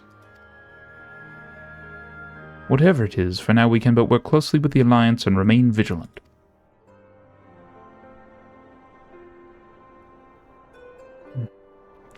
I believe that concludes our news. What of yours, Y'shtola? I have been to see the Sultana. Knowing how quick the immortal flames are to dispose of their tempered, I judged it best to provide them with the cure first. As soon as I had sufficiently recovered, I traveled to Uldar and delivered the porxies to Her Grace, along with detailed instructions on their use. Nanamo's just like, oh my gosh, so cute!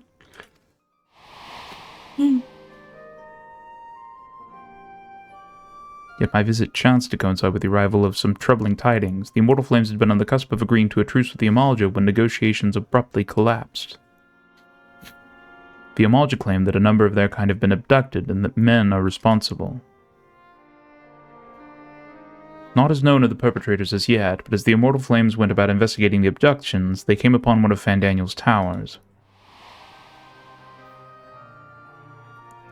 On the subject of the towers, you may be interested to learn that they are not an exclusively Eorzean phenomenon. According to the Alliance, they have been sighted as far afield as Yansha. Then it would seem reasonable to assume that they are everywhere. We simply have not found them.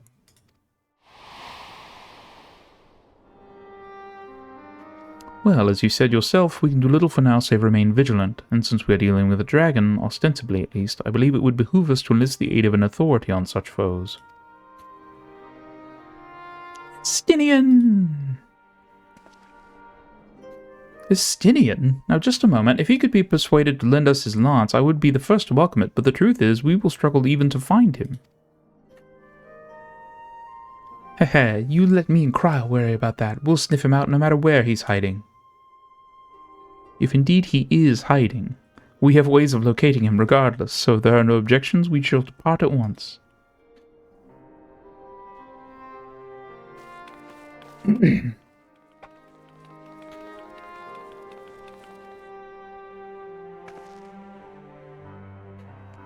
Well, rather than sitting around, I think I might go to each of the city-states and educate them in the use of the porxies.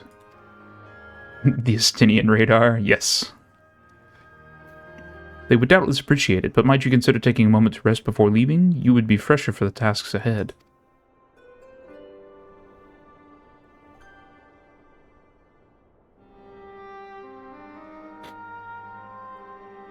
Well, my friend, our moment of triumph did not last long.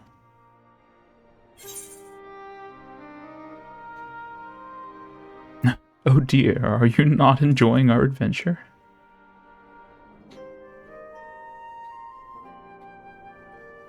Come now, I didn't say that. While it may not be the most carefree experience, there's nothing in this world I would rather do than write a new future with you. Has Elise met Estinian? I think so. I remember when they first... A long future, mind. Whatever the Telafroi might hope. We'll stop them, won't we? Together.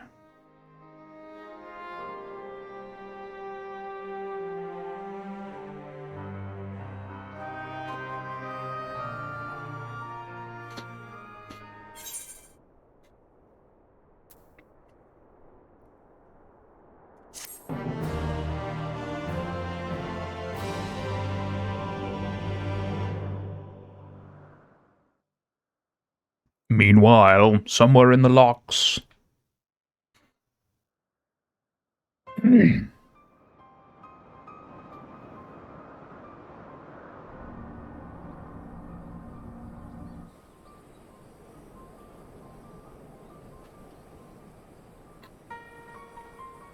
scouts should have been back by now. I'm gonna go and find them.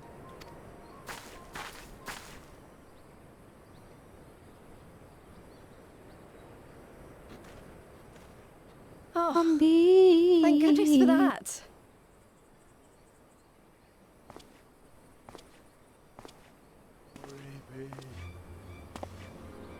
Glory be, glory be, glory.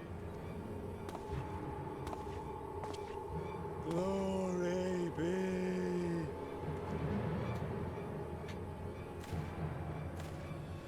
Glory be to Garlemald!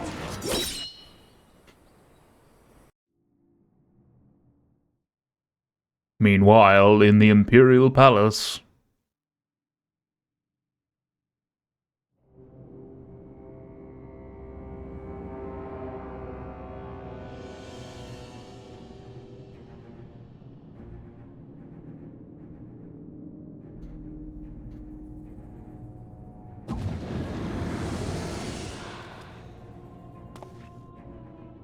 The piles have been driven as planned, and the first of the beasts has roared to life.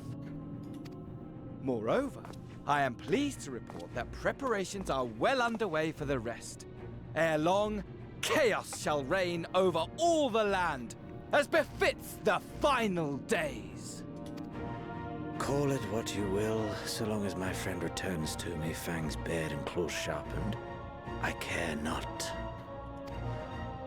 Of course, my lord. By strange coincidence, your dear friend chanced to be present when I made my declaration.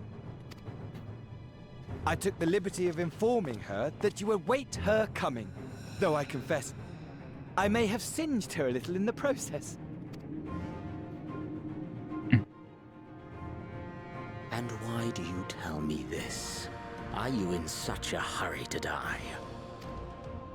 Ah, my apologies. I must guard my tongue lest it be the end of me.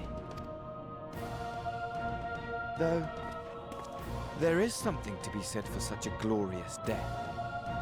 Better to fall to one who has it all than falter before an inferior.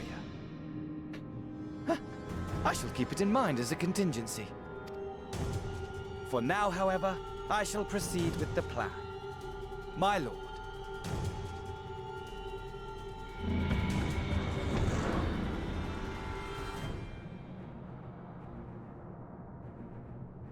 I must find myself a new weapon.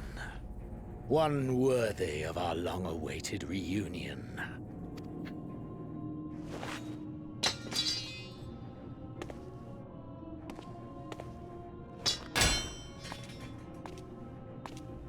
I'm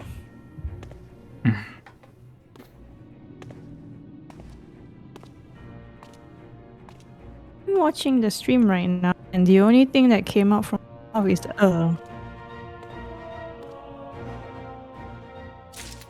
Only thing that came out from what is from my mouth.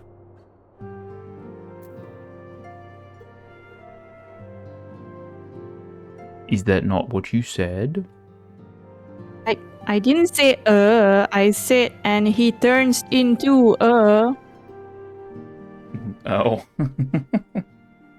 Why would I say just I don't know. Why would you say just Why would anyone just say You find it like you understood me. I'm sorry.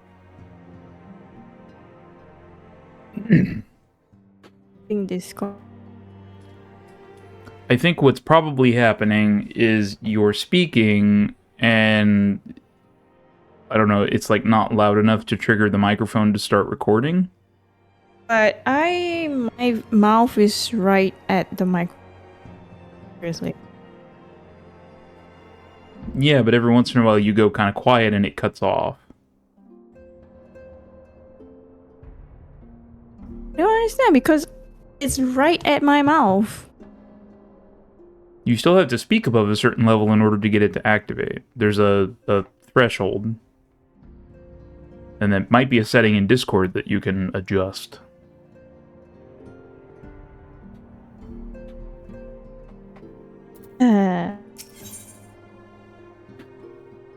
Unto the breach.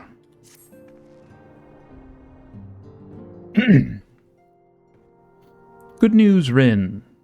Thancred and Ruyange have finished their tour of Garamol and are on their way back here even as we speak. As we still haven't heard anything on the towers from the Alliance, I'm hoping they might be able to shed some light on things. They're due to arrive any moment now, so let's see what they have to say, eh?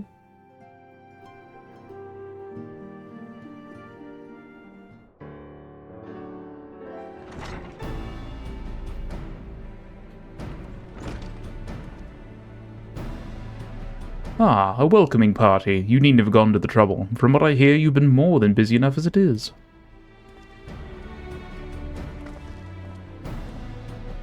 Honestly, you might have waited for me to return before discovering a cure for tempering. As it is, I can't even pretend to have been involved. Well, if it's any consolation, I myself was little more than a spectator. The lion's share of the credit must go to Alize Grahan Rin, but I believe I speak for the rest of us when I say we are proud to have rendered what little assistance we could. As you will also have heard, though, it hasn't all been tales of triumph. Just as we were taking a step towards finally addressing the primal threat, a pile of fresh problems landed on our lap. Anyway, it's good to have you back, though I can't help noticing that we're one Urianger short of a scouting party. You haven't lost him, have you? Well, I couldn't lose him if I tried. And I did try. Repeatedly, but no. He decided to linger in Alamigo to apprise Raban and the others of how the land lies in Garlemald. Then mayhap you would do the same for us. Indeed, it was just as Lee said, worse in fact, devastation as far as the eye could see. Nerva and the Third, however, were notable by their absence. Might they have met their end at the hands of Xenos and Fandanyo? Perhaps, or perhaps they simply lost the will to fight.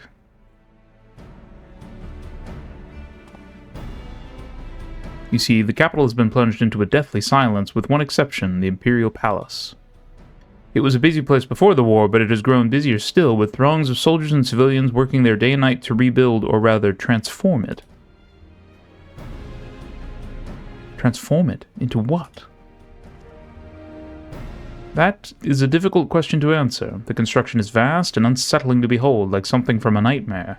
According to Urianger, certain aspects of its design were clearly devised with the manipulation of ether in mind, magitech, in other words.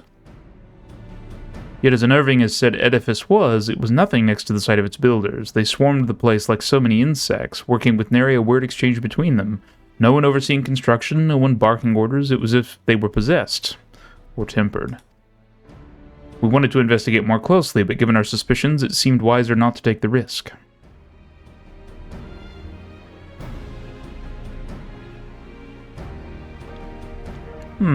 If Daniel could bind Bahamut to his will, might he have done the same to the people of Garlemald? Whatever the truth may be, this information is certain to prove valuable. You have our thanks. Well, be sure to save some for Urianger, which reminds me, I have a message from Alamigo. Raban is hosting a meeting to discuss the latest findings on the towers, and he requested our presence. But why not leave that to us? You must be weary from your mission. No, I'm fine. Those towers have been on my mind since I first spied one on the way back, and I'm keen to get to the bottom of this. How very fortunate that none of the Scions happened to be within spitting distance of one of these towers as soon as they showed up. In that case, I shall stay and begin looking into another matter, as I promised Kryl. We need not all attend. Very well. I suggest the rest of us make our way to Alamigo forthwith. The sooner we leave, the more time we will have to speak with Urianger before the meeting.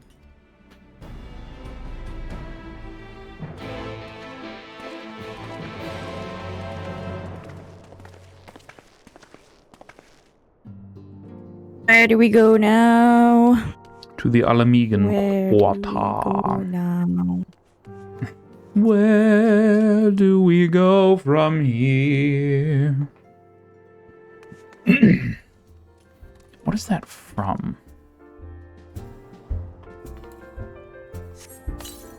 Wait for me, I'm coming. Out. Waiting.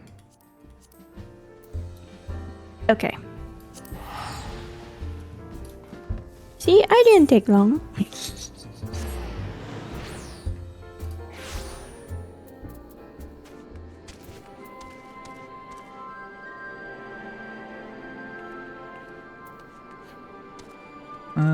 Okay, here we go. It's a little bit of a jaunt.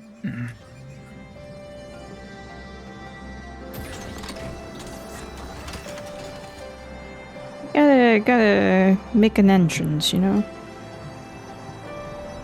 Dun, da, da, da, da, da, da, da, da, da. Transforming car, go! Urianger. My friends, much and more have I heard of your travails in our absence. Heartened am I to see you all hale and whole. As are we to see you safely return from your mission, Urianger. I trust Thanker to make you feel welcome.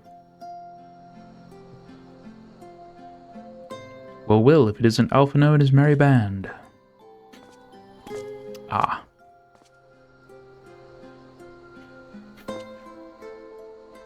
Arenvald, whatever are you doing here? When we spoke via Link Pearl, you told me you'd be away on a mission. And who's to say this isn't part of it? But enough about that. It's good to see you looking so similar. I thought you'd have grown a bit taller after a whole year in another world, but apparently not. Well, I'm sorry to disappoint you. While my soul may be a year older, my body has hardly aged, as you are well aware. And may I remind you that we Elazan are known to be late bloomers, especially in terms of our height. Mark my words, the day will come when even a great Oryx such as yourself will crane your neck to meet my eye.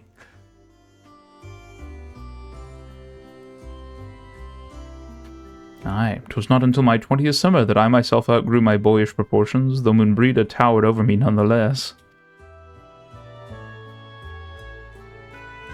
Arenvald brings out the best in Alpha Note, doesn't he? They both seem so at ease in each other's company, it's almost endearing.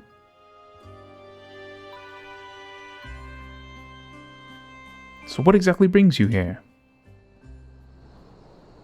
Oh, Fodorla mostly. We need to go over a few things before we set out. Set out? Wait, does this have something to do with the towers? Eh? What gave you that impression? Actually, tell me later. You've got a meeting to go to. I'll see you afterwards, alright?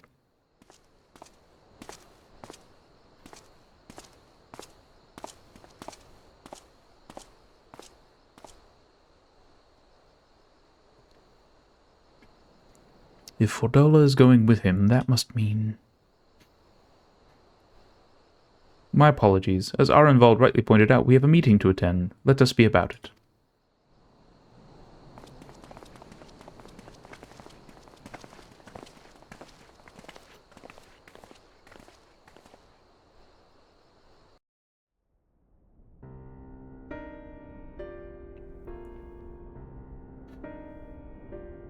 Ere we begin, I would like to offer my gratitude to Masters Thancred and Urianger. 'Tis no small feat to infiltrate the Imperial capital and live to tell the tale, much less in times of civil war. Thanks to them, we may plot our course in full knowledge of how the winds blow in Garlemald. Full glad are we to have been of service. But verily, such dangers as we did encounter pale into insignificance next to those faced by our comrades. An Ascian, armed with the might of Bahamut, bent on bringing about the final days. Theatrix. He sought only to make a show of the power at the Telophoroid's disposal. But since then we have seen no sign of this Fandaniel or his worm. And while we've done what we can to bolster our defenses, there's no telling where he might strike next. Whenever and wherever it may be, we must use the intervening time to learn more of our enemy. 'Twas with this in mind that we dispatched scouts to investigate the towers.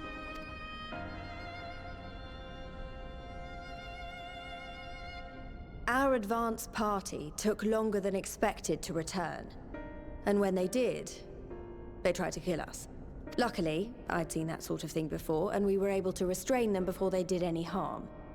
Then it was just a matter of letting the Porksies do their work. Are you saying they were tempered? Once they'd come back to their senses, they told us everything they could.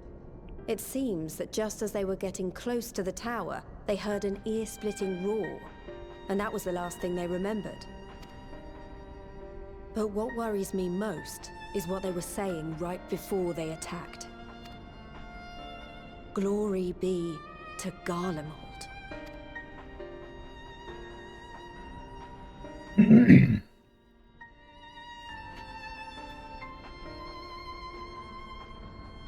The Tempered have heretofore ever been thralls to primal entities. Yet these hapless souls were compelled to accept a nation as the object of their devotion. This calleth into question all that we know of the condition. Would that the unsettling news ended there. Alas, there is more. Following the earlier reports of missing Amalja, we have learnt that other beast tribes have suffered similar losses. And we now have reason to believe that the abductions are connected to the appearance of the towers.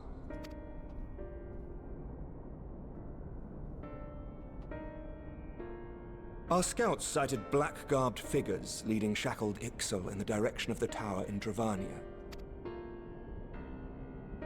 The Temple Knights were able to intercept them before they could reach their destination, liberating the Ixal and apprehending their captors, each of whom was found to be equipped with Garlean arms and armor.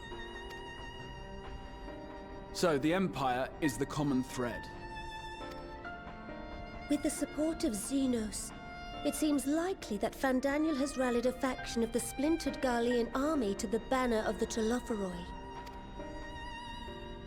Lord Hien reached the same conclusion when I shared our findings with Doma. The plan had been to march on Garlemald from the east and west in order to force a peace treaty. But the situation has changed. Dealing with the threat of the towers must come first.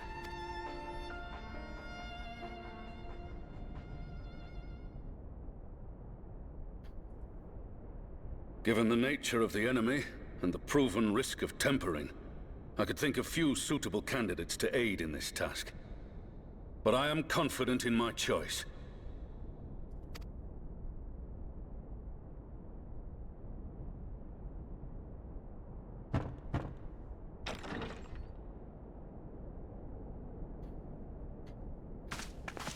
What?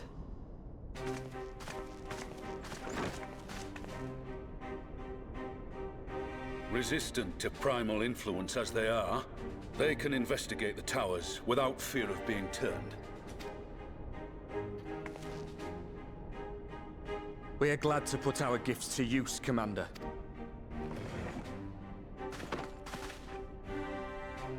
Gifted or not, going behind enemy lines remains a perilous undertaking. But we must know more if we're to strike back at our foe. I'm counting on you.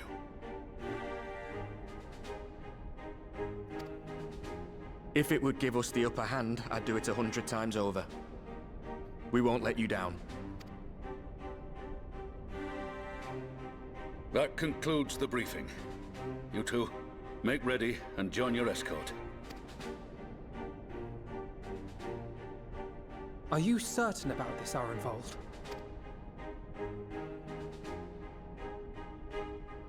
I am.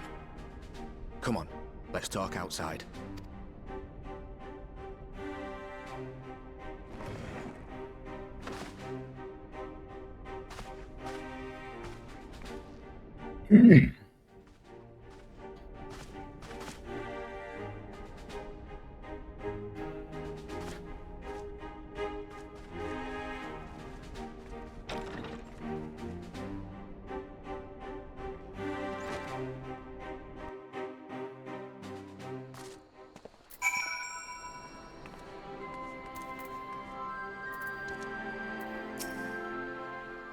Now that it's out in the open, I don't have to keep it under my proverbial hat anymore.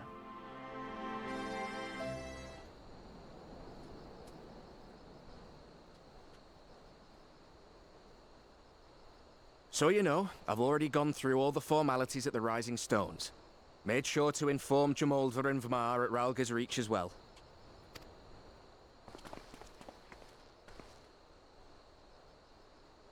Arenvold, I admire your enthusiasm, but this is far more dangerous than anything you have done before.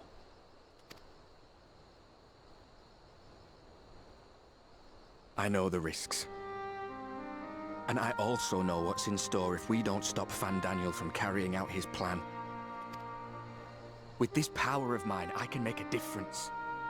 If I stood idly by, I would regret it for the rest of my life.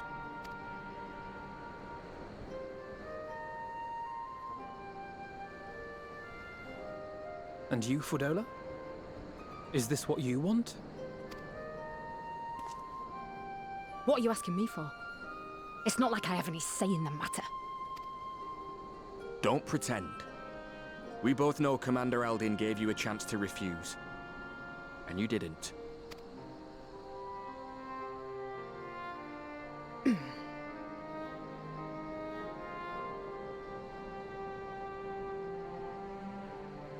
So the Empire's finished, is it? But that's what they're all saying.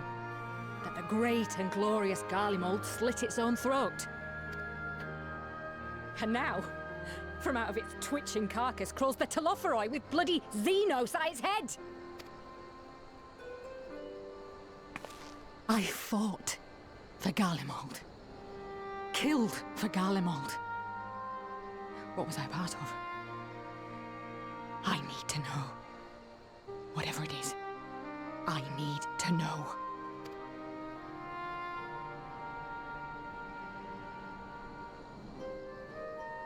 Very well. If your hearts are set on this, I shall not stand in your way.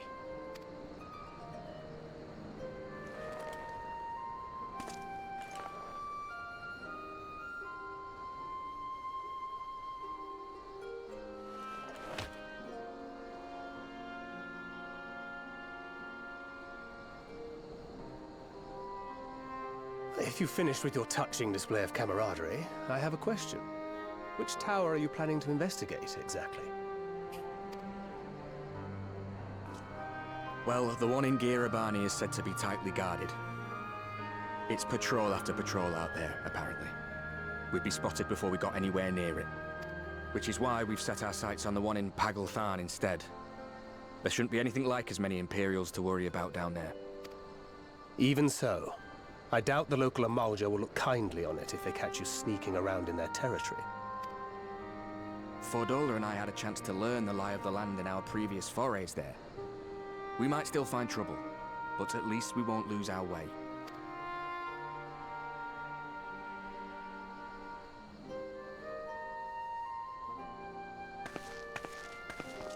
Well, we'd best not keep them waiting any longer. Mayhap when all of this is over, we could take another trip to Loxeld. I would have you know I've become a rather capable swimmer since our last visit. Ha! I'll believe that when I see it. Though, to be fair, getting into deep water does seem to be a scion's lot in life. Take care, eh?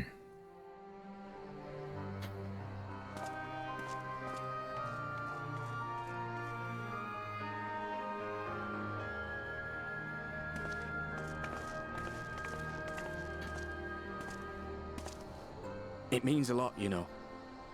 You coming with me. I'll still owe you for saving my skin, don't I? Can't return the favour if I'm not there. I dare say you'll get your chance before long. That Fandaniel sounds like a tricky customer. Too much for the likes of me, anyway.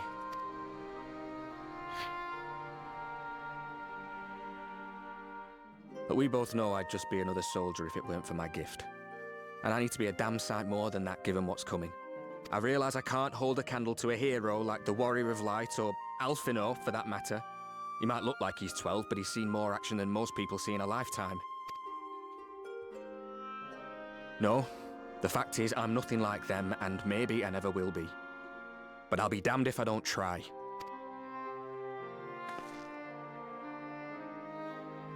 They're counting on me. On us.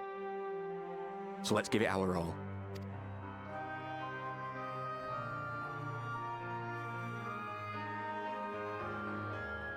What a beautiful bit of timing that was. Moon shines on his face. Yeah. It was perfect. I don't know if the game's doing that on purpose or we're just getting very lucky. So let us have faith in him. Him and Fordola both. I think we're just getting really lucky. I would attend to another task. Chasing down this lunar Bahamut. Ah, bloody thing.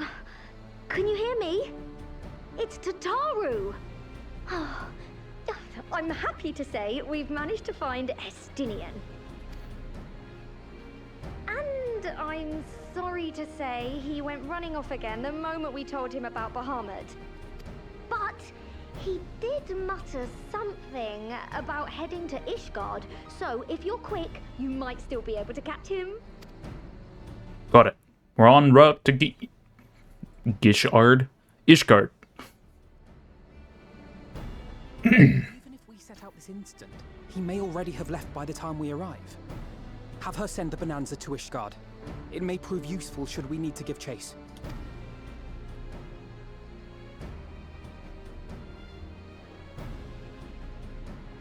Gladly.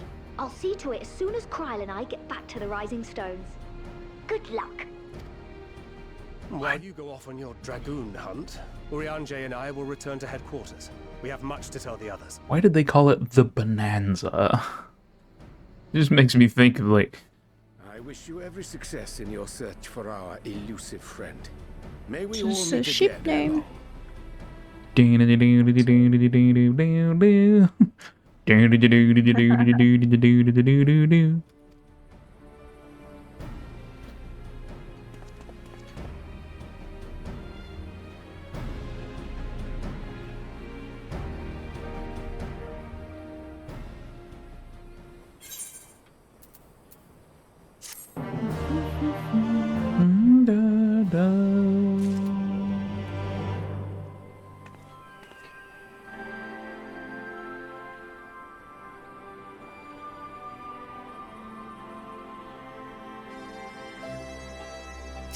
Seeing where we were. Yeah, be dragons.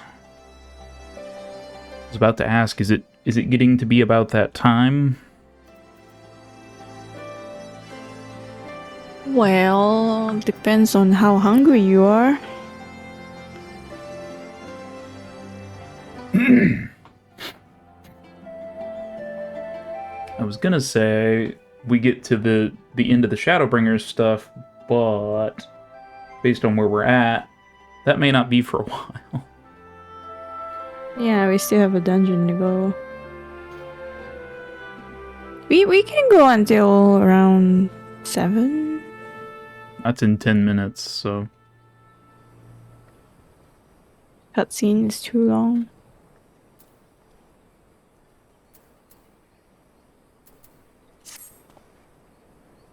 We can pick up this next one here and try going through it.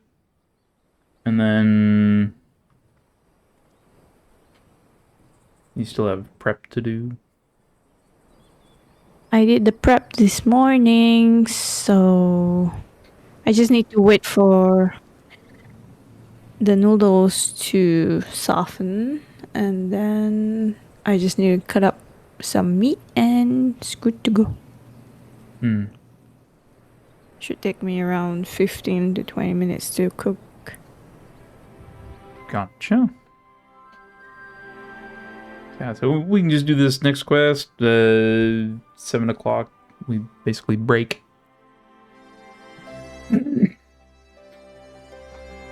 So Estinian was bound for Ishgar.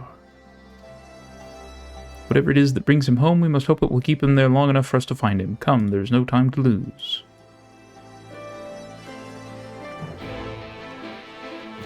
To Ishgard!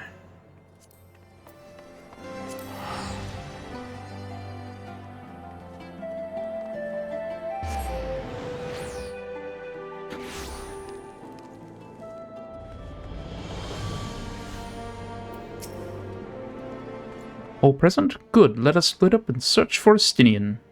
Since we're relatively new to this place, Graha and I will look around the other open spaces, the squares and markets and whatnot.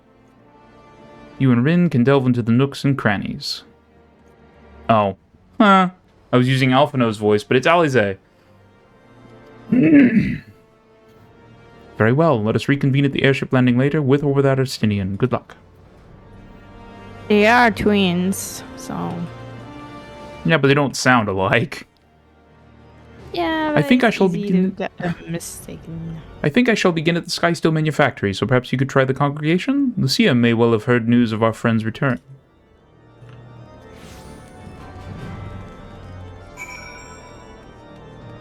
Dun, dun, dun, dun.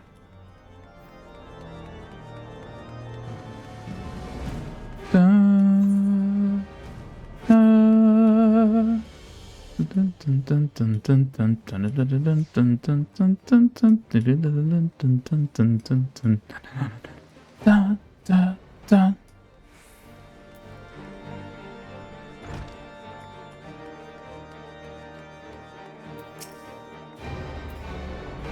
Good morrow to you, warrior of light. Lord Amric sent word that you would be attending the meeting in Alamigo, so I gather you have not come in search of him. To what, then, do we owe the pleasure of your visit?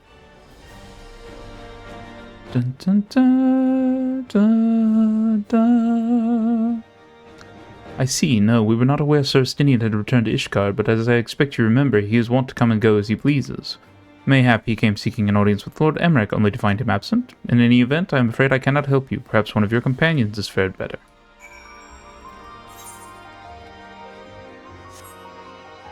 You know what would be cool? What's that?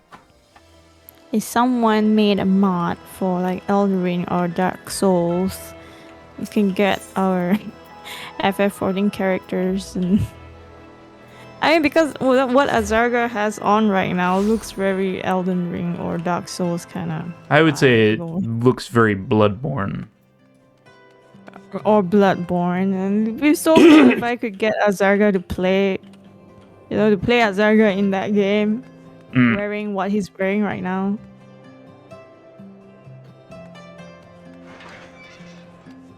That would be kind of neat.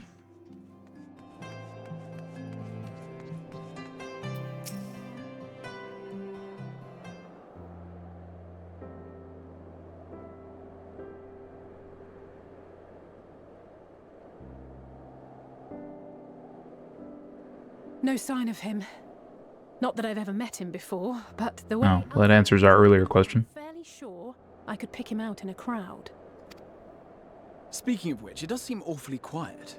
If the erstwhile Azure Dragoon had returned to Ishgard, would it not be a source of general excitement? Stinian! First the Scion's Coinkeeper, and now you. I'm beginning to think these meetings are more than mere coincidence. Not that I'm complaining. It's been too long. Too long? You look an ilm taller and twice as rugged. It suits you, Alphino.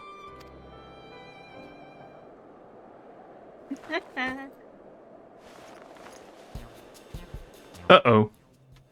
Justinian, get out of there. Have you been giving him lessons on how to be the strong, silent type? Justinian, get out of there. I'm not. Alphino!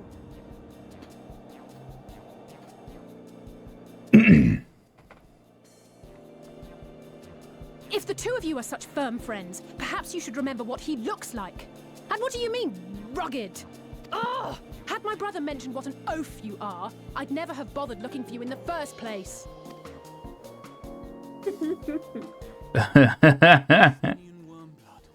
The Azure. He who fought and felled the dread worm Nidhogg at the Warrior of Light's side.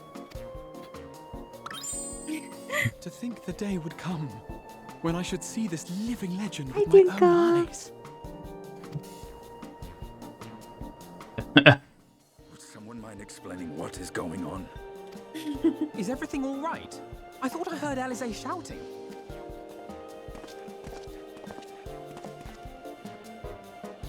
Estinian! It's been too long.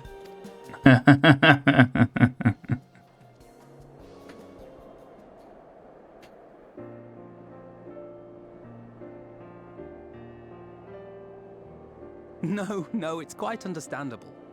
That was hardly the first time we've been confused for one another. Nor, I suspect, will it be the last. Well, I, for one, will not be making that mistake again. What I will say, for the second time today, is that you've grown. Inside and out. I can tell. One can't remain a spoiled little lordling forever, you know.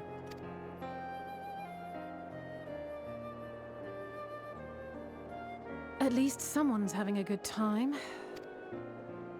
You know, when we were growing up, Alphino would never befriend other boys because he couldn't stand the thought of not being in charge. But maybe that's changed. He seems just as happy around Estinian as he does Arenvald.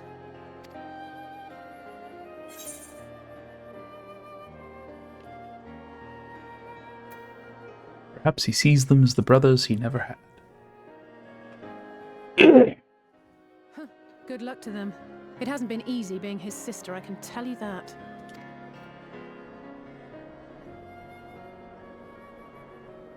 No rest for the righteous, eh? Speaking of which, I was just on my way to borrow an airship to take me to Aziz La. Why Aziz La? How could I forget? The dragon with whom Bahamut shared the deepest of bonds. Aye, Tiamat, his mate. Even now she remains imprisoned on Aziz La, though her remorse binds her faster than any shackle. I see. As the one who first summoned Bahamut, you believe she may be able to shine some light on his latest incarnation. Might I suggest that we make the journey to Azizlar together?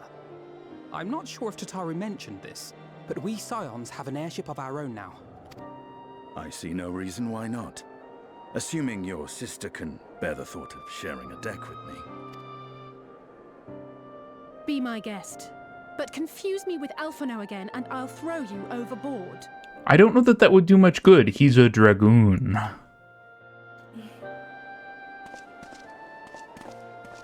Ugh! I don't know who he thinks he is, but he's nothing like Alphino painted him to be. I will admit, he is not exactly as I imagined him either. Based on what I had read of the man, I think I was expecting someone a little less blunt. No, that's Estinian. Blunt.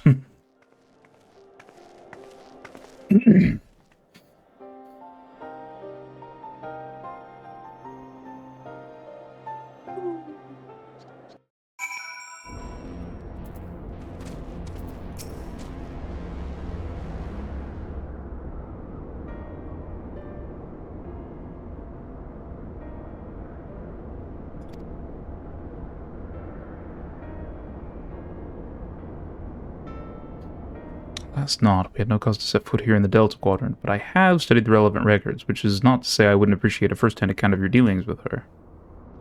Well then, Rin is the person to ask. As far as I know, she's the only one of us to have met Tiamat face to face. Let's just say it helps that Midgardstormer was there to introduce me. Ah yes, you were a friend of her father. I don't know if friend is the right word. I too have met with Tiamat.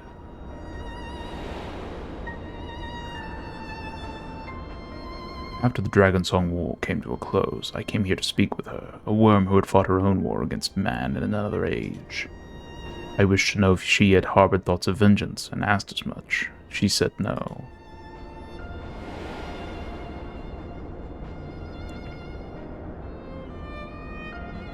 My hatred for your kind was extinguished long ago. But the guilt she feels for resurrecting Bahamut burns on undimmed. It torments her, even now.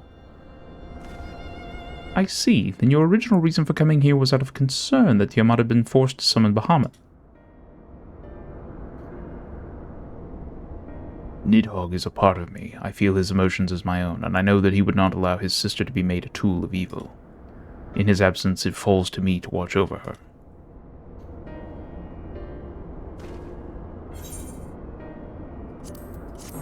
Money!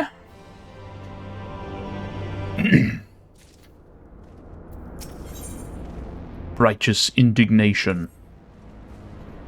Tiamat awaits. This way.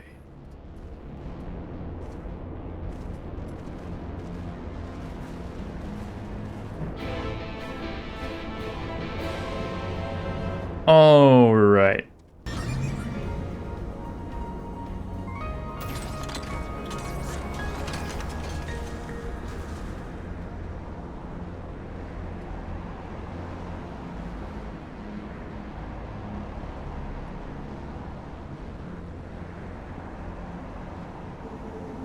To Tiamat.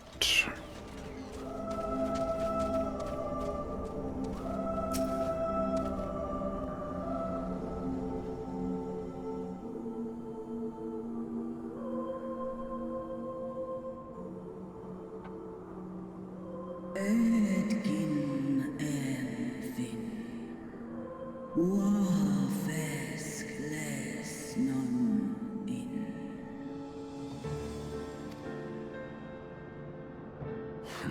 It's plain she knows naught of recent events. Perhaps you should enlighten her. With pleasure.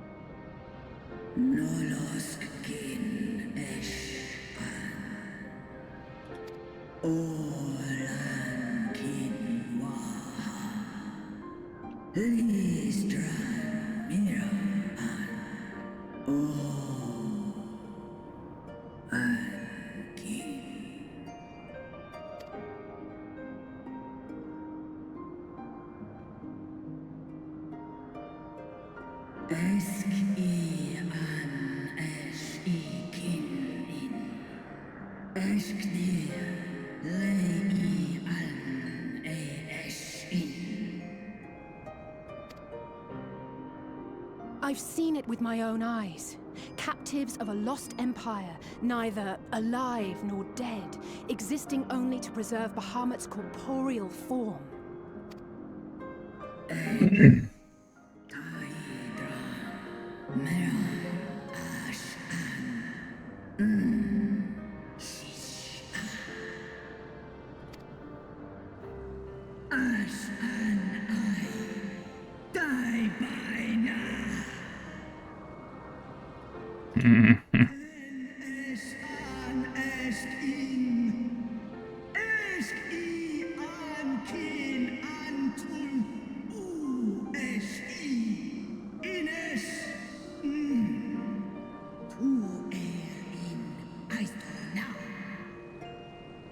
Every time I think she's done talking, she keeps talking.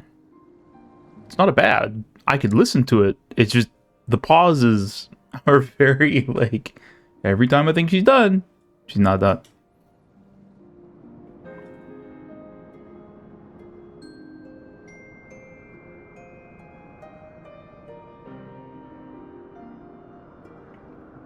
Your children's pain means nothing to them. They laugh at your kind suffering. Meanwhile, Estinian over here gargling a glass of gravel. But tears will not right this wrong, nor will lamentation see the perpetrators punished.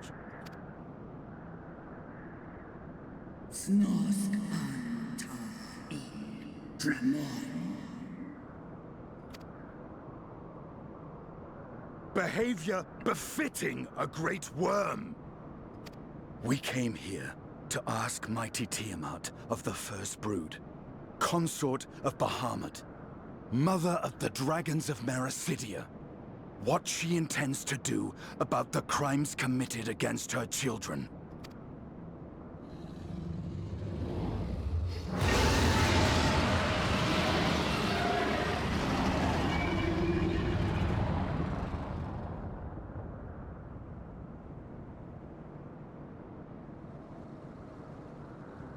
Santalan infan antosk, goes rent on. Ale u es an in, ale kum ak in. You too were exposed to his influence. That you are yet in possession of your own will is testament to the indomitable strength of your soul. But were you to meet with Bahamut again, you fear you might succumb. Es snoska dramon kin, nestra in, illes I, nesh an, ang ala.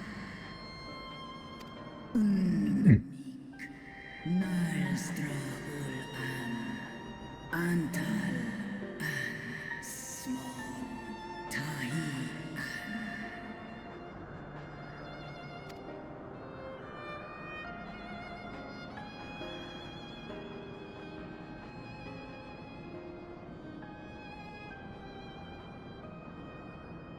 On the matter of Bahamut's influence, at least, I believe we can be of some assistance. If you're afraid of being enthralled, don't be. We have a cure. And while we've never tried it on one such as you, its basic principles are universal.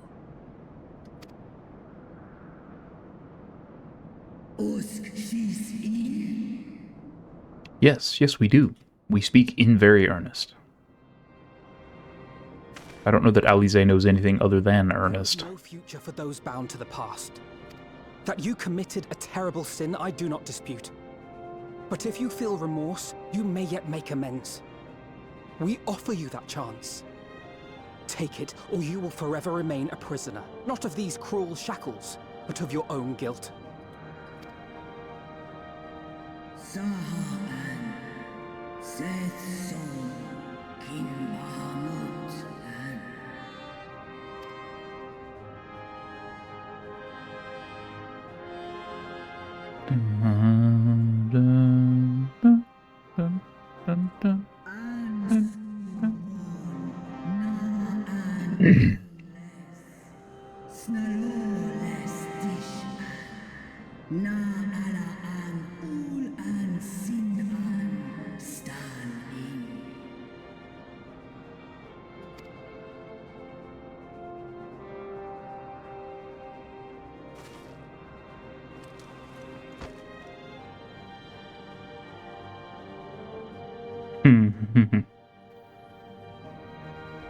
Ah, that little smile.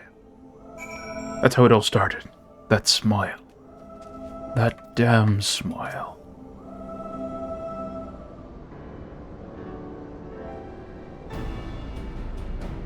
While Polxies have been shown to be effective in curing the tempered, Tiamat must be considered a special case.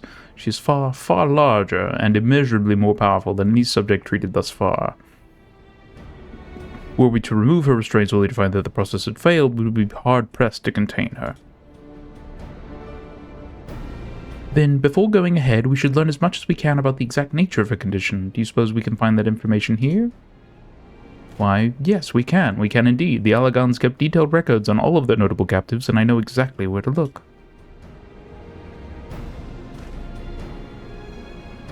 Shall leave that to you, then. In the meantime, the rest of us can turn our thoughts to the removal of those shackles.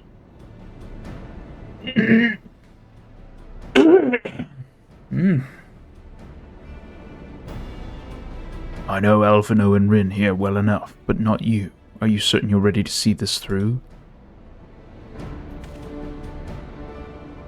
Rest assured, Sir Astinian, that I am both ready and willing to give my all for the sake of this star, though that is not my only reason for wanting to set Tiamat free. While I do not claim to know all of her sorrows, I too once found myself in a prison of despair, and I well understand how hard it can be to dare to dream of escape. It took the encouragement of braver souls than I am to make me take the first step towards a brighter future, and now I would hope Tiamat do the same. I gather you are not as young as you look. Mayhap when our work here is done, we could trade tales over a pot of Tataru's famous tea. And be indebted to her for the leaves and hot water? I think not. I see. Ahem. Returning swiftly to the task at hand, then.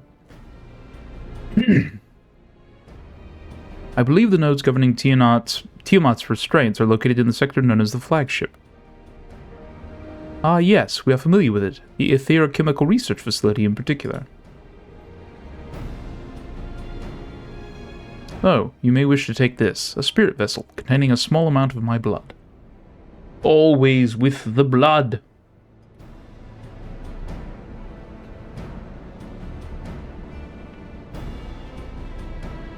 Which you just happen to be carrying around with you. Thank you, yes.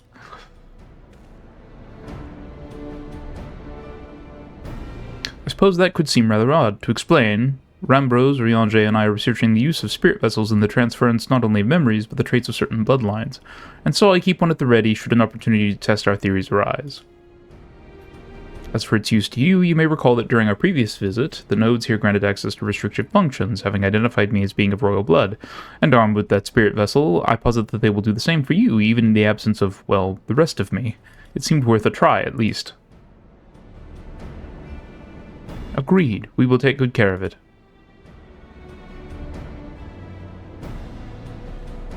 To the flagship, then.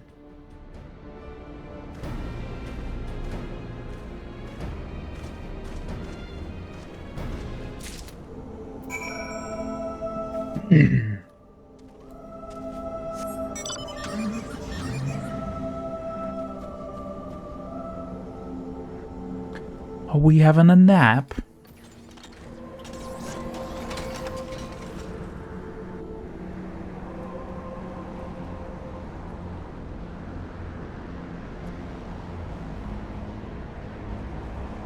Hello?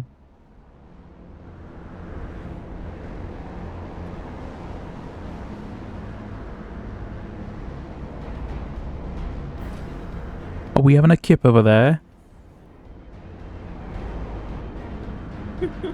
Hello, hello. A wee bit of a nap? No nap. No, just sitting there with your eyes closed. I was doing my Duolingo. I'm sorry. It's like if I don't do it, then I'm gonna use up all my strict freezes. I forgot to do it earlier today. Sorry. Bettering yourself while there's streaming to do. Yes. Keep up with my language learning. I'm sorry. You too can download Duolingo. No, I'm not going to do an ad spot. Let us split up and search the flagship for the node that controls Tiamat's restraints.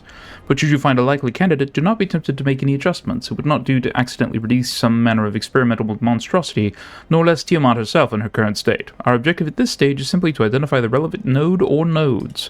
Once we have learned what we can, should reconvene and compare notes prior to proceeding.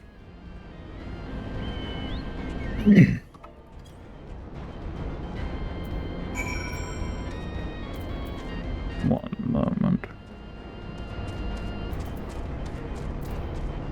Okay.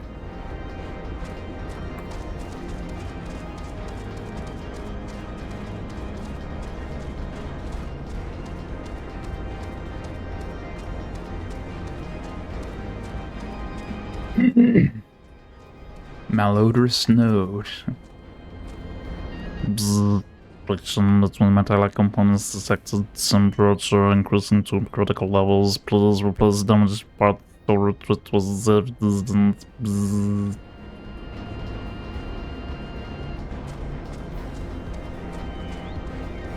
Obstreperous node.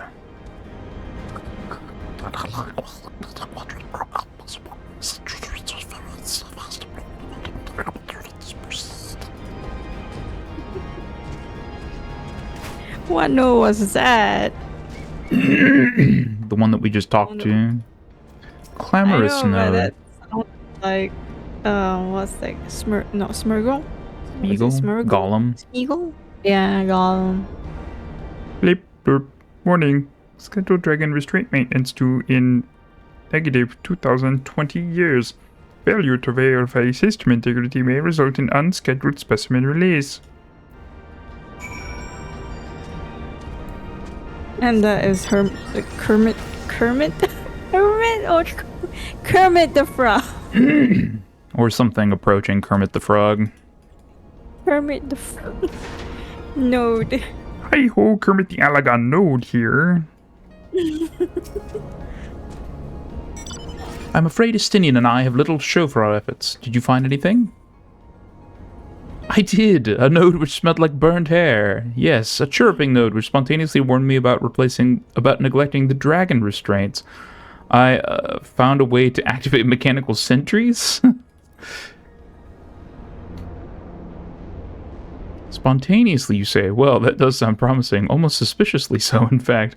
But then you were in possession of the spirit vessel.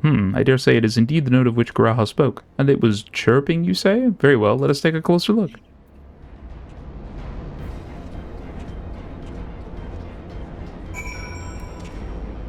Dun, dun, dun, dun, dun, dun. Blip, do you wish to operate the dragon restraint mechanisms? Blip, bloop, You do not have the requisite access privileges. Operation of the dragon restraint mechanisms may only be undertaken by the chief technologist and members of the royal family. Or those with a vessel full of royal blood, perhaps. One never knows when a small portion of royal Alagan blood might come in handy, which is why Garahatia keeps this vessel about his person.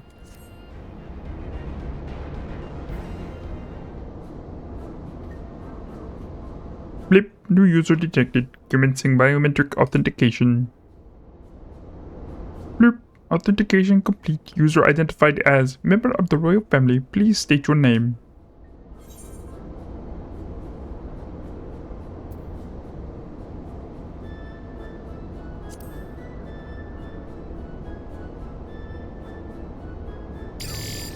Blip, welcome Rinmaha. You may operate the dragon restraint mechanisms when ready.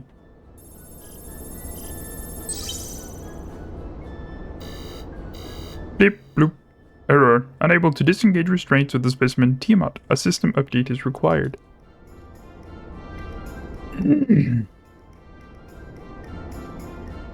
A system update? What do you suppose it is asking of us? I could hazard a guess.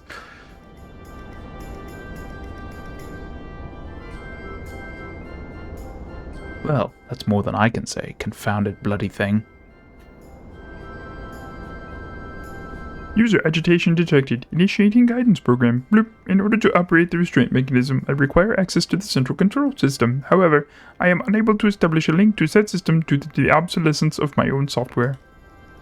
This issue can be resolved by applying a system update using the corresponding terminal located within the flagship. So can this thing release the restraints or not? It can, but only once it has received the requisite system update, as far as I can tell. Until which time it'll float there spewing nonsense. User dissatisfaction detected. Initiating placation protocols. Bloop. I am here to help. Rest assured that I will be on hand to guide you through every step of the system update process. How gratifying, but I dare say we will fare better with guidance than without it.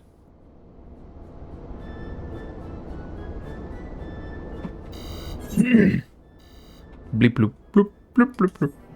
Blip bloop bloop bloop bloop bloop bloop bloop bloop bloop. Hi ho, Kermit the Alagan node.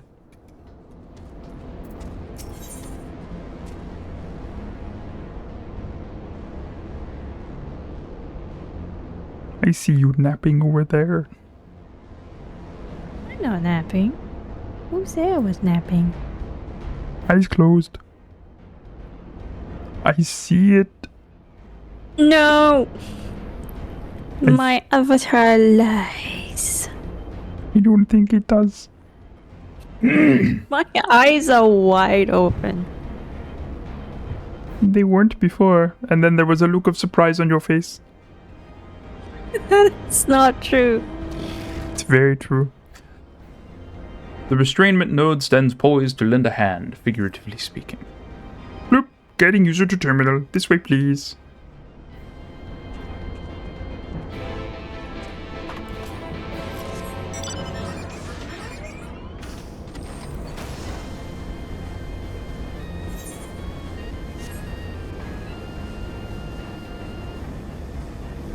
I'm up here.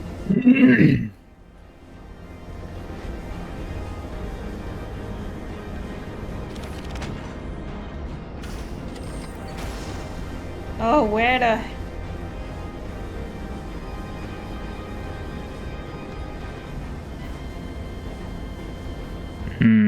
In here. I don't know where you went.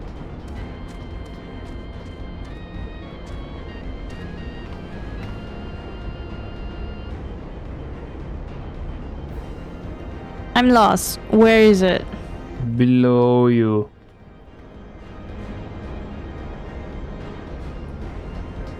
Below you.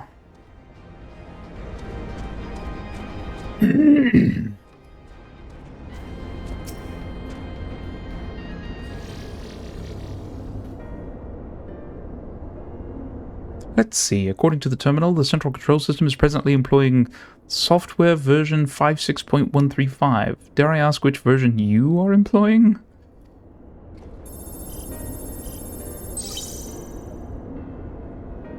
Why, software version 42.002, of course. Blip blip. Warning, errors detected in the data management system. Estimated time required for update, 5 years, 1 day.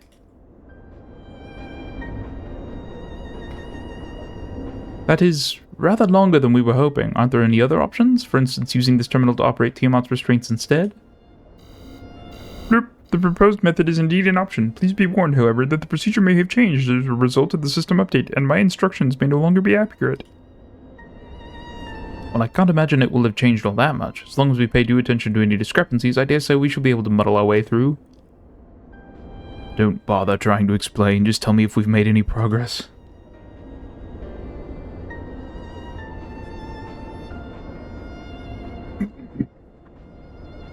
I would say so, yes. It does, however, require that I remain here to operate the terminal. I shall inform you via link pearl once I am ready to release the shackles. It might be best if you left the spirit vessel with me. I may yet have use for it. Rest assured, I will be certain to return it to Grahatil once this is over.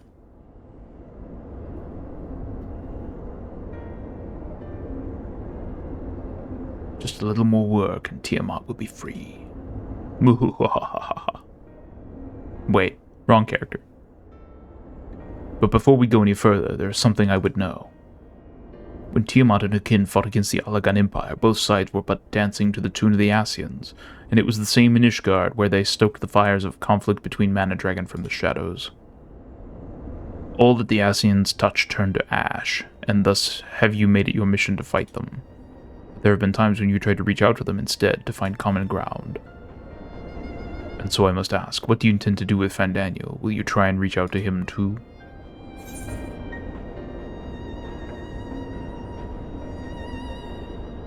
Certainly, after I've wiped the smile off his face.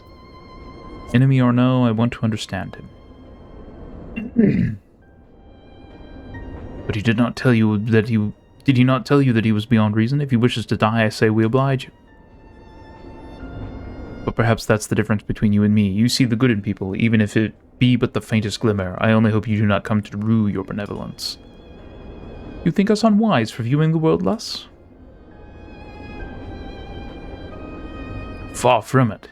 That has ever been your way, as I learned when we journeyed together with Iceheart.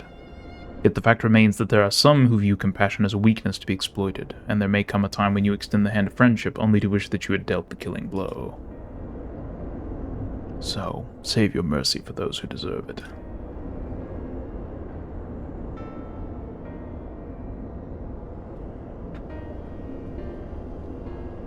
Well, we should be getting back to our task. If Alphinaud has things in hand here, I suggest we rejoin the others.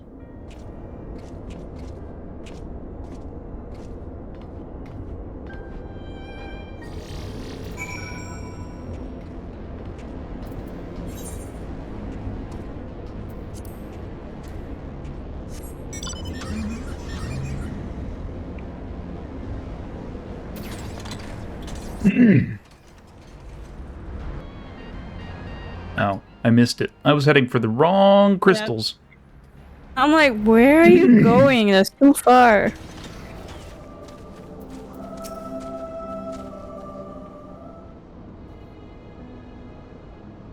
Stinian told me all is well, but nothing more. Honestly, it's like getting blood out of a stone with him. I take it from Alphinaud's absence that he's needed elsewhere.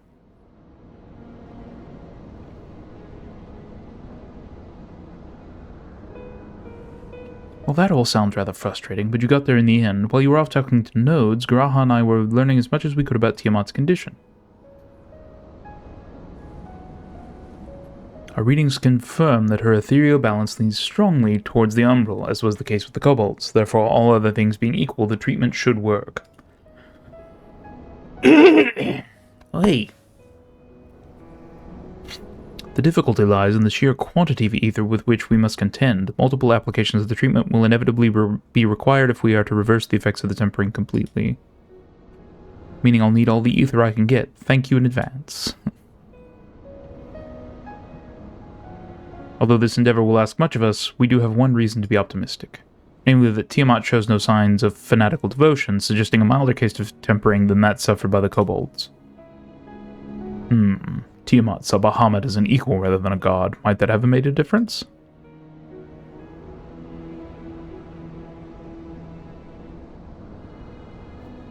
Now that you mention it, it very well might. She would not have believed it necessary to defer to his will.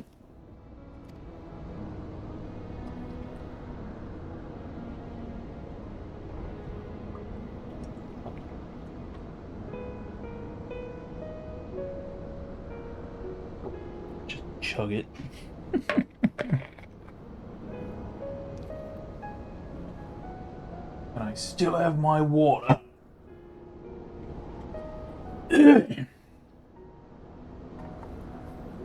Eat all the food and come back, and I'm a coffee mess.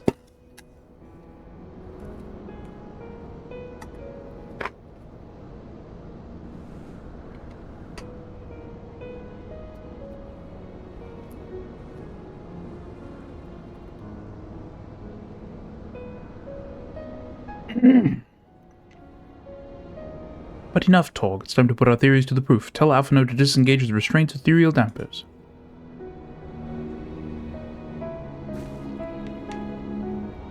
I'm counting on you, Angelo.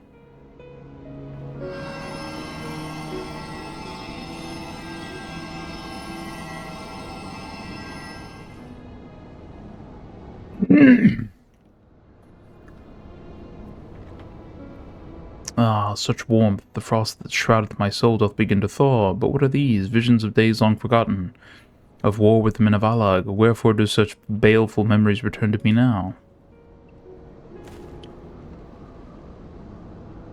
Could it be that the process of restoring her soul to its pre-tempered state is awakening ancient memories?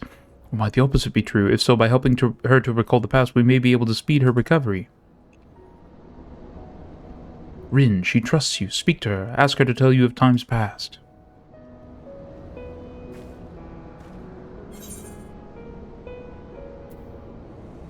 Tell me of Bahamut and the Ascians.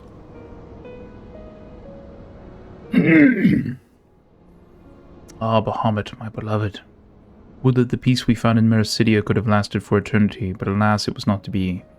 The Ascians sought that. In all creation, I know of none more wicked. It was at their behest that the men of Alag first came unto Mericidia, unto our home.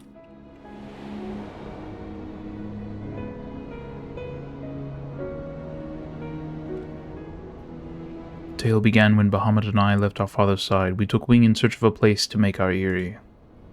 Beyond the southern ocean, we discovered a lush and fertile land. It would come to be known as Mericidia by the children of men, though many years were to pass before they crossed the seas.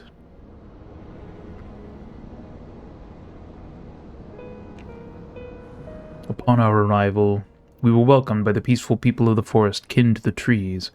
Surrounded by nature's bounty, Bahamut and I had found a place to raise our young.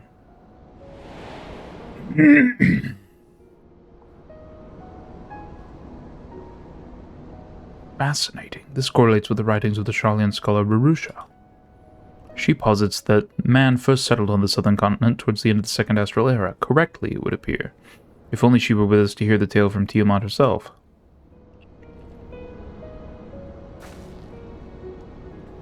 Again, Angelo.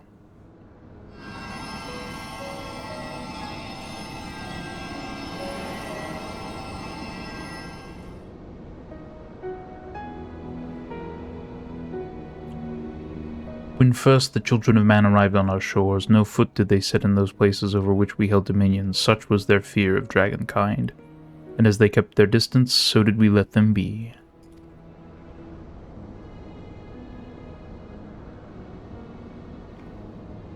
Yet as the days went by, ship after ship appeared upon the horizon, bearing ever more of their brethren, who divided the vast land amongst themselves.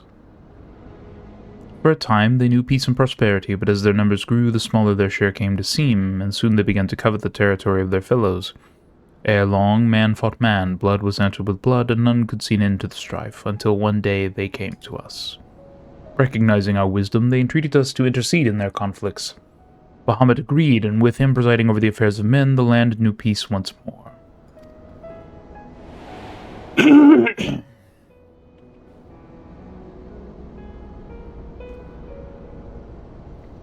Alas, those golden days of harmony too were fated to end, for the men of Alag slew my beloved, and I, in my rage and sorrow, heeded the envenomed words of the Ascians. The rest thou knowest only too well.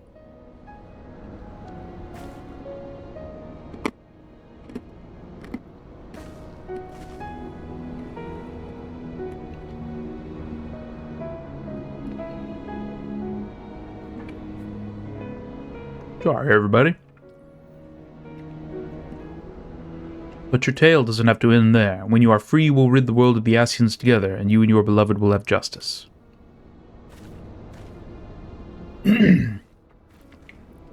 Fine sentiments, but you're almost spent. I'll keep watch from above. If the treatment fails, run.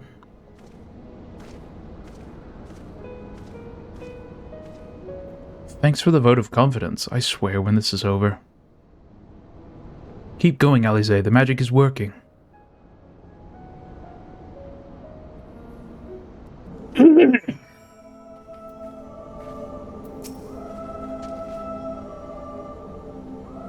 While I knew this wasn't going to be easy, no patient could have prepared me for treating a great worm. But we're close, I can feel it, and while I've only got a few more drops of ether left to give, with yours and Graha's, this will work. And I believe I speak for both of us when I said that you may take as much as you require. Careful, I might hold you to that. Alright, here I go.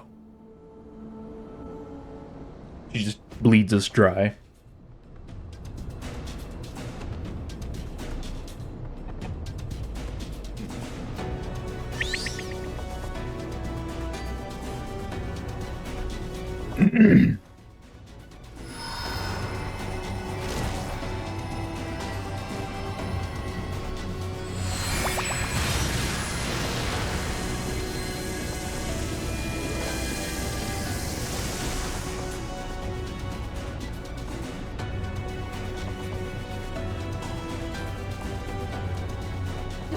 No!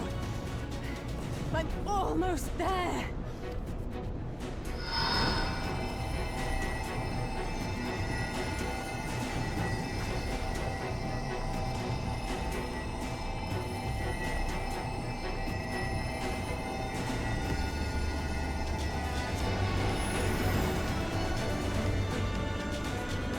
This is it, Angelo! Release the dragon! Release the dragon!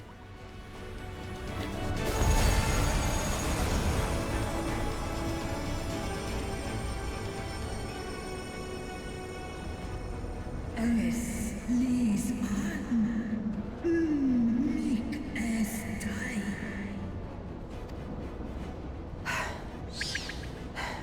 Did it work? We won't know for certain until the shackles are removed.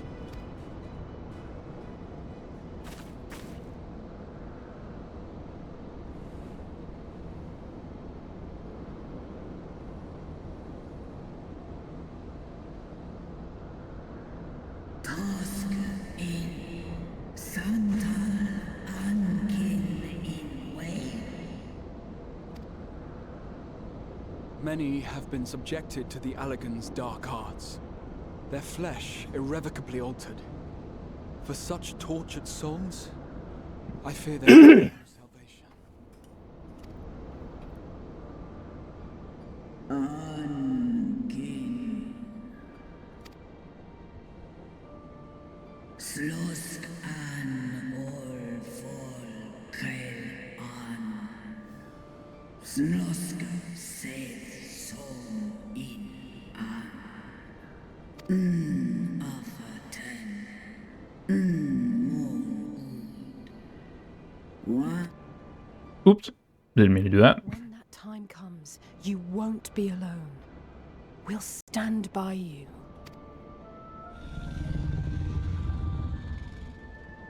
She's in an enemy.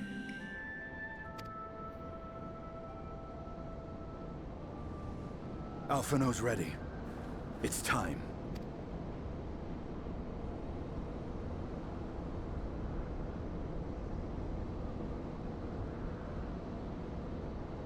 Do it. And let's hope the treatment worked as it should.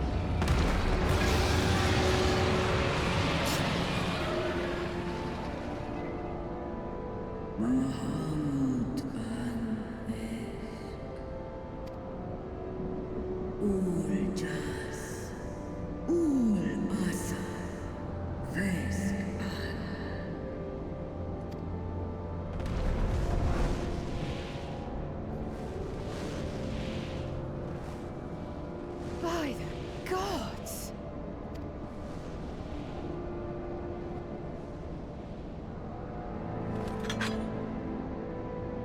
We did it. Urianger, your timing could not be better. Understood, we're on our way. He's been sighted over Pagalthan. He flies for the largest Amalja settlement in the region, at the head of a vast host, including dragons.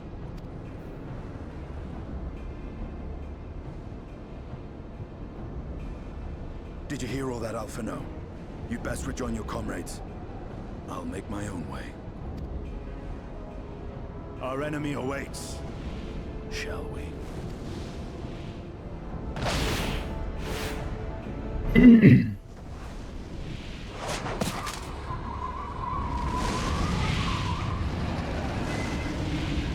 And off he goes on another dragon.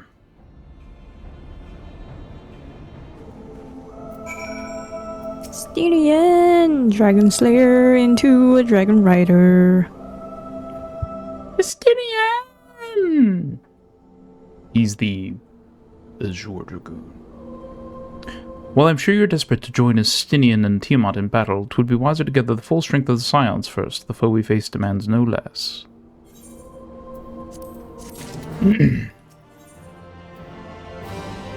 With Luna Bahamut bound for Pagalthan, Graha Tia is determined to call upon the aid of your fellow Scions.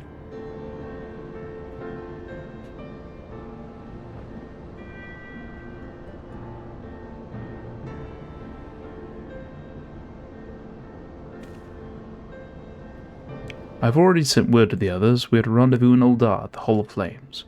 Let us collect Alphino and be on our way. Let's go! Let's do it! Let's kill them all! Kill them all! Kill them all! Sorry, no, that's not what I should be doing.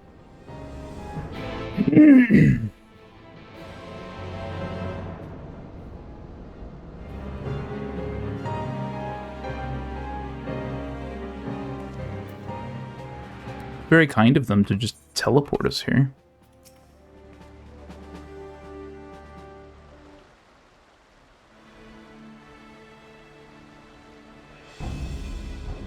Now, I know how some of you could do with the rest, but I'm sorry to say that Telofroi have other plans. Pagalthan is already under siege. Alphino concerned face. Happily, the Immortal Flames arrived just in time to join the defensive effort, with Marshal Tarapin at their head.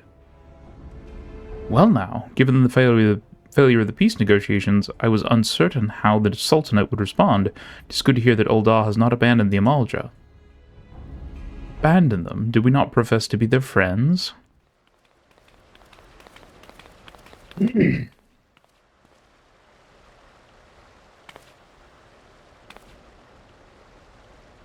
Your Grace.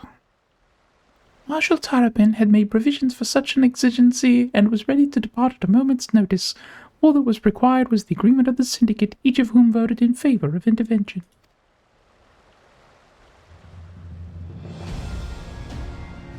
Nor is Uldar alone in its resolve. The other alliance nations have likewise dispatched their troops to Pagalthan.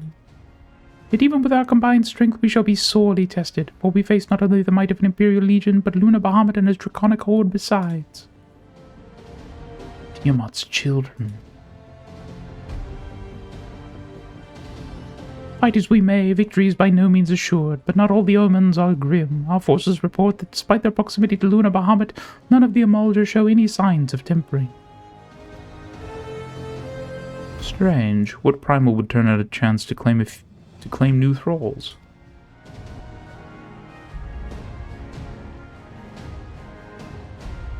Unless it is incapable of doing so, primals are not wont to serve a master, Ascian or otherwise. It may well be that Luna Bahamut differs in some fundamental manner from those we have previously encountered. If that were true, anyone could fight him, and Rin and others like her wouldn't have to shoulder the burden alone. Be that as it may, Luna Bahamut remains an incalculably powerful foe, whom our soldiers will struggle to best through mere force of arms. With the aid of the Scions, however, I believe they will fare rather better, assuming that is you are ready to take the field. Yes? An airship awaits to bear you to the front. Pray set forth as soon as you are able. Let's go! Let's do it! Kill them all! Kill... Sorry, I should...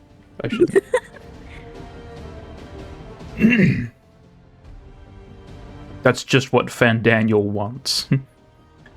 I, meanwhile, shall continue to coordinate our forces. Till next we meet, may the 12 bless and keep you. Waddle, waddle, waddle, waddle, waddle, waddle. It was kind of her to speak with us personally. You may be certain she has no shortage of other responsibilities. Well, I, for one, am inclined to do as her grace requests. Lest we forget, our involved in Fordola are in Paglthon on reconnaissance. The sooner we save the day, the better their chances. Indeed. To the airship, then. To the Bonanza! Dun dun dun dun dun dun dun dun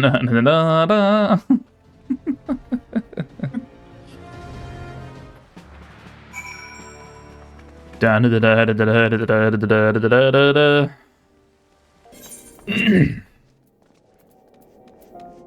Who's the airship landing?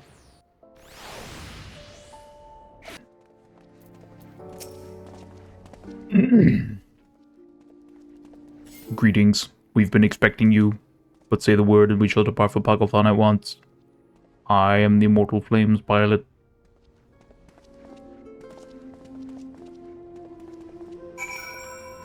Oh, Dungeon time.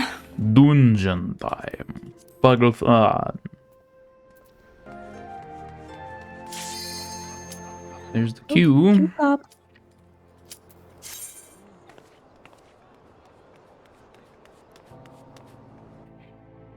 Let's go. Let's go. Let's go. Let's go. It's me, Mario.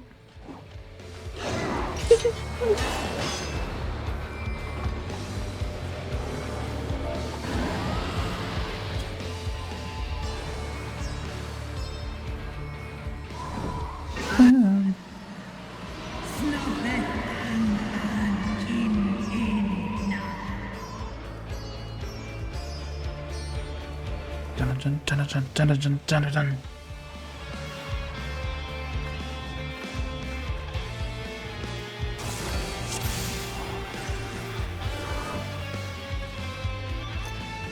And the tank just goes ablaze.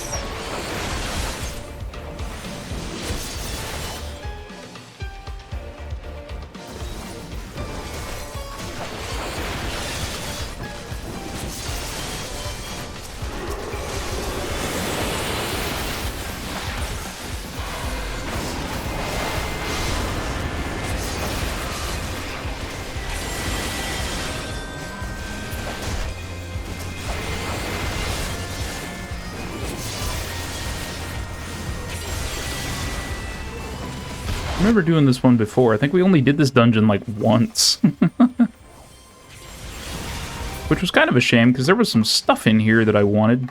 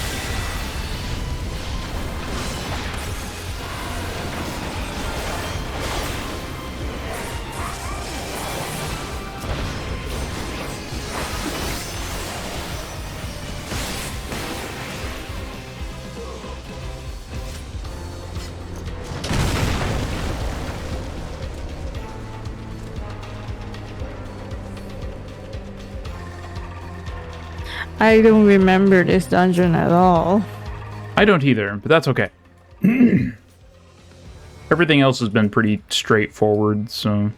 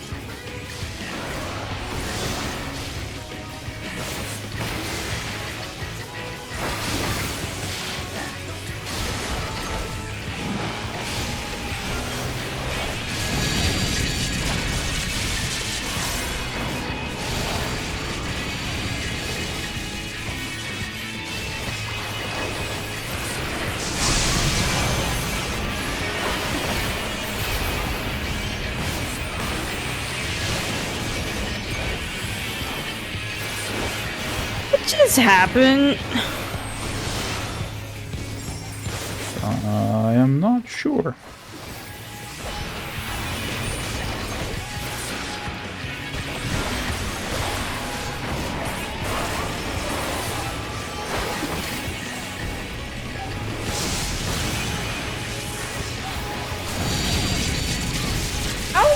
How do you take this thing off you? You have to take it to one of the poles.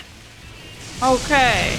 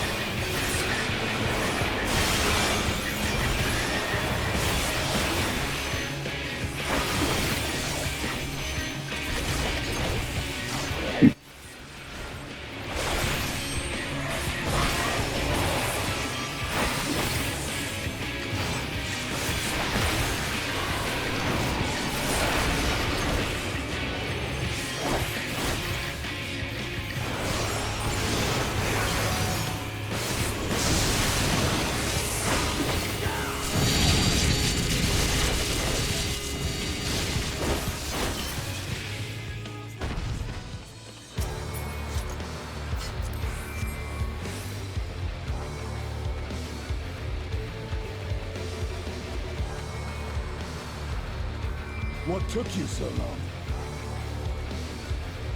Let's call out mechanics.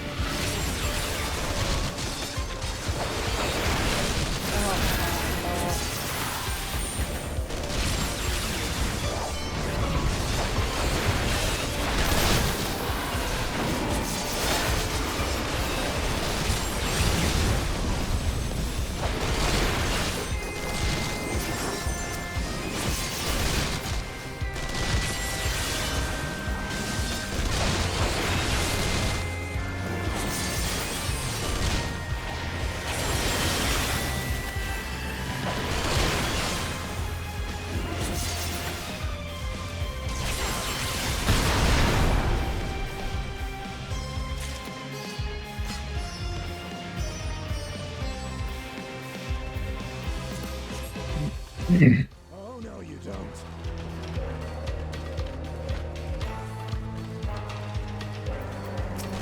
Oh. Huh. Yeesh.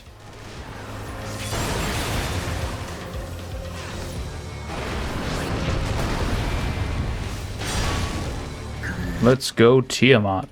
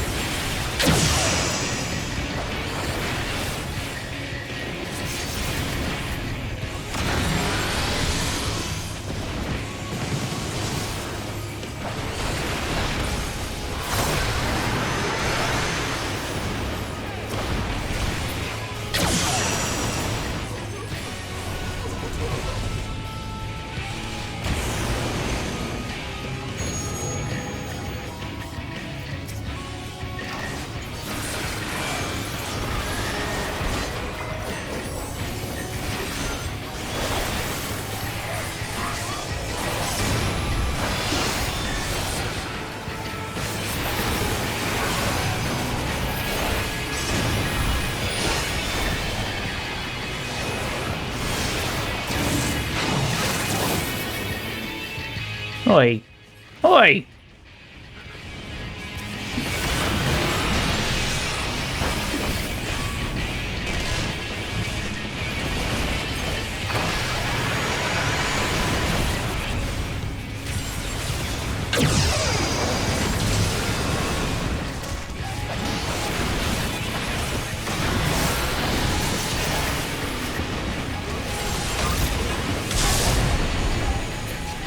More.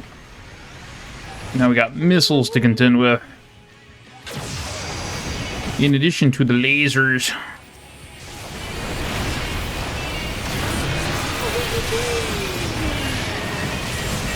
Ow, ow, oh. I got hit by missiles.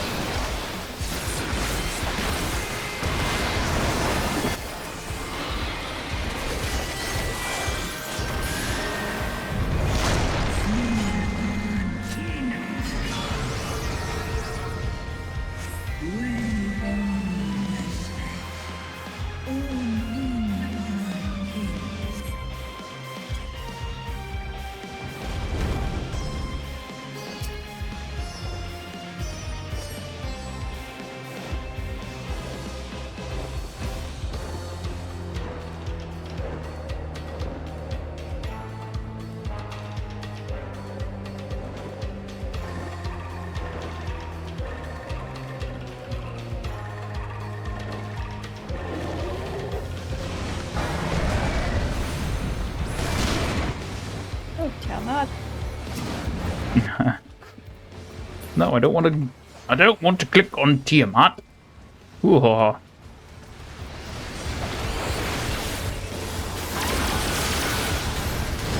my gosh, there's a lot of things happening.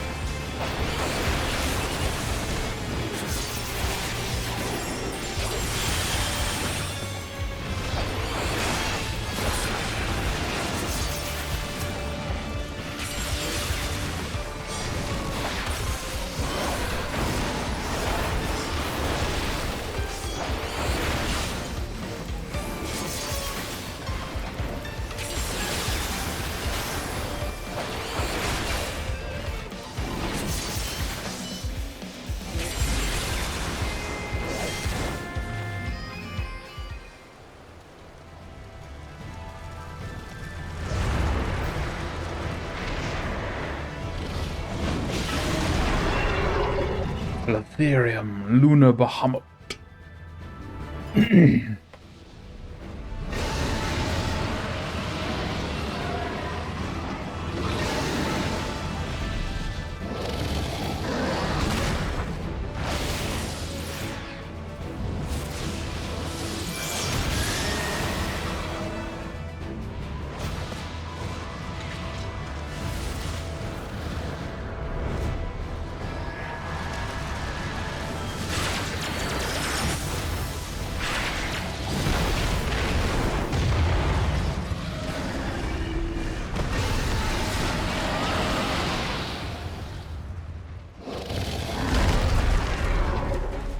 Come on.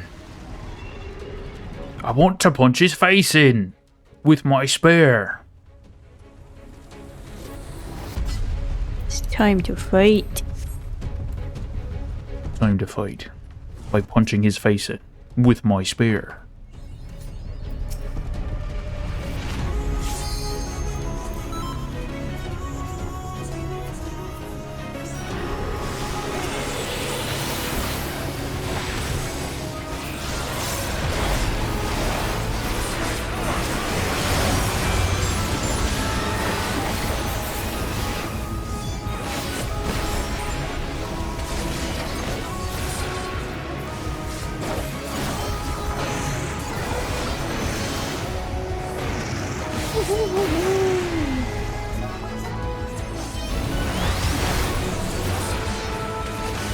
What am I doing? What am I doing?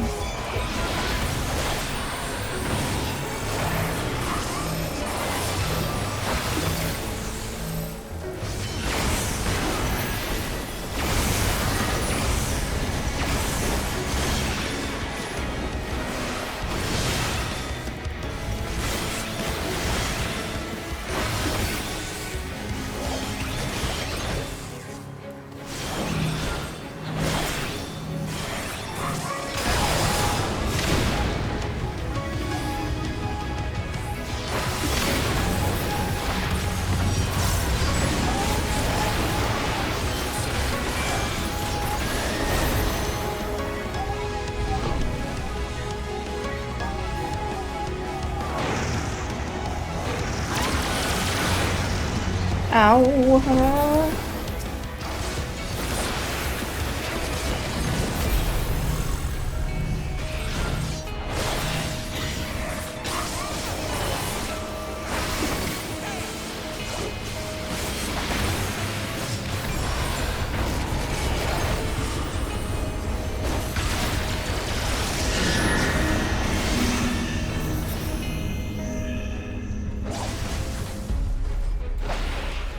Where the hell? Oh, there you go.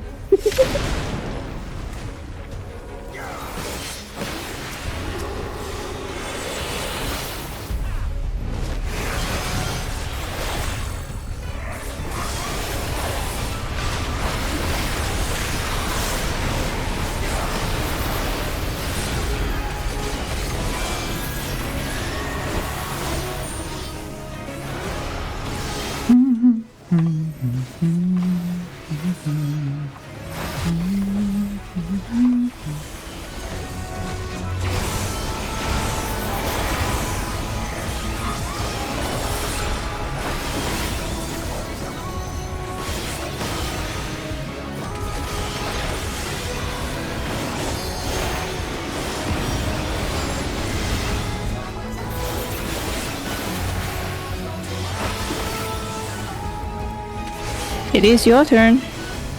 Hmm.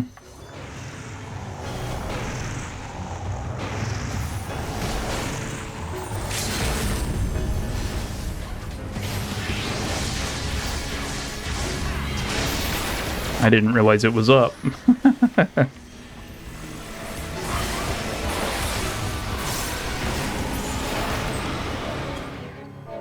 On did it! Woohoo!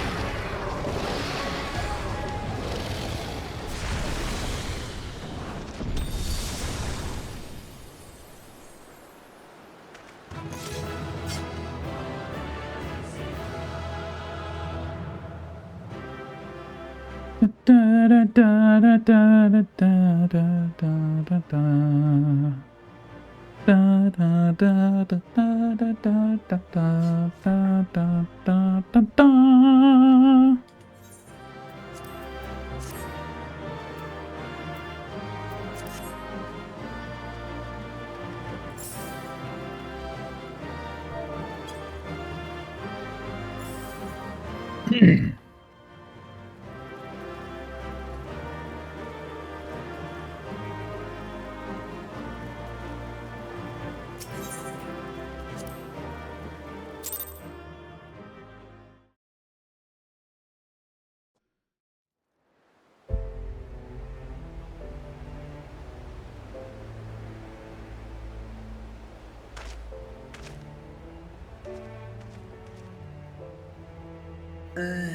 Kin so ash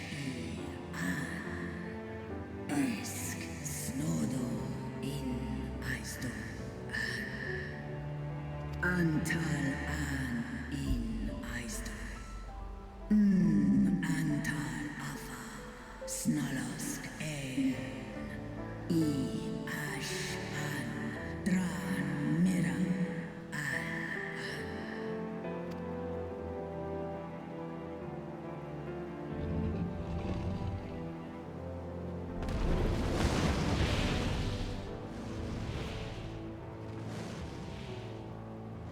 Noble warriors, the dragons chose their friends well.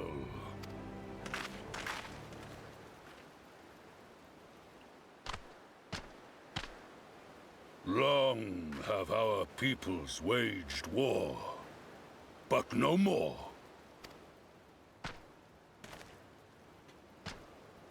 Your fallen lie beside our own.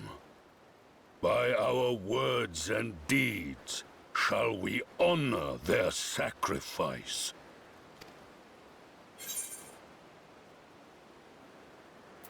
We would be proud to call you our allies.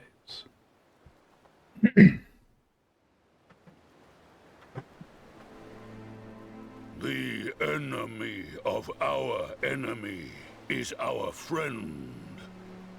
And you have proven yourselves worthy of our trust. It is the Garleans who are deserving of our fury.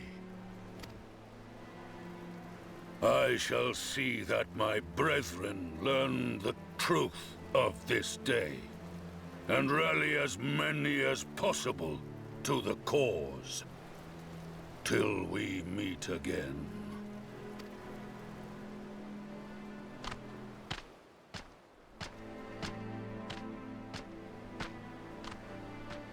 And thus did we make allies of the Amalja.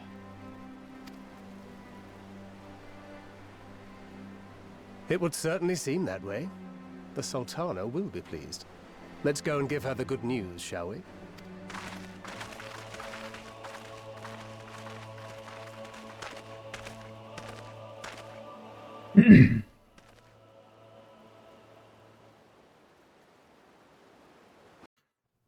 Yeah, we still gotta deal with all that crap, though. Sometime earlier, inside the Battlethon Tower. Meanwhile...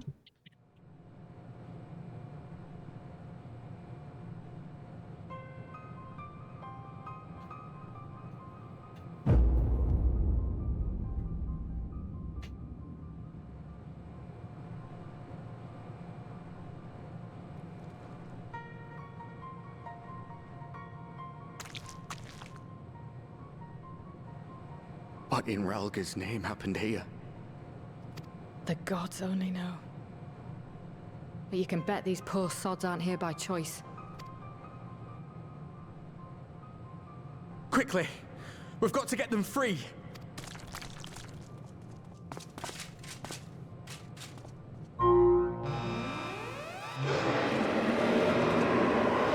Get back!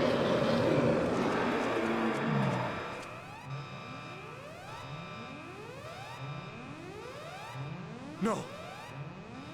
What have I done? It's too late for them! We're leaving, now!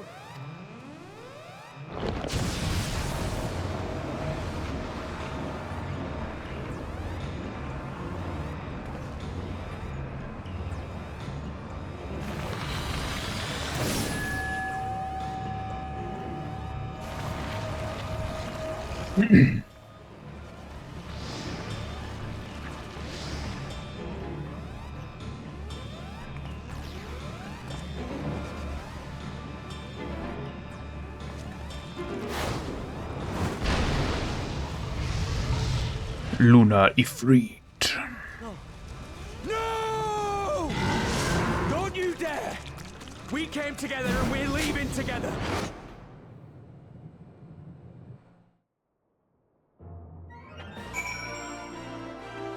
And then happy old Armus.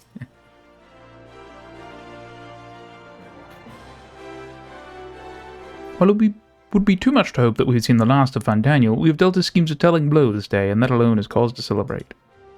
And celebrate I will when we have received word of Arenvald's safe return.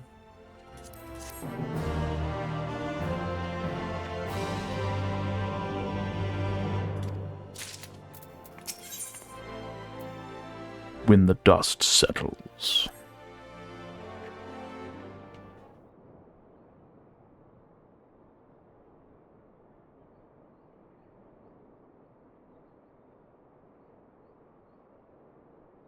Standing around here worrying is not going to help matters. Come, we must discuss the day's events with Pippin and her grace.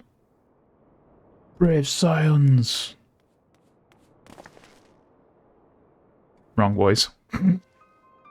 Would that I could treat you to hero's welcome, but I bear urgent news from the frontistery. Your grace, whatever is the matter? What? Nothing. As our troops withdrew from Pagovan, they came upon the 2 scouts sent to the nearby tower. I have yet to hear a full account, but it seems that one of them, your friend, I believe, had been wounded and was being dragged away by the other.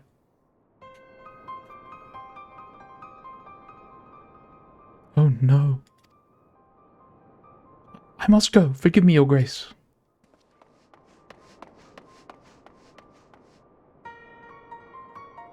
Can you tell us aught of Arenvald's condition, your grace, the wounded scout? Not save that it is grave. The chirurgeons tend to him even as we speak.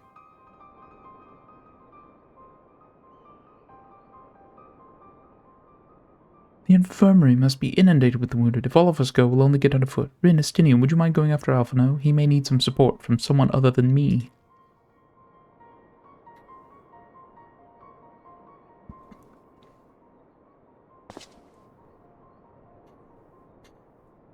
Very well.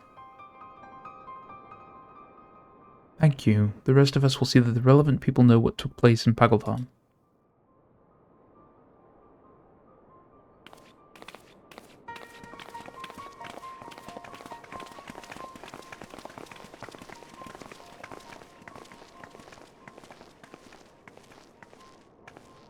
Come on, then.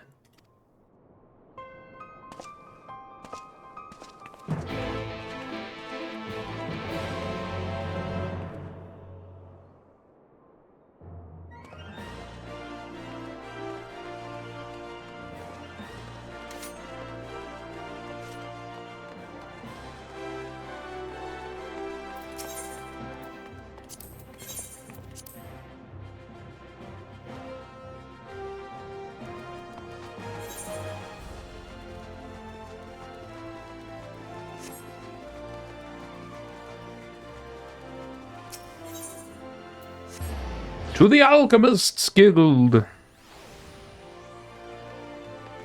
Alchemist giggle. What? It just sounded like giggle. No, the Alchemist's Guild. Another one come to see the lad in silver armor. Master D'Amelio is attending to him as we speak. If you would be so kind as to wait. What did Master D'Amelio say? Tell me his exact words. Let the chirurgeons do their work. But, you're right, forgive me. When we said our farewells to Arnvald, I was afraid that something like this might happen, but now that it has, all we can do is wait.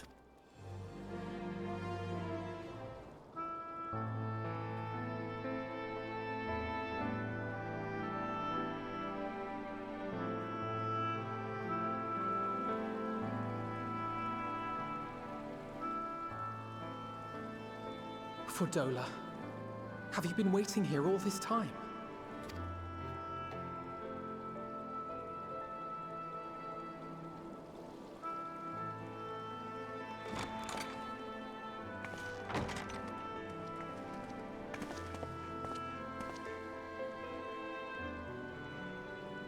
We have done what we can. The rest is up to him. May we see him? I do not think that wise. You must let him sleep.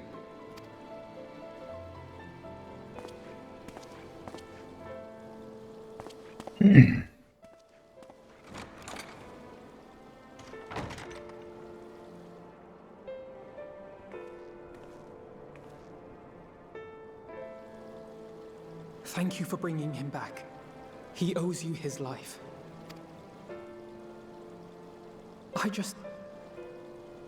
I just wish I had been there. Perhaps, I don't know. Perhaps I could have... Could have what? Much. Got tempered? Don't flatter yourself. You can't save everyone. No one can. Not even the warrior of bloody light. People die all the time, for no good reason. And those who take up the sword die quicker than most. If you're going to shed a tear every time a soldier falls on the battlefield, you'd best stay away. It's no place for the weak of heart. It may be that victory cannot be won without cost. But all life is precious, and I refuse to shrug at its loss.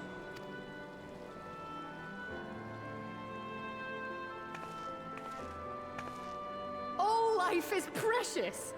Oh, you need to grow up, little man. Before your sparkling ideals get everyone killed. It's not a bad sentiment.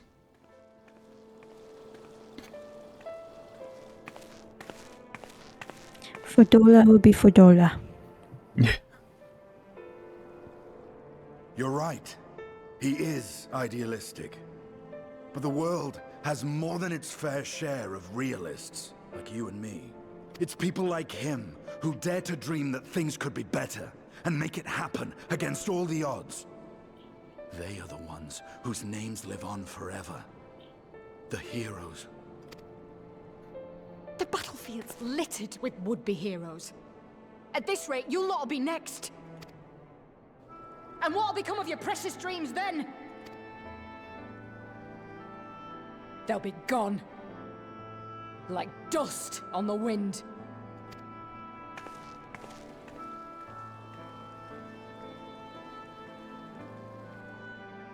Dreams worth fighting for don't die so easily.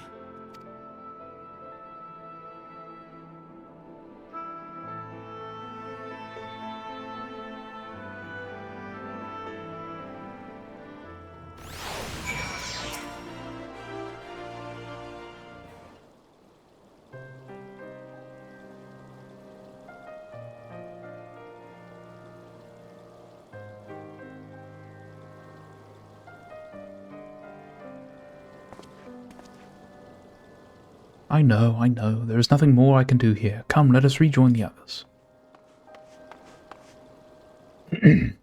Ahem. Her Grace invites the Scions of the Seventh Dawn to join her in the fragrant chamber. Your comrades have already arrived. Will the three of you be joining them? We will. Why did you... Why was that guy's voice like that? For fun. Some levity.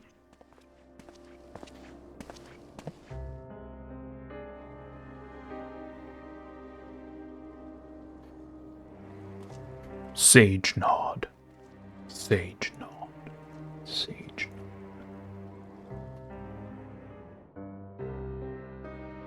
nod.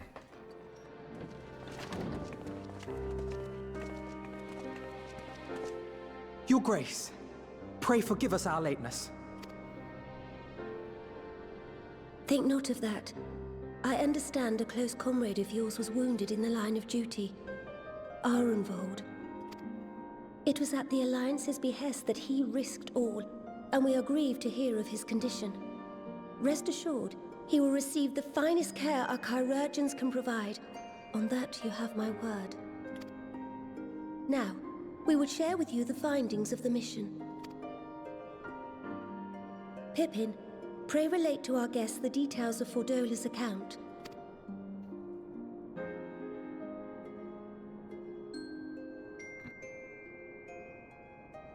Blither, blither, blather, blather. Bad things happened, yo. First Bahamut, now Ifrit. Or Lunar Ifrit, as Fandaniel would doubtless have it. 'Tis now all but certain that the towers were conceived to facilitate the summoning of primals by those imprisoned within. Less certain is the means by which the Telophoroi constrain the wills of said entities to enact their designs in defiance of the pleas of their victims. Mayhap they do not. If mere proximity to the towers is enough to make loyal servants of the Empire's mortal enemies, it stands to reason that the same is true for those held captive. They invoke their gods for the good of Garlemald, and in their disturbed state of mind, summon a primal whose form reflects their own alteration. It all begins to make sense. Upon closer inspection, I realized that the towers bear a striking resemblance to a much larger structure which Urianger and I observed from afar during our visit to the Imperial capital. Oops. Assuming it too is Click capable too of soon. conquering those in its immediate vicinity, it would go some way to explain the swiftness with which the Telophoroi managed to rally so many Imperials to their cause. While the situation in Garlemald is indeed troubling, I fear we have more immediate concerns. Ifrit was not the only primal summoned. At approximately the same time, observers at several other towers bore witness to the emergence of further such entities.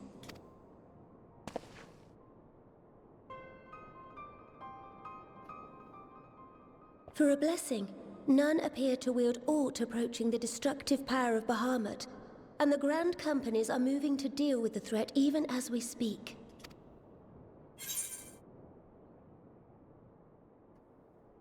You need only tell me where they are, Your Grace.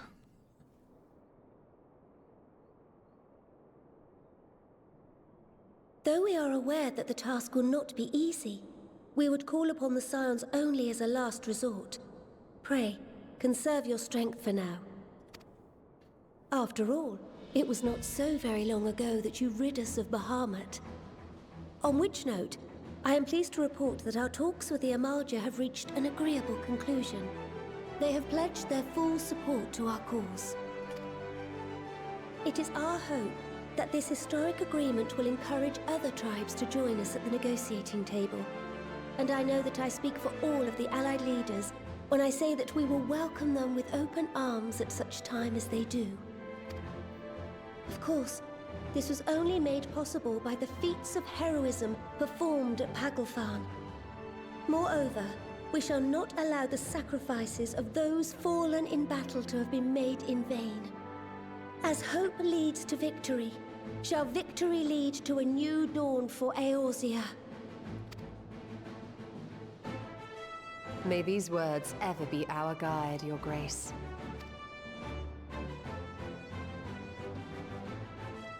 Now, if you will forgive me, I must consult with the Syndicate on the matter of our new allies' integration. Till next we meet, my friends, I bid you safe travels and blessed respite. Respite. The word is respite. Respite? Respite? It's not respite, it's respite. I'm sure it's an alternate pronunciation of the word, but I've never heard respite before until this game. I always thought it was respite. I don't know.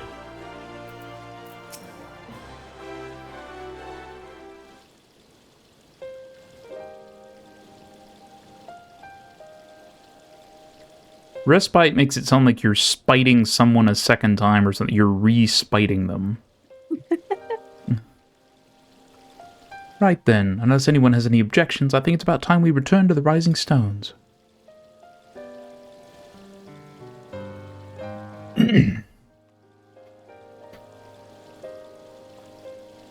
That includes you, Alphino. Ironvold is in good hands here.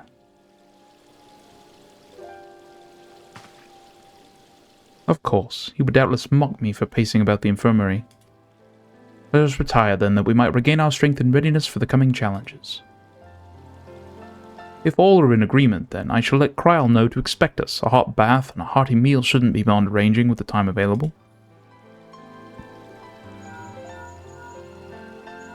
Womp, womp, womp. Womp, womp, womp. It will be good to be home. I have some thinking to do.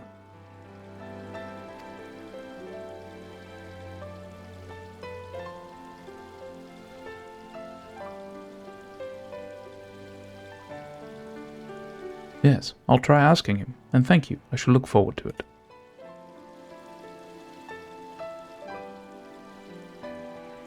Our comrades eagerly await our return, and Kryal in particular has a few matters she is keen to discuss, one of which concerns you, Estinian, believe it or not. You will join us, won't you?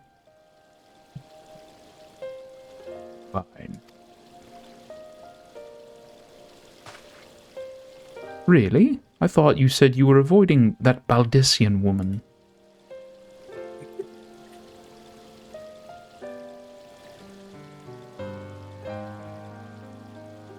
If I refused, she would only pursue me.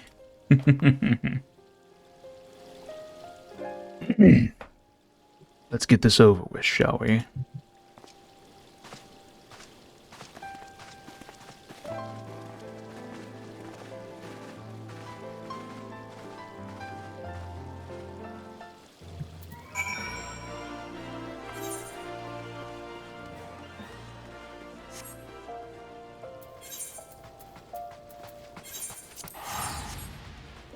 Pray return to the Rising Stones.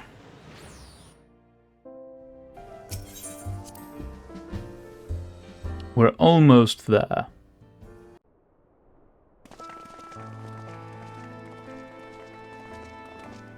Welcome. I expect you must all be exhausted. Ere you take your rest, however, I would beg a moment of your time. Thanks to Ironvold's selfless efforts, we may now be confident that we understand the function of the towers. But many questions remain regarding the reason for the summonings, and what lurks behind the looming edifice in Garlemald. Until such questions are answered, we will struggle to devise an effective strategy for thwarting the Telophoroi's stated aim. Nothing less than the destruction of this star. And so, given the gravity of the situation, I move that we petition the aid of Sharlayan. 'Tis possible the ancient knowledge preserved within our archives may hide a clue to our enemy's methods. But given Sharlayan's established policy of non-intervention, our former colleagues are not like to aid us in its discovery. Oh, I well remember what they're like. The Forum's barefaced refusal to assist you in the days prior to the calamity must rank as Sharlayan's most shameful act since the Exodus. But were the final days to be reenacted, it would spell doom for us all. Surely even they cannot turn a blind eye to that. I trust we are all of the same mind on this matter. Urgent as it seemed, I took the liberty of petitioning the Alliance for leave to act as Eorzea's emissary, and have since received their blessing. I presume your role as a student of Baldessian will carry some weight with the Forum? One can but hope. If truth be told, our organization has been a shadow of its former self ever since the disappearance of the Isle of Val. But the name does still retain some degree of prestige. I only pray it will be enough. If there are no objections, I shall depart for Sharlayan at once. But before I do, I should also mention the other matter to which I would devote some time during my stay. After hearing what transpired in the first, I began to question the true nature of Hydaelyn's blessing. A topic I have discussed at some length with Y'shtola. We were wondering, when was the last time Hydaelyn spoke to you directly?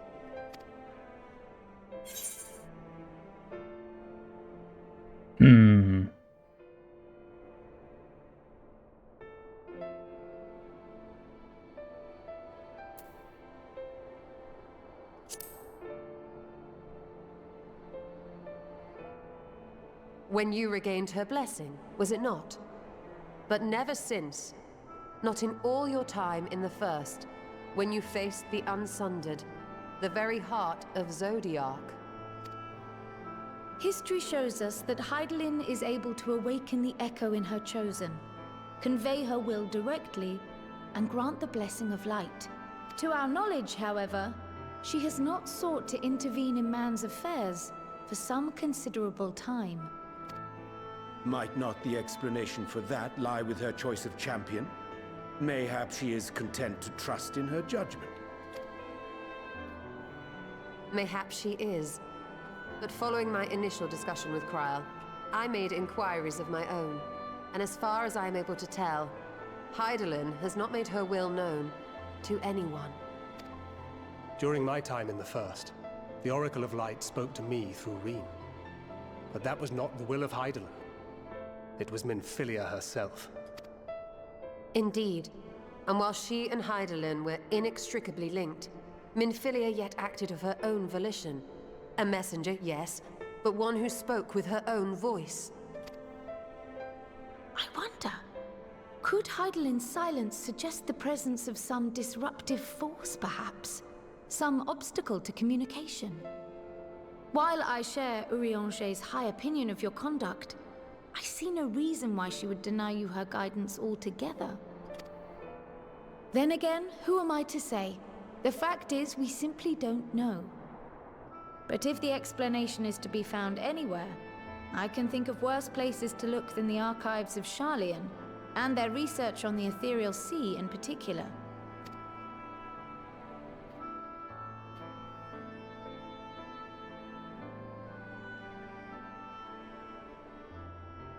Resolved though I am to go, believe me when I say that I take no pleasure in the thought of leaving you a member short. Now, of all times. Estinian, we stand on the eve of a struggle that will decide the fate of this star. One in which we Scions may play a telling part, yet we are but few in number. And so I must... What are you doing over there? Will you join us?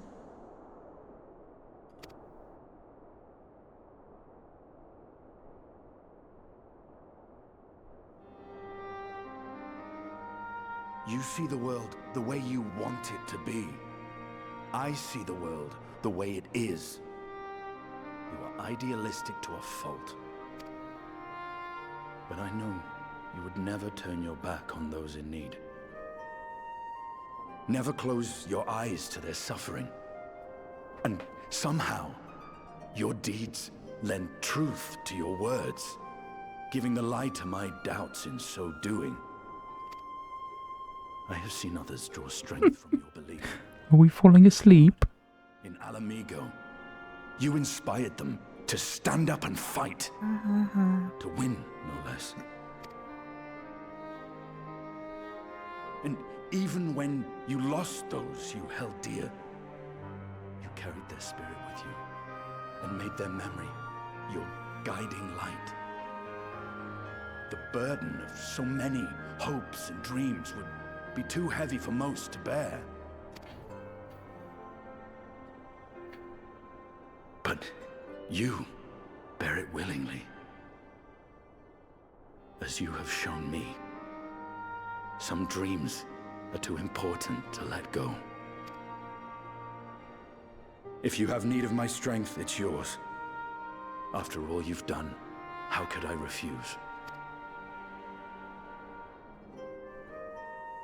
Thank you, Estinian. Whatever challenges await us, I shall not falter. You have my word.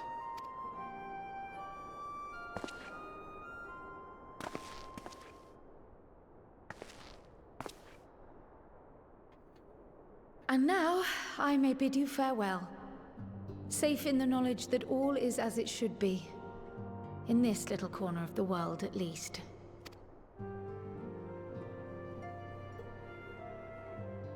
You will be sorely missed. Tread warily in Sharlayan, and do try not to let the Forum embroil you in their politics. A forlorn hope, I know, given the individuals involved. I shall do my very best. Farewell.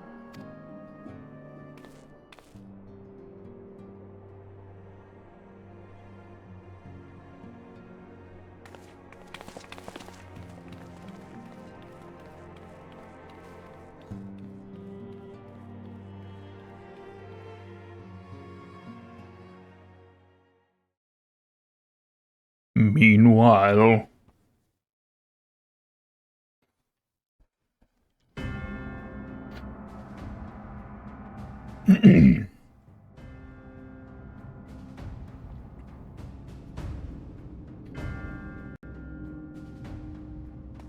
Xenos has been trying out all the jobs.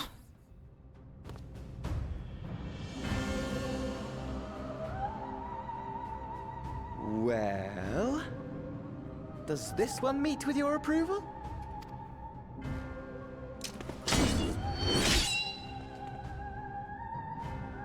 Apparently not. Or could it be that you're still upset about the dragons? You are unwise to remind me of so costly a failure.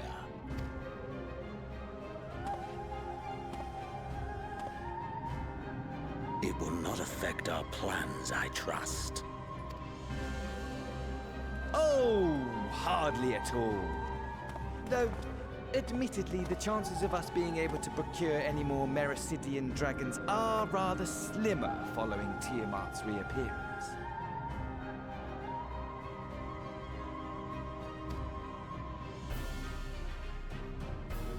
Oh, but the seeds have been sown, my lord. We have only to wait for them to quicken. Speaking of preparations, is it safe to assume that you will be ready to control you-know-what? The hour draws nigh. This nation, forged for Asian ends, will finally prove its worth. A mighty empire, now no more than an instrument of this star's destruction. What a pleasure it will be to put it to use. Which brings me back to our earlier topic. My lord, while I appreciate that it is not an easy decision, it really is past time you chose your weapon. There is one that I have been meaning to test. For Endwalker, but will they show it? Not quite what I was expecting, though I will say, it does seem rather apt.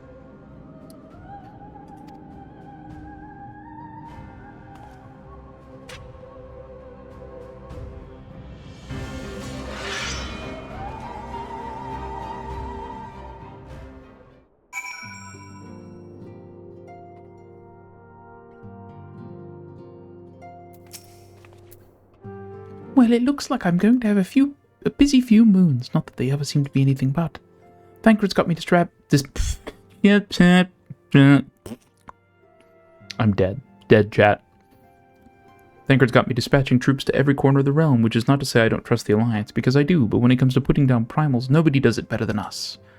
Well, than you lot, more accurately. You won't catch me trading blows with the primal in the near future, but for every fell fiend you vanquish, there's countless meals to arrange, baths to fill, sheets to wash, stores to replenish, and the list goes on. Which is where I come in, and gladly, mind you. It's the least I can do to support the scions who risk life and limb, like poor Arnvold. I wish there was something we could do for him, but we'll just have to settle for saying the odd prayer and keeping a roof over our heads. It wouldn't do to have him come back to a complete shambles, now would it? But that's enough of my rambling. Off you go and get some rest. If there are any developments, I promise you'll be the first to know.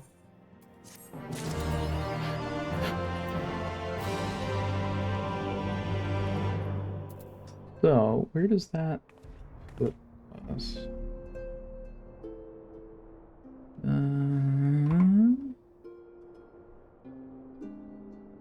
Okay. I thought so. It was just I don't know why the thing went to the question marks. What thing went to the question marks? The next main scenario thing up in the corner. Oh, yeah. Alize can tell you are itching to take the fight to the Telophoroi.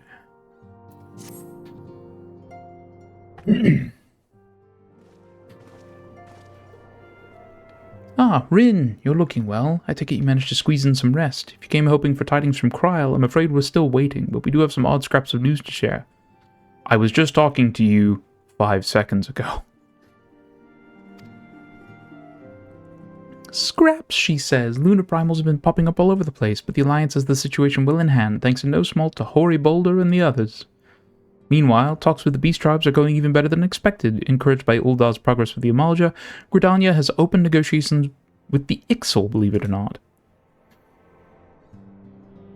All of which is obviously very encouraging, but with the Telophoroi still out there, it's not as if we can afford to lower our guard.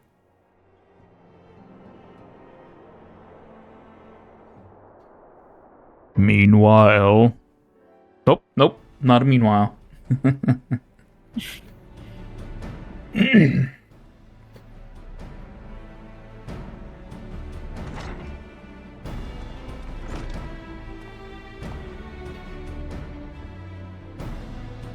Begging your pardon, but I come bearing an invitation from the Alliance.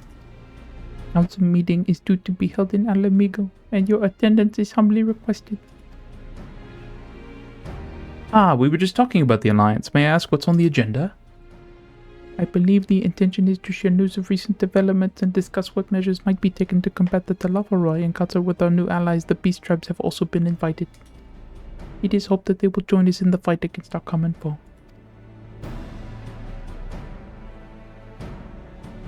So, the Alliance would bring all of the Beast Tribes into the fold at a single stroke, an ambitious plan given the delicacy of the negotiations, but mayhap an expedient one considering the threat we face. Indeed, my lady, and for that part I am told the Beast Tribes have agreed to attend. If the Scions too are present, all of Eorzea will be represented. What is going on over there? I see your model going crazy. You need to stand up for me, but then you're so cute. To arrange such a meeting must have been quite an undertaking, not only diplomatically but practically. Pray inform the Alliance that we would be honored to participate. We shall make for Alamigo without delay. Then I will bear your answer thither with all haste. We look forward to receiving you at the Royal Palace.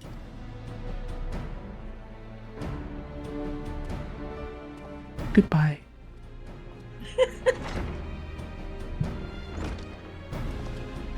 Well, now that we've accepted the invitation, who exactly is going to attend? I move that you and your Stola lead our contingent. Given how long you've worked in summoning, it is only right that you be present for what promises to be a historic moment. I think we've all played our part in that little endeavor, don't you, Rin?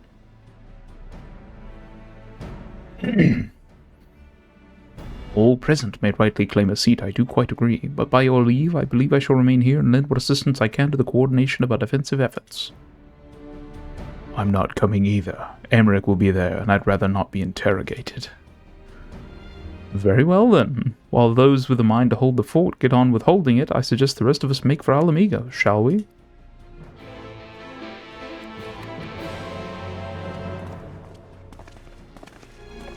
This game is one heck of a long movie. It's already 10 o'clock.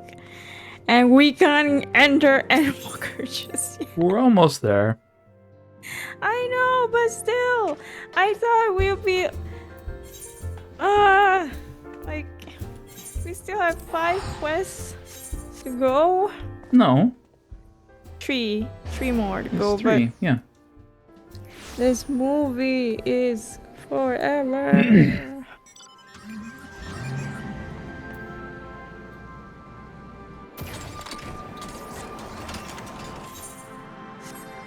I apologize for my very bad English. What bad English? You're doing just fine.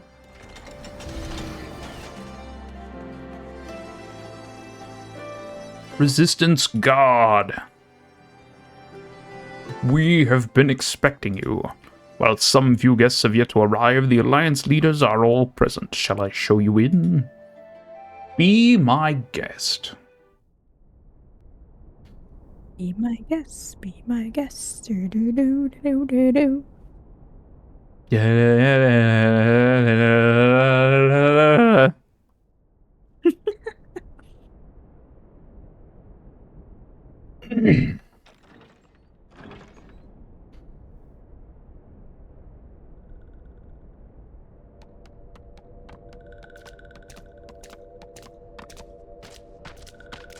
No, B stripes are here now. Well, not all of them. Esteemed guests, you honor us with your presence. As there is much to discuss, let us begin. Information on our taken brethren you have, yes? Hear it we would!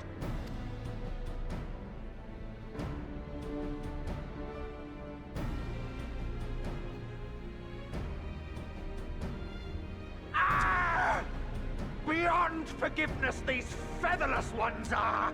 With rivers of blood shall they pay! Freed our people must be! We too would see your kin liberated. But ere we attempt their rescue, we must first find a means to negate the risk of tempering. Without that, we will be unable even to approach the towers, let alone contend with their defenders. If all else fails, I've always found cannonballs quite effective. And what of the prisoners? Would you see them slaughtered? Think for a moment. Ponder, consider, think. If Merlwyb truly intended to bombard the towers, she would have done so by now. Remember, we came here to find a solution together, did we not? Then why did she suggest it? Why did she say that? Y'shtola spoke of defenders. I but offered a means to clear a path, should you require it. Given the enemy's capabilities, we will all need to play our part if we are to have any chance of success. For if any here should give less than their best, it will be to the cost of every living being on this star. A paragon, the Empire, our very gods. How can we hope to prevail against such odds? Please, I ate 2 gods for breakfast this morning. They were delicious. Formidable, none would deny. But our strengths are many and varied. In this chamber, I see masters of strategy, masters of magic, masters of the land, the air, and the sea. And together, there is nothing in creation we cannot overcome. Well spoken, sir. Well spoken.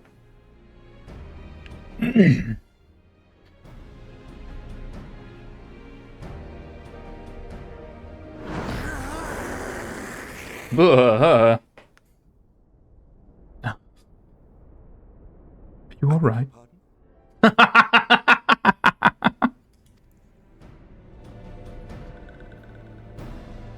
What is it, Soulwalker? Do not express your passion thus. No, we don't.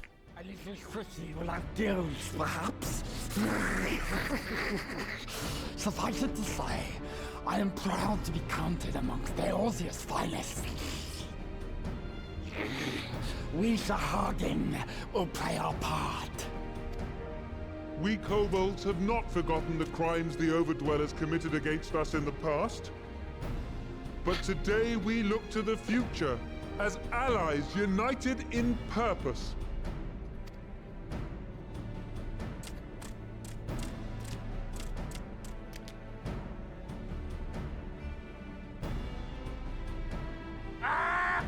Make mock of the Ixal the Paragon does! Turns kin into puppets! Pits brother against brother! Free them from his grasp, we shall!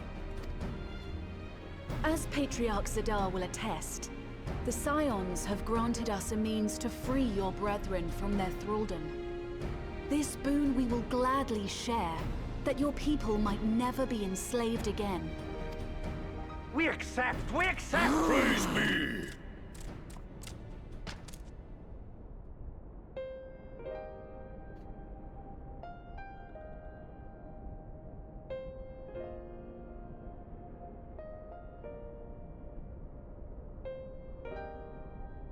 It's taken a while, but I do believe we might be one step closer to a world without primals. Would that Minfilia were here to see it.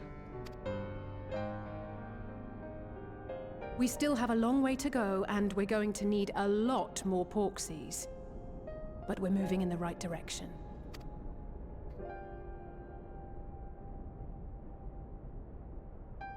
If I may have your attention, there is one other point I would like to raise. As we can all agree, freeing those held captive must take precedence over every other concern. But experience has taught us that none save those with the capacity to resist tempering can hope to enter the towers unscathed. And even once inside, a still greater threat may yet await them, that which we call a primal. Needless to say, if we are to succeed, engaging with such foes can only ever be considered a last resort. And so I move that we seek to prevent them from being summoned in the first place. Yes! Both prayer and ether are needed for the ritual. Should either one be denied, the summoning would fail. Indeed. And so we must endeavor to discover the source of the ether on which the process depends. Do so, and it may present a way to halt the summonings, or perhaps even neutralize the towers entirely. A promising proposal. While you are conducting your investigations, however, we will need to remain vigilant, lest the Telophoroi commit further abductions and summon primals ere we have the means to prevent them. To stand a better chance of keeping our enemy at bay, we would do well to coordinate our defensive efforts, sending reinforcements to assist our neighbors when needed. We Amalja would have been overwhelmed were it not for our newfound allies. But say the word, and we shall come.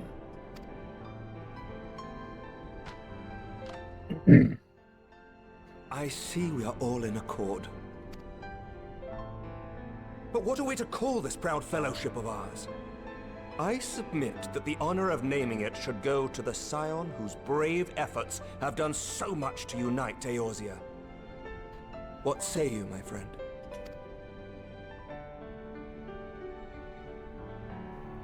I'm not ready. I would call it... One moment, please. The Grand Company of Eorzea. But that's the name A fine choice, for there is none here who does not love Eorzea. Aye, in that we shall ever be united. United in our gratitude for the realm that gave us life.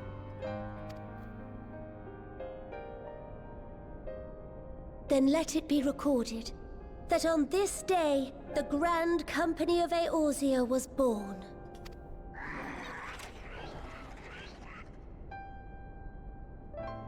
Why is Lise over there pounding her fist into the table?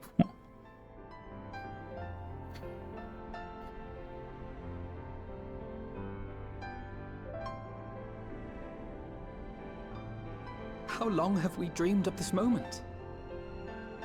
And now that it's here, Oh, forgive me. Might we speak outside?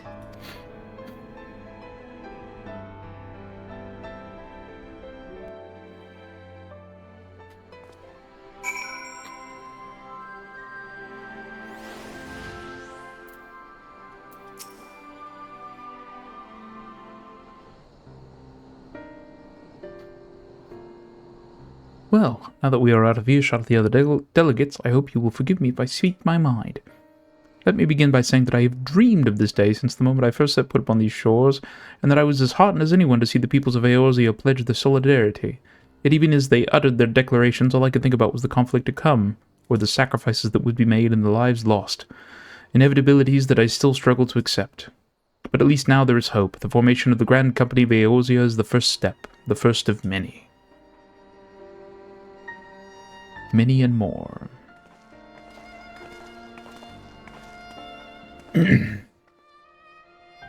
Elder Seedseer, how might we be of service? I seek Master Alphino's assistance in a matter involving Gridania's neighbors, the Sylphs. I know that you and yours have long kept a weather eye upon the crystal trade, the better to predict the coming of primals, and so you will be familiar with the Sylphs of the Ashcrown Consortium. Through their dealings, they have cultivated relations not only with the city-states, but many other communities besides. Communities such as the Beast Tribes. Just so, it is our hope that we may make use of the Sylphs' established lines of communication to coordinate the efforts of our new fellowship. Yet there remain certain practical differences between a trade consortium and a grand company. If the Sylphs are to perform their task effectively, they will require the counsel of one versed in the operational aspects of an armed force. An armed force founded with the self-same goal in mind, no less.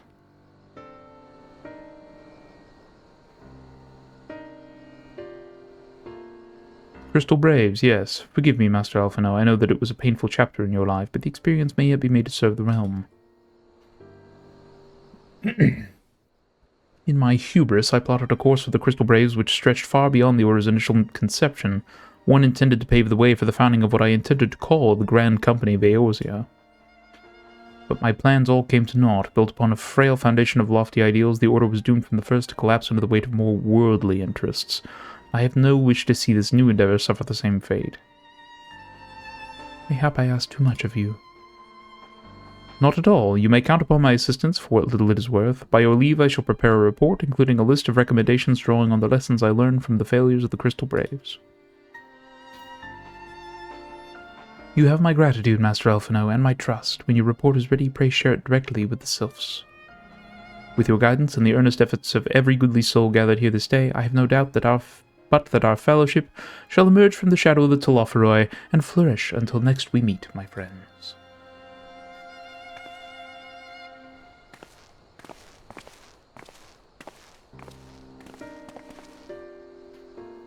Before committing anything to writing, there are a number of people whose thoughts I should like to hear. Former Braves, you understand. Might you join me in seeking them out? I can't think of an excuse not to, so yeah, as if you have to ask. Thank you. As someone who witnessed the Order's rise and fall, yours would be a reassuring presence. I'll join you. If you're planning to canvass the opinions of your former comrades, it will be a lot quicker if we share the task of questioning them.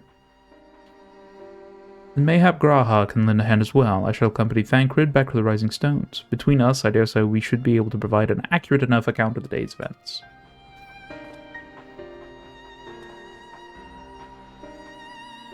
We should be glad of your company, Graha. I shall explain the details on the way.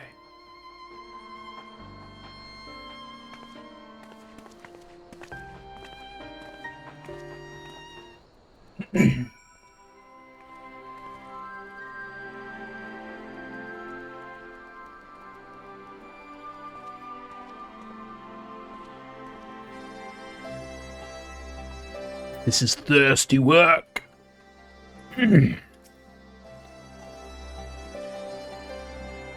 So what's the plan, brother mine? Before discussing the task at hand, I should probably admit that the report I proposed is largely written.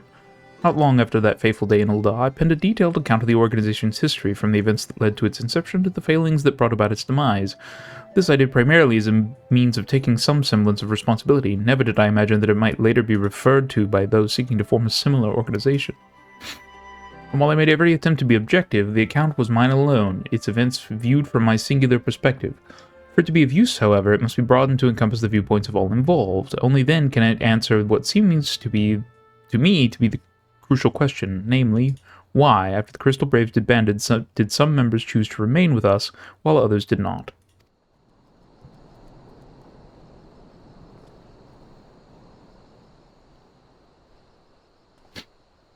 I see. You think the answer will tell us something about the nature of the ties that bind our new Grand Company together, and that this knowledge might help us to prevent it from falling apart when those bonds are inevitably tested.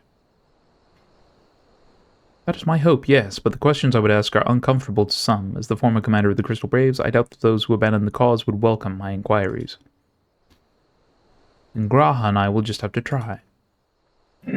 Meanwhile, the two of you can talk to the ones who kept the faith. Fine suggestion. Have care, however. Certain of my former comrades are of questionable character. So keep your wits about you, and let us reconvene in Gridania later on.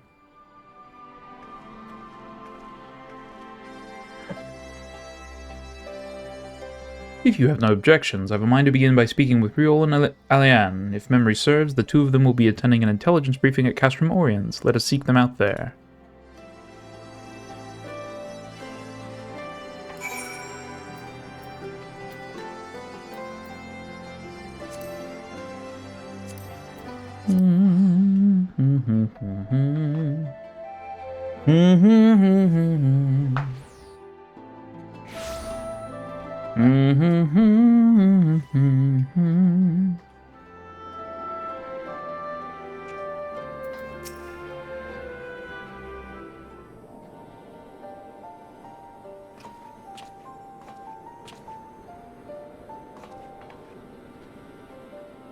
Look who it is. And what brings you two here? Wouldn't have anything to do with the big meeting, would it?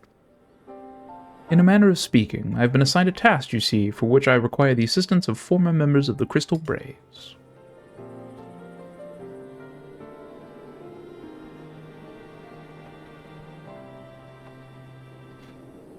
So you want to know why we decided to stick with the science, eh? Ain't an easy thing to put into words, that.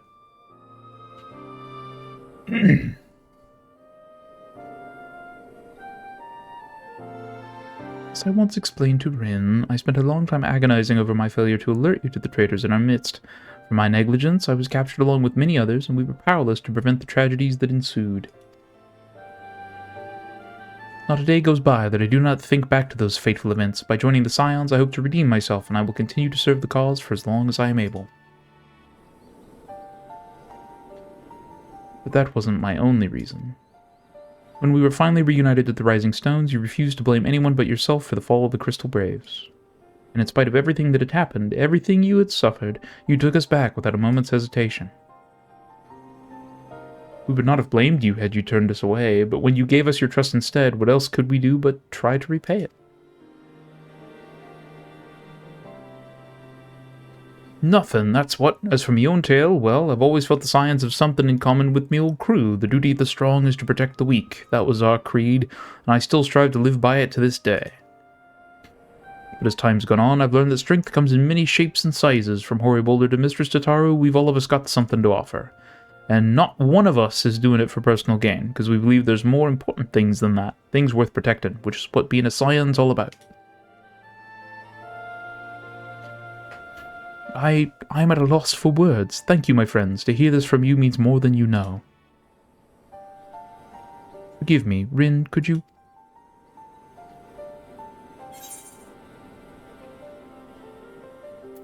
give us your thoughts on the Crystal Braves?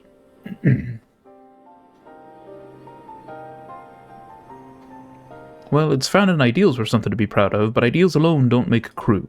For every swab who signed up with good intentions, there was another who was only in it for the coin, the glory, or both. Ours was quite a disparate band, and while I will never forgive Ilberd, the fact that we managed to function at all was thanks in large part to his efforts.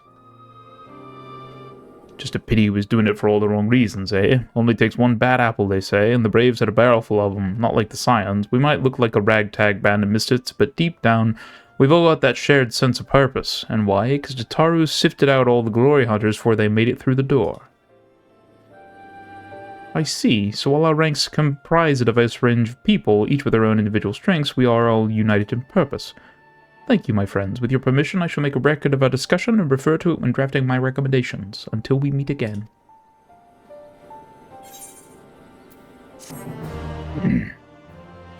Whoo! One step closer.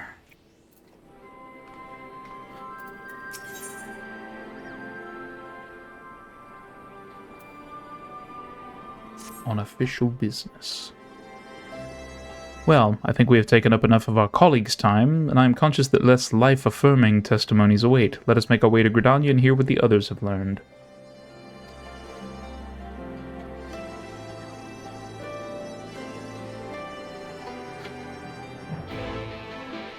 Da-na-na-na.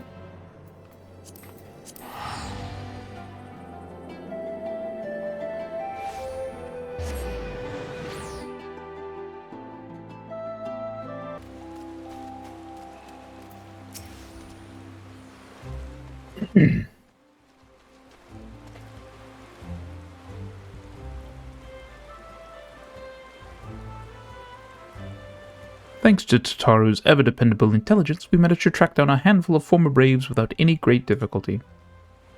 Some were forthright, others less so, but we heard enough to form a picture. I must warn you, Alphino, some of their comments were harsh. I can well imagine, but their opinions are no less vital to my report. I seek the unvarnished truth.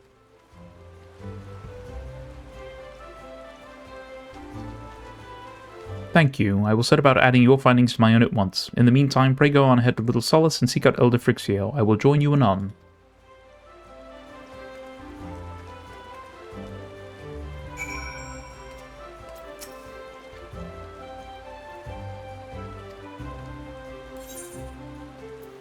To the East Shroud!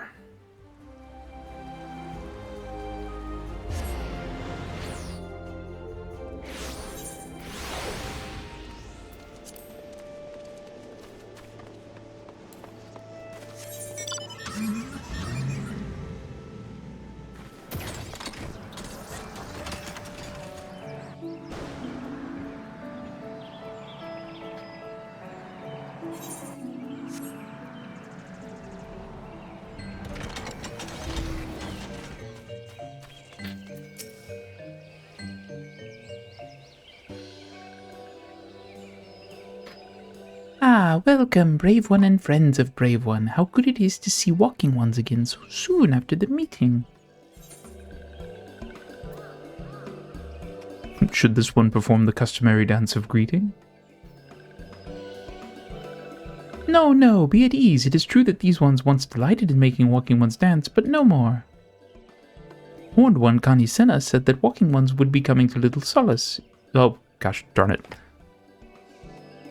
Accidentally clicked. That is heartening to hear, Elder. It will require all ones to work in unison to stop the Telophoroi. These ones will try very hard, of course, but in matters of war, these ones have little experience. Any advice Walking Ones can provide would be most welcome. Oh, another pretty silver-haired one, and in quite a hurry, it seems. Alize, you must come quickly. Whatever's the matter, Alphino, don't tell me you couldn't read my handwriting. What? No! A Twin Adder officer accosted me as I was about to set out. Charlian has sent an envoy who's due to arrive in Gridania at any moment. An envoy? Could it be that Kryl has managed to sway the Forum? We shall know soon enough, but there is more. The envoy has requested that the two of us attend the audience with the Elder Seedseer. Really? I can see why they might want Scions to be present, but us specifically? Wait. It isn't who I think it is.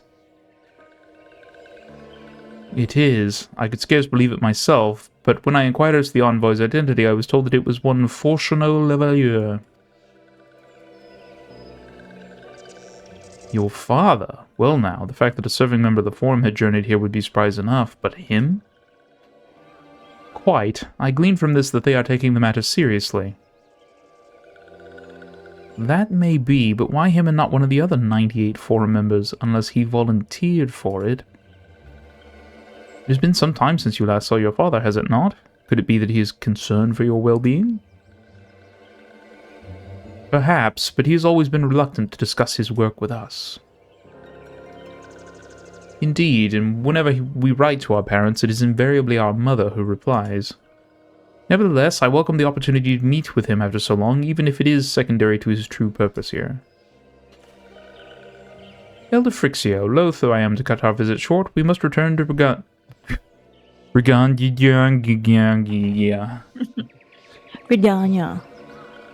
Gridania. Pray accept my apologies along with my report.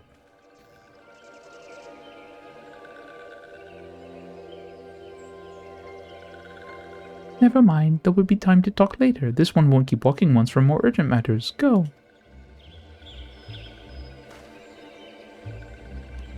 The audience will be held at the Lotus Stand, where the Elder Seedseer awaits even now. Let us be on our way.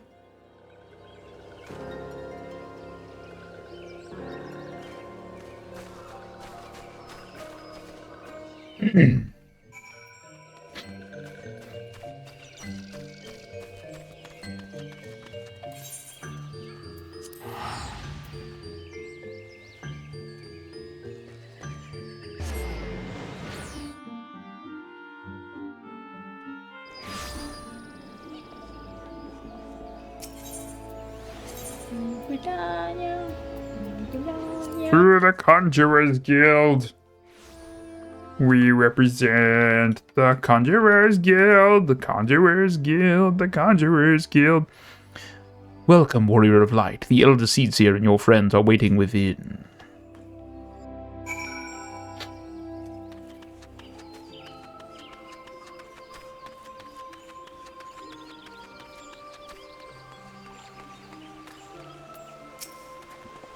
My friends, I thank you all for coming so swiftly. Word of Master Fortuno's visit took us quite by surprise. When the Alliance granted Mr. Scryle permission to request Charlian's aid, we did not anticipate so prompt a reply, much less that it would be delivered by a member of the Forum. What the nature of that reply may be, we shall soon discover.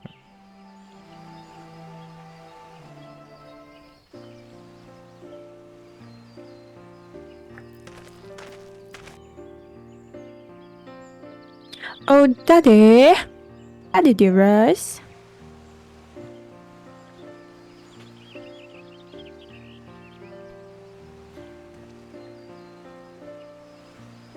Daddy, daddy, daddy, daddy, daddy. Elder Seedseer. You okay? Thank you for granting me this audience. Ah. I am Fortuno Levea, here in my capacity as representative of the Forum. It is I who should thank you, Master Fortuno, for journeying so far and so swiftly. Would that our first meeting could have been under happier circumstances. Excuse me. It has been too long, Father. You look well. As do you both. Ameliance will be glad to hear that you are taking care of yourselves. How is Mother? She misses you terribly, of course, but is otherwise a picture of health.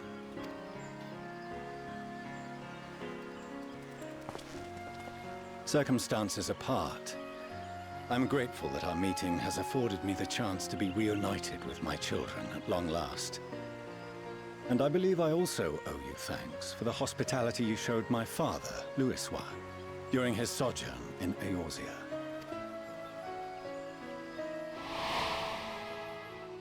All thanks we owe to him. In the days prior to the 7th Umbral Calamity, it was your father's tireless efforts which granted us a means to vanquish the Primals. Were it not for him, our strength would have been quite spent by the time the Empire arrived. That Gridania still stands is in large part his achievement. He was a great man.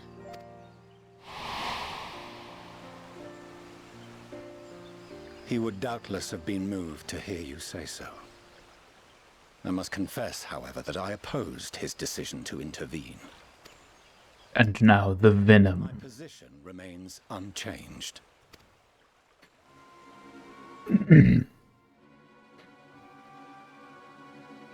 To chart the course of history, not to change it. I am familiar with the Sharlayan stance. It is more than that. It is our way of life, who we are. But I came here not to deliver a lecture, but the Forum's answer to your request. Sharlayan will under no circumstances intervene in the conflict between Eorzea and the Garlean Empire.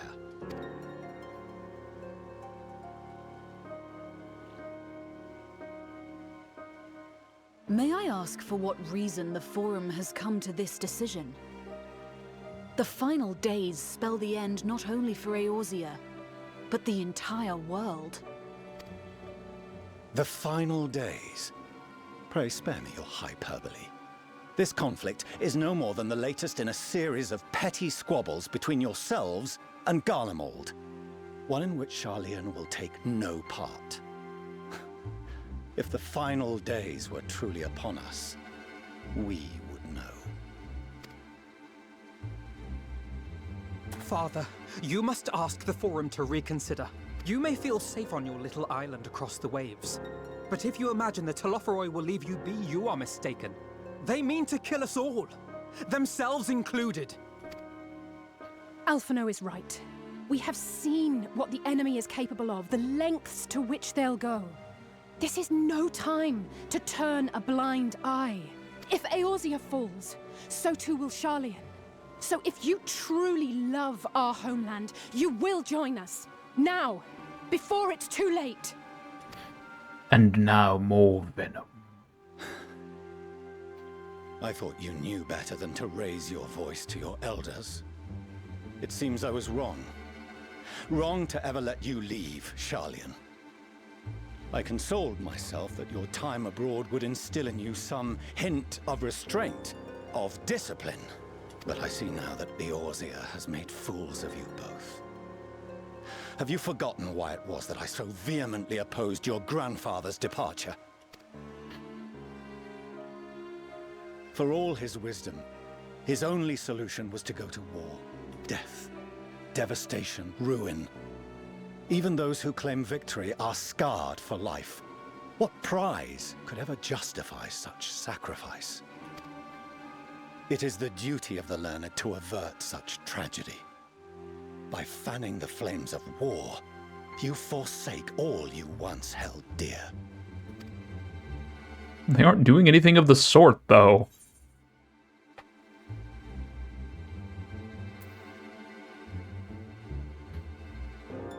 To ignore the plight of those one might conceivably save is not wisdom, it is indolence.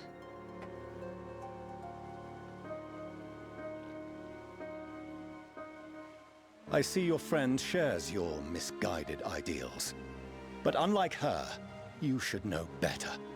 By espousing such barbaric notions, you subvert the teachings of Sharlayan and place all we have worked for in jeopardy. Alphino, Alisaie, as of this moment, you shall no longer bear the name of Leveilleur. What? Father.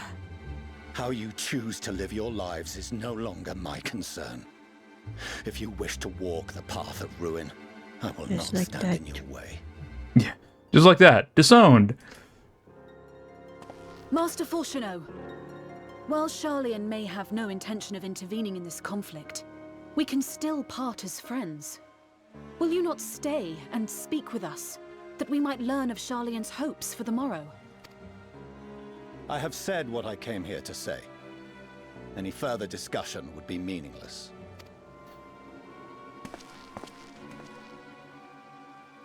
Father! Wait! Don't bother, Alisaie! How can you stand there and watch him walk away? How can you let this happen?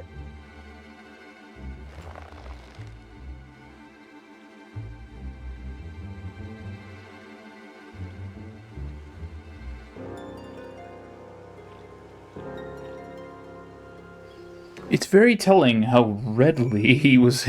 It's like, oh yes, I'm here to speak nice and whatever. Oh, you've said a bad thing. How dare you? You are not my children anymore. Like, what the hell?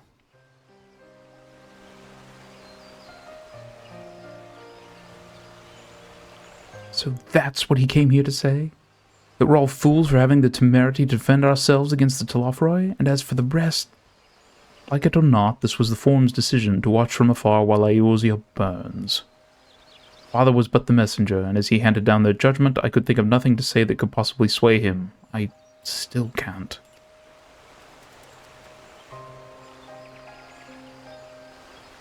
To have prolonged the discussion would have changed little, for it is not only Master Fortuner who must be persuaded, but the Forum as a whole. The decision was made ere your father crossed the sea. Nor is it like to be changed, and so we shall face the Telophoroi without their aid. Forgive me, but if they had no intention of helping us, then why would they go to the trouble of sending an envoy in the first place? Why did they not simply keep their counsel as they are wont to do?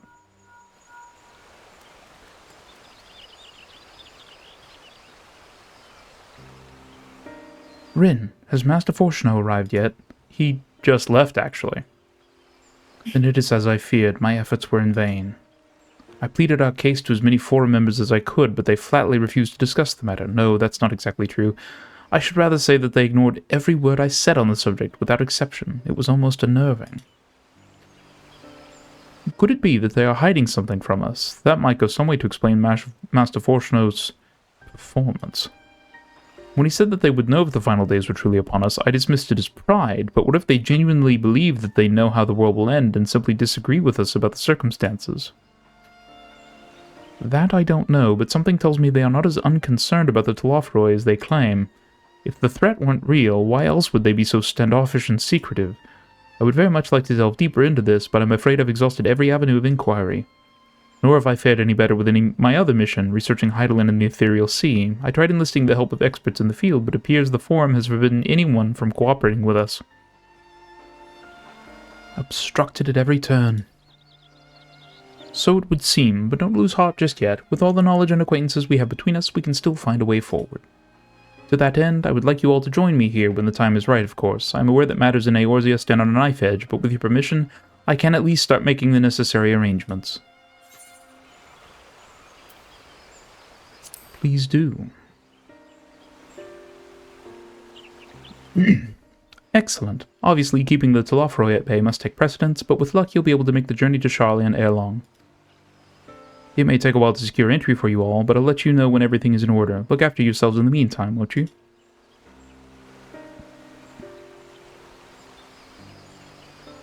Your speculations give me cause to hope, yet if these seeds will bear fruit I cannot say. While it is possible the Sharlayans hide some secret truth from us, there can be no certainty that its exposure will prompt in them a change of heart, and so for the present we must needs confront the plight in which we find ourselves. The Forum has refused our request for aid, and it falls to us alone to contend with the Telophoroi. Even with all of Eorzea standing united, there is no guarantee that we will prevail. What does Sharlayan intend to do if we fail?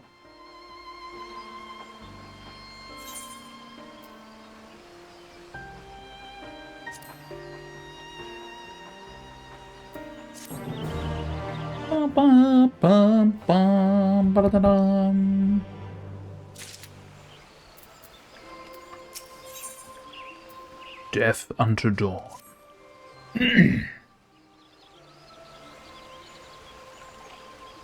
While Sharlayan's stance is indeed disappointing, we cannot allow ourselves to be distracted from the challenge before us. There is much and more to be done.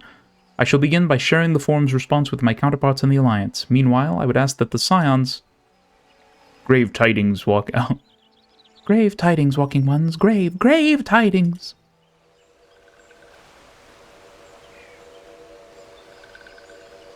Calm yourself, my gentle friend. What has occurred? These ones who went to see Feathered Ones send terrible news. Destroying Ones have appeared in Zelphatal. Destroying Ones and captured ones and even frightful godly ones. Feathered Ones didn't stand a chance and were sent flapping and squawking. When did this happen? Is it too late to help them? Too late, yes, much too late. But luckily, destroying ones were only passing through and continued on west. Feathered ones who did not fight were left unharmed. West. That would be Kurthus.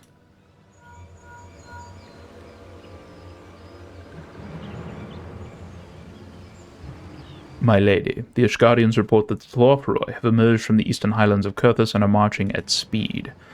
Though their purpose has yet to be determined, the Cotonou Flats would seem their most likely destination. Lord Emmerich has already dispatched his forces and requests our immediate support. Tell him he shall have it. The time has come for the Grand Company of Eorzea to prove its worth.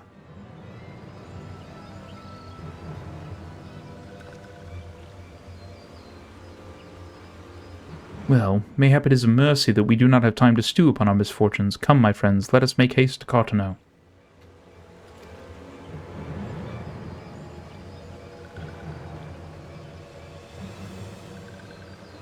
Wait! This one almost forgot. Destroying ones were said to be led by cackling robed one. This one must see that all walking ones know. Farewell!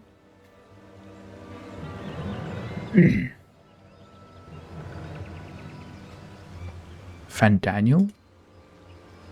Who else? It was only a matter of time before that grinning maniac showed himself again. I shall have an airship ready to bear you to Cotonou. Pray see to your preparations and report to the landing with all haste. At once, my lady. Let us away.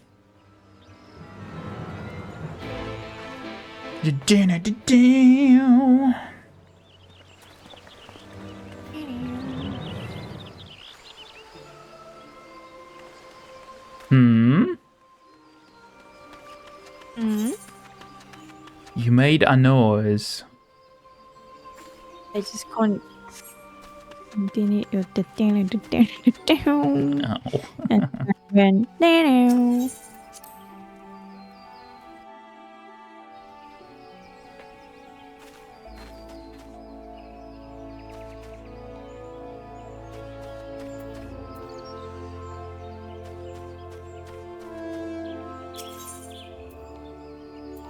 Are you back outside? yeah, just go to the Yeah, the airship landing. yeah there.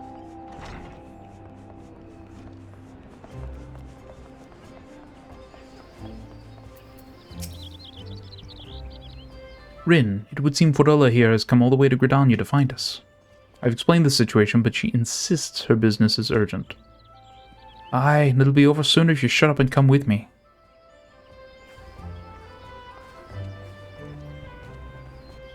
Ah, yes. The horribleness.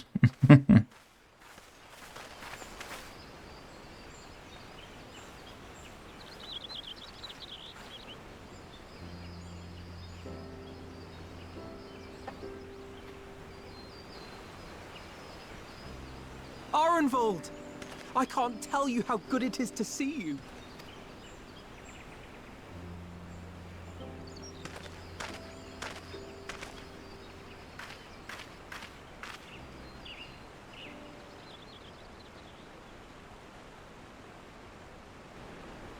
It arrived a lot sooner than expected, eh? The day I craned my neck up at you. Only because you're sitting down. Unless...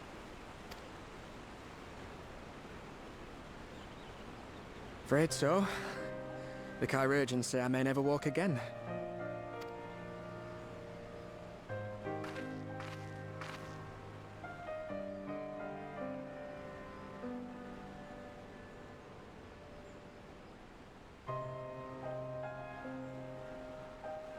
Come on, Alfino, it could be worse. Besides, I didn't come here to dampen the mood. Quite the opposite. All I've ever wanted was to fight for a cause I believe in. But my fighting days are over. So I want you to fight in my stead. Be the hero I can't.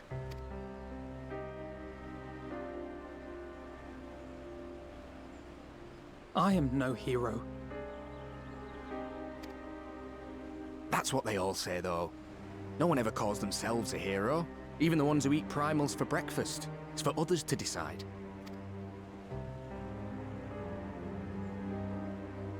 Alphino, you already are a hero. To me and countless others. We see you doing your damnedest to protect us all. And you're not alone, are you? There are people who believe in you, just as you believe in them.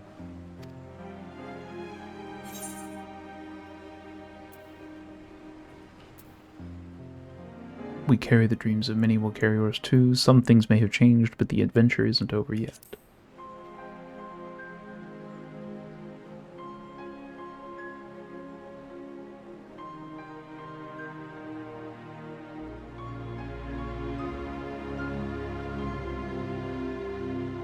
I know what's at stake, and how many people are depending on you. But I believe in you. Believe that you'll see it through. That's why I'm entrusting my dreams to you. Like Albert and Owley once entrusted their dreams to me.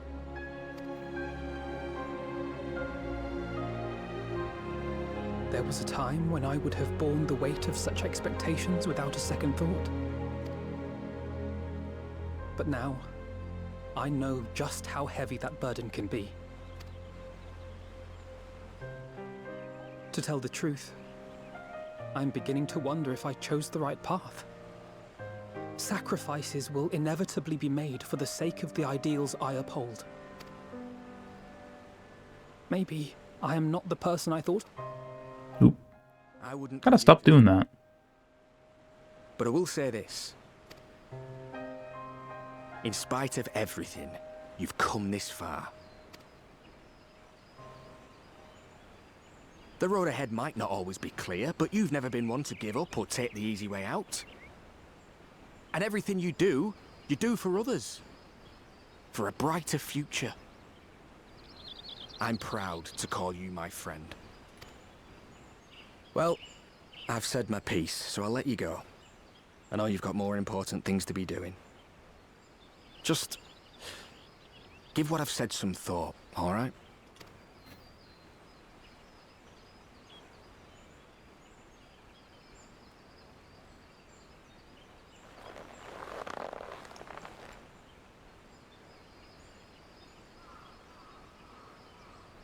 I shall, my friend. And we will meet again soon, I promise.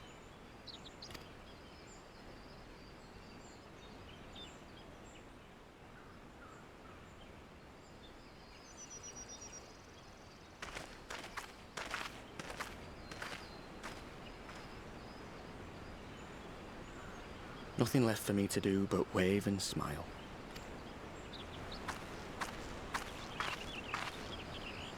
You've got a pretty narrow view of what it means to be a hero, do you know that?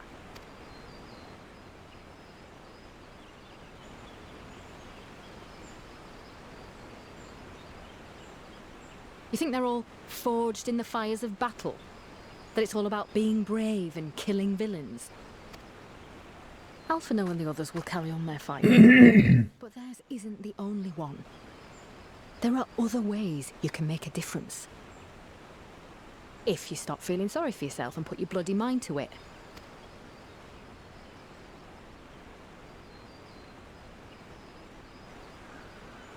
There's not much chance of me living the quiet life with you around, is there?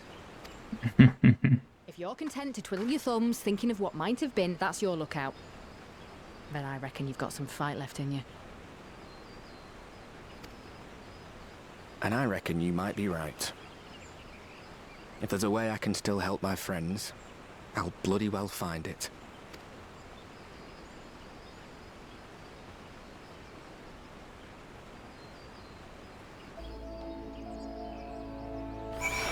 Makes me so mad that all my favorite characters always end up that way.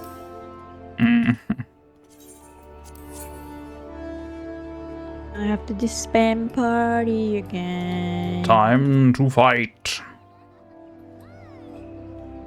You can tell me later what that was all about, but judging by the set of Alphino's jaw, it appears to have done him some good. Thancred and the others have already left the Rising Stones, and according to the communications officer, Amalgin Kobold forces are also bound for Cottonwood as we speak. They mean to keep the promise they made in Alamigo, and we must do the same by saving as many of their tempered kin as possible. Anyway, the airship is ready to depart. We should get going. Upon joining the battle at Cardinal, several cutscenes will play in sequence. It is recommended that you set aside sufficient time to participate in the battle and view these scenes in their entirety. Your progress through the battle will be saved at certain points. In the event that you are defeated, you will be able to try again from the most recent of these. Please note that if you enter battles associated with other quests or log out from the game, this progress will be lost. Okay. Let the movie begin. Ooh. Let's not hit that and knock it over.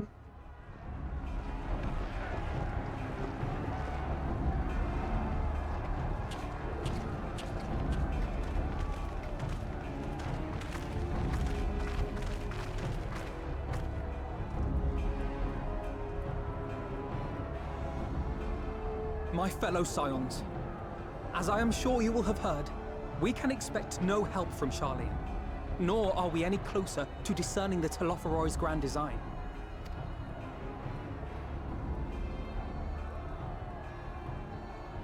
And now, our adversary moves against us in unprecedented numbers, compelling us to answer in kind. The outlook, in short, is bleak. Yet though our foes are many, and we but few, we may still tip the balance in Eorzea's favor. Of course. We will do what we always do. Deal with the ones our allies can't. A less than daunting prospect, judging by your expression. Could it be that you've dispelled your lingering doubts, Alphino?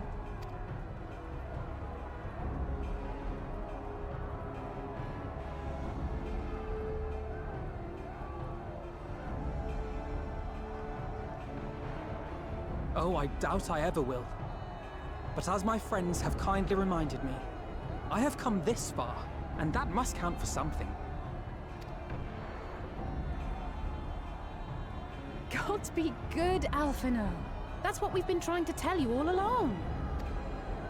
For one so bright, you can be remarkably dim at times. There is such a thing as overthinking, you know.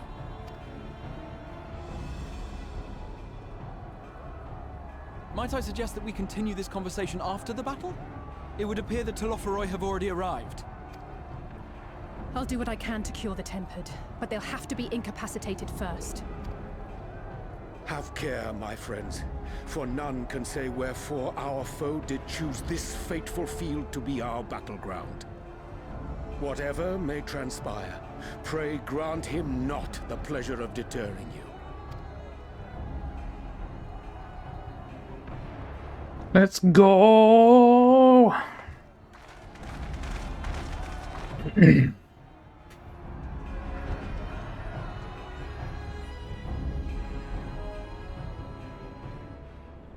Let's do it!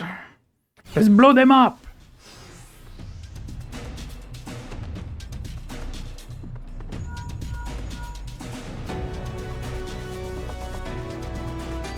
Listen well, friends, the Telophoroi are sweeping across Cartano.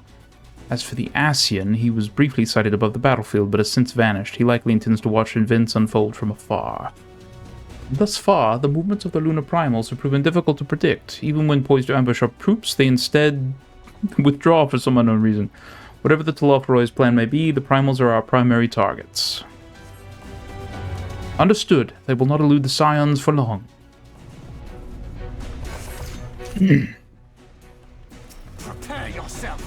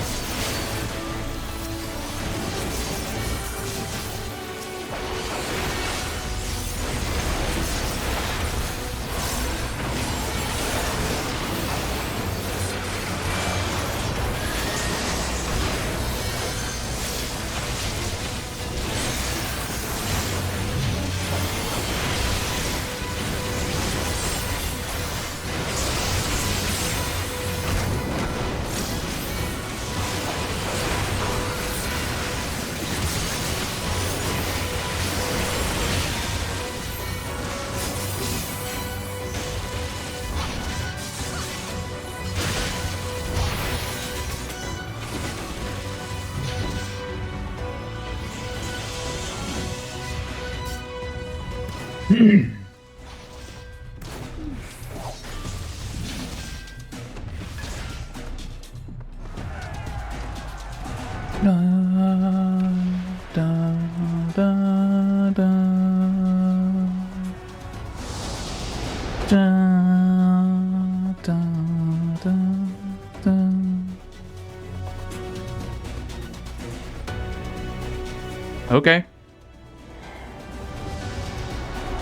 I get it. Although I didn't see the text at the bottom, so...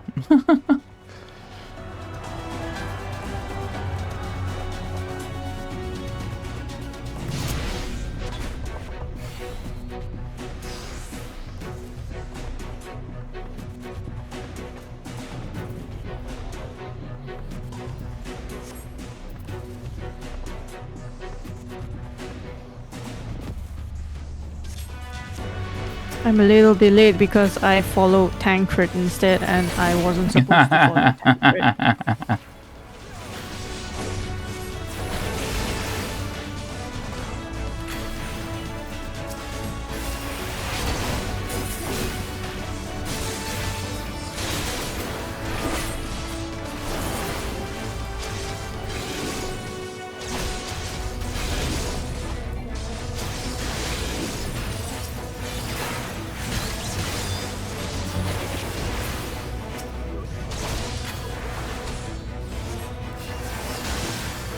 Allow me.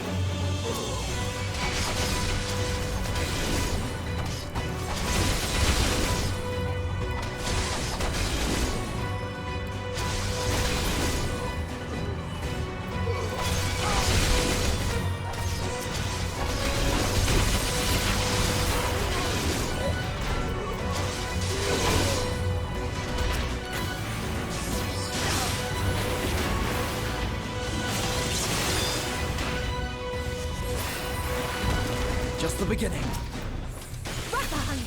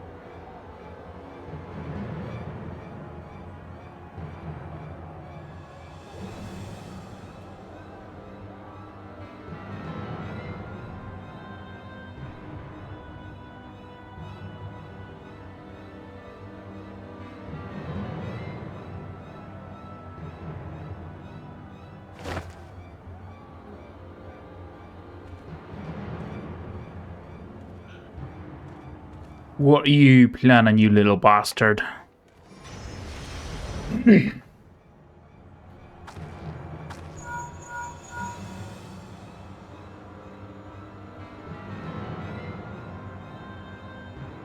you see that?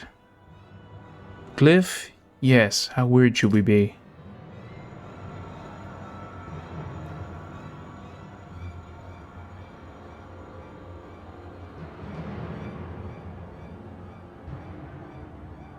Listen well and judge for yourself. Though I can see ethereal currents, I had not thoroughly examined those that flow through the heart of Carno. But now that I am here, things have become clear. The flats conceal an etheric confluence, like to the pillars of the Azim Steppe, but greater in scale, far greater.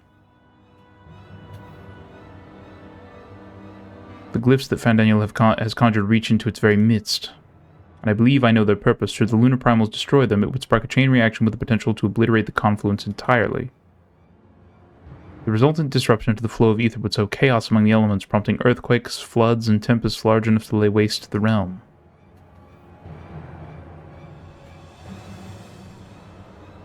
But it would go so far cometh as little surprise. We must needs protect the confluence at all costs.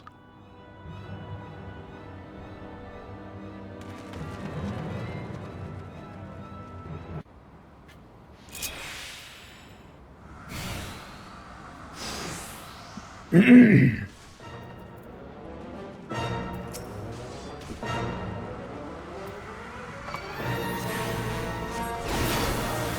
playing as Urianger.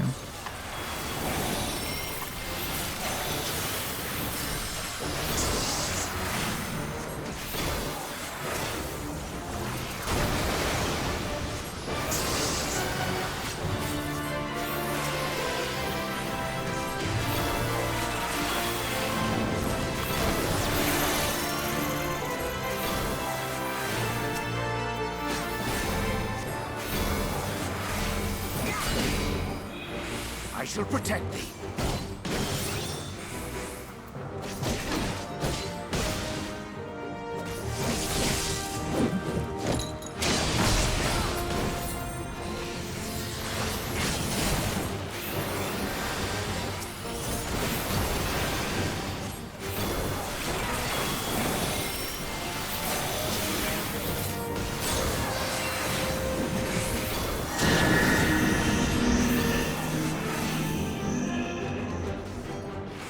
My turn.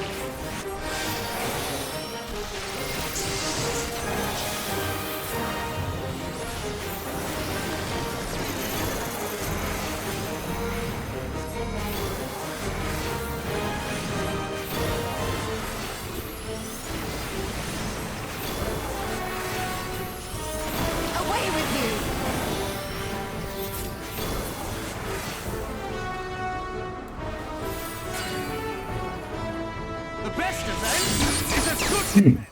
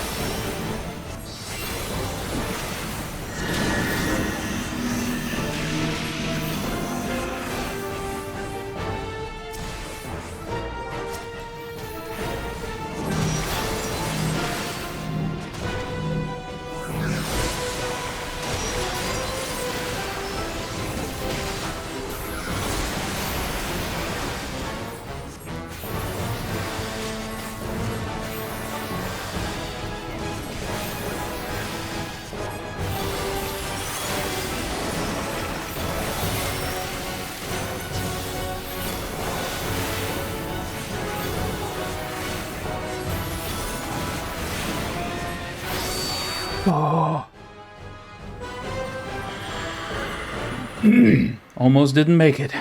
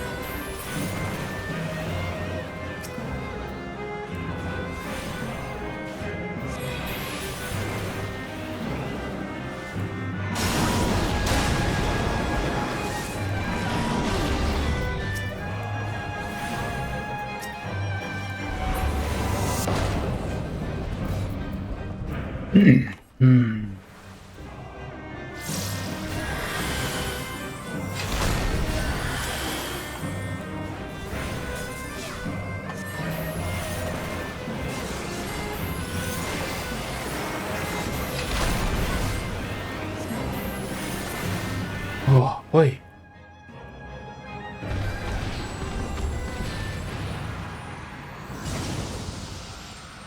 I blocked this entire section out of my brain. I don't remember doing this at all. Right. Maybe because you were so annoyed with playing other characters. You stand shoulder to shoulder with Alphino and Estinian. And I don't get to play as myself. Or maybe I do. I don't know.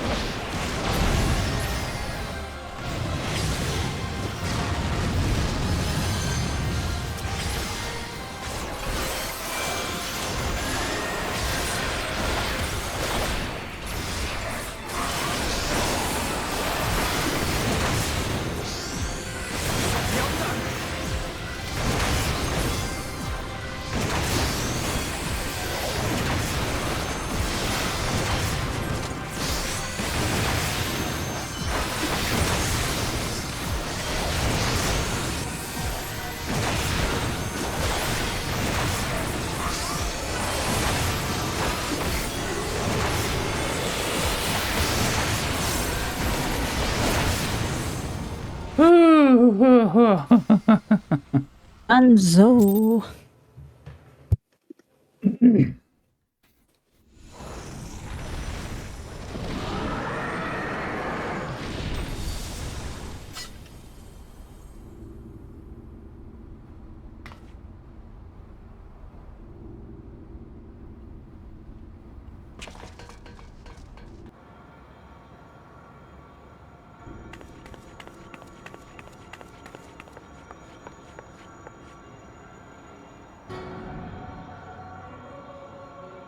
And thus another plan went up in smoke. I am beginning to see why Lord Xenos thinks so highly of you. I really wish he didn't think so highly of me. You understand, you have merely earned yourself a stay of execution.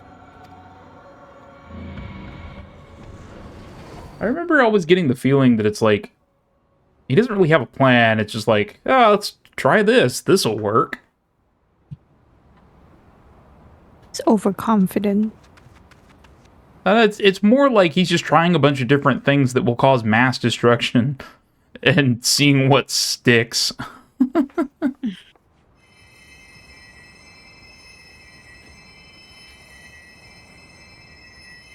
How else will he do it then?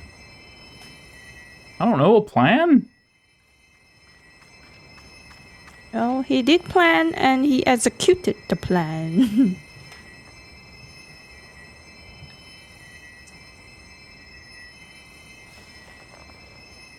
Glory be to Garlemald.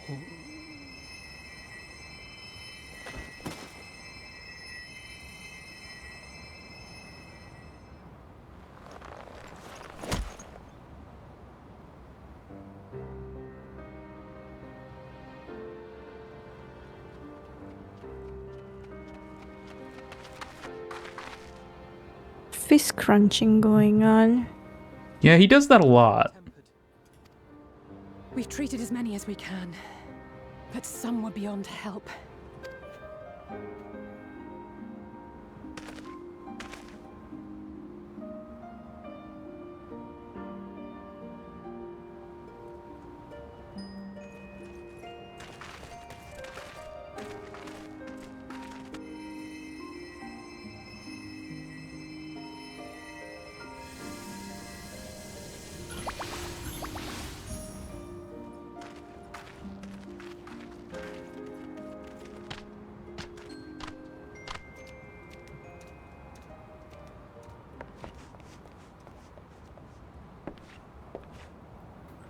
Do not hang your head so, brave scions.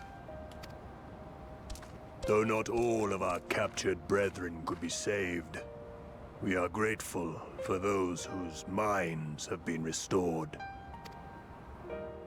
You could do no more, and that is enough. So please hold your heads high.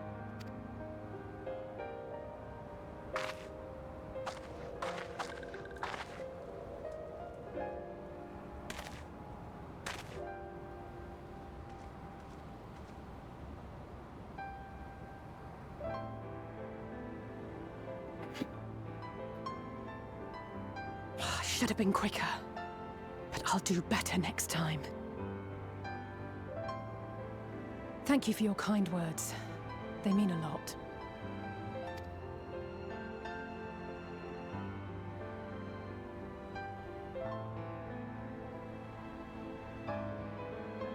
A victory at great cost, but a victory nonetheless.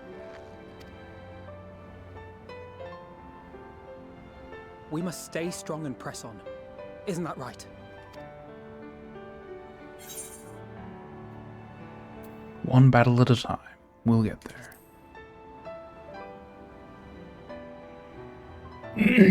That we will.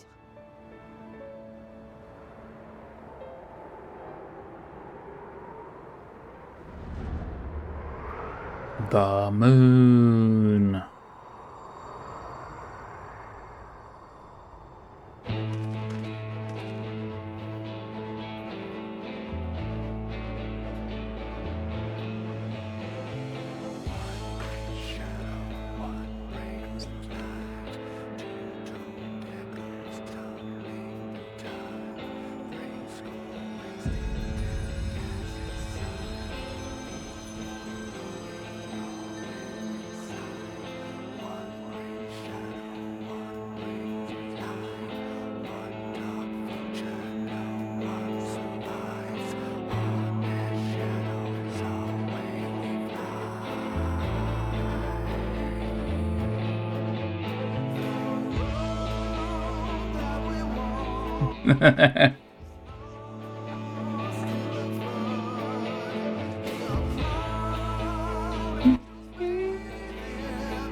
There we have it. The end of Shadowbringers. The best song capping the whole thing. I thought Alice was holding a rat phone.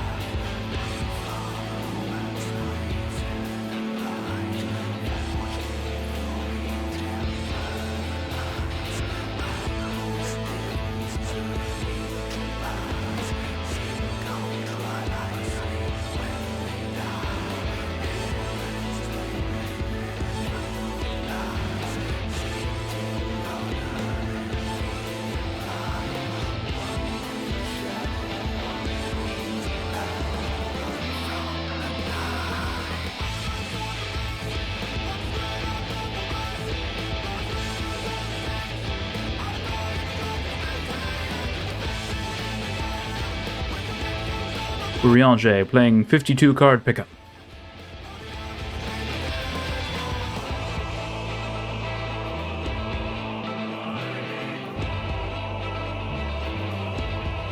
Riding home. Riding home.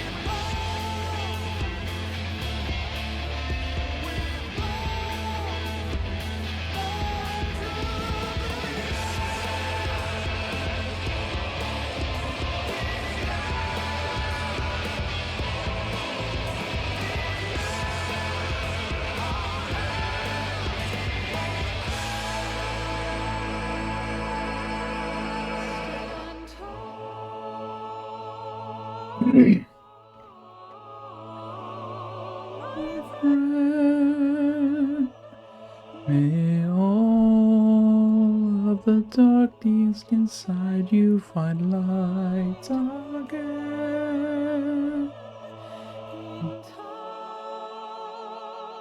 Tumble, turning, we make amends.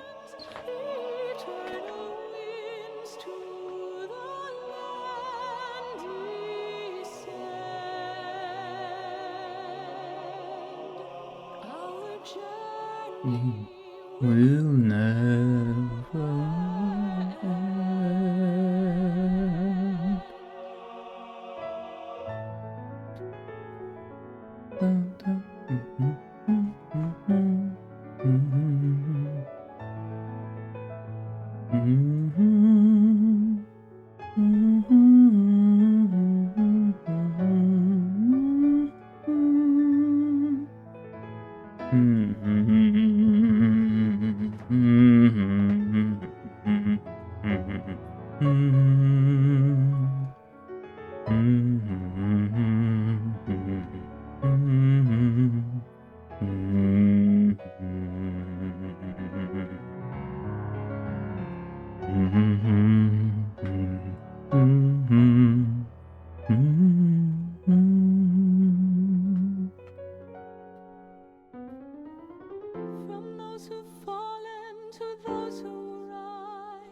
A prayer to keep us ever by your side. An undying promise that we just might carry on in a song.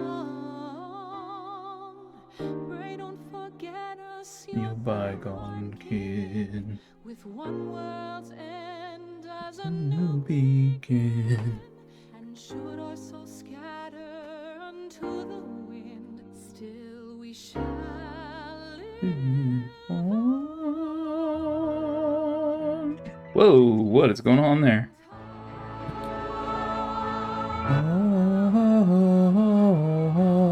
My friend,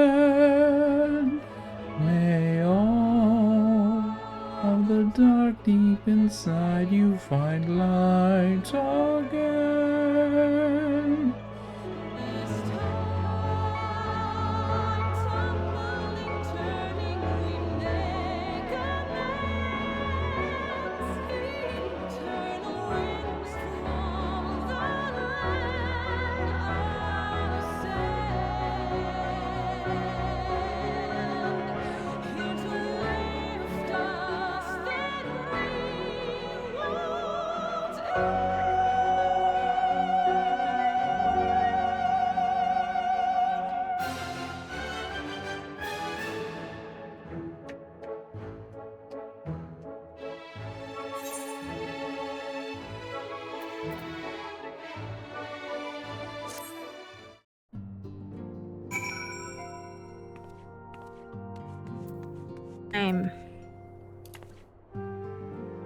Time to do the thing.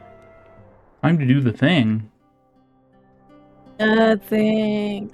Ah, you started the next thing. What thing? The thing. I don't know what thing you're talking about. After we talk to Amerig, then we do the thing. I trust you will enjoy a comfortable flight aboard the Pride of the Ishgardian fleet, lest you worry the Bonanza has been towed to a nearby location to be retrieved at your convenience. You have thought of everything, Lord Emmerich, and may I say how much I appreciated the hospitality you afforded us on the way home. Think nothing of it. Our destination lay in the same direction, and it afforded me the perfect opportunity to learn how my errant friend has been since he last took his leave. My brain stopped working halfway through that sentence. It would seem you have finally found a place to settle down. I merely grew weary of wandering the Far East. Returning to more serious matters, while the Telophroi have been driven from Cottonwood, it is like that the bulk of their forces yet remain. On the evidence of the Grand Company of Eorzea's first joint military operation, however, I am confident that we have the potential to meet such threats head-on, even without the aid of you and yours.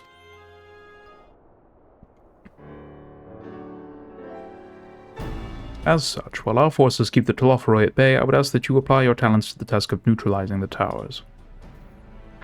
A sensible division of labor. While the towers remain, so too will the threat of the lunar primals.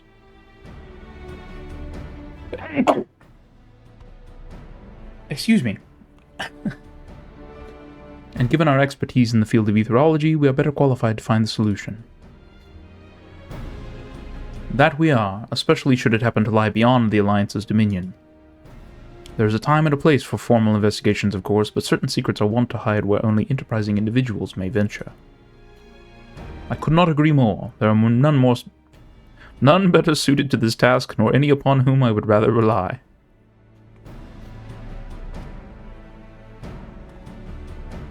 On behalf of the Alliance, I thank you. We look forward to receiving any information you are able to uncover. And with that, I must take my leave. Should you have need of assistance, pray do not hesitate to ask. Fare you well, my friends.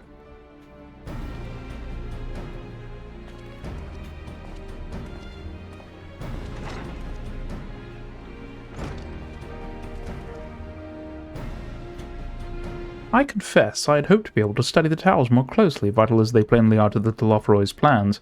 If we can discern their ultimate function, we will be one step closer to understanding our enemy's grand scheme. Should we succeed in neutralizing them, of course, it is all but certain that the Telophroi will mount an all-out invasion. And then it will begin. The one who awaits at the heart of the chaos will come for us, for you. Yet in the end, our true nemesis may be the calamity to end all calamities, the final days themselves. Yes, all right, Alphino. We need a plan, not portents. As Thancred so eloquently pointed out, we are in a position to seek information from all manner of places, not least Sharlayan. According to Kryl, the Forum have been more secretive than ever of late. While this may be related to the appearance of the Telophoroi, that remains a matter of speculation. But one thing is clear, the Forum is determined to keep us from discovering the truth. Master Fortuno's performance at the Lotus Stand was enough to convince me of that. The matter beareth further investigation, I do heartily concur. Nor can I think of a more promising place to look for the answers we seek on the matter of the towers. Sharlayan hath ever been the wellspring of aetherological knowledge. I care not where we go. Here or there, my lance will be ready. And what of you, Rin? Might you be persuaded to join us? If it means I can have words with Fortuno. Only after I do. If he and his friends in the Forum think we'll leave them alone if they ignore us, they're in for a shock. It appears we're in agreement, but we have but to wait for Kryl to secure the necessary permissions. In the meantime, there is a matter I would investigate. Does it involve tall structures? By strange coincidence, it does. At present, I have only a creeping suspicion, but with your help I will soon find out whether my fears are warranted.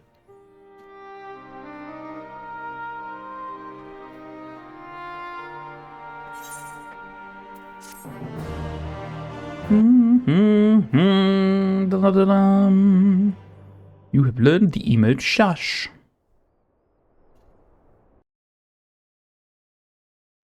Meanwhile, in the Garlean capital...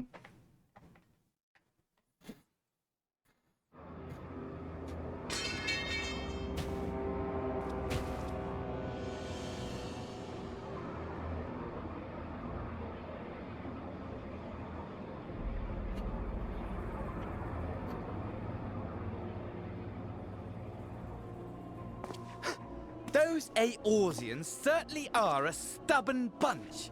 Though I suppose you knew that already. My plan to redirect the ether from Cartano came to a rather less than satisfactory conclusion. It was, in many respects, an abject failure.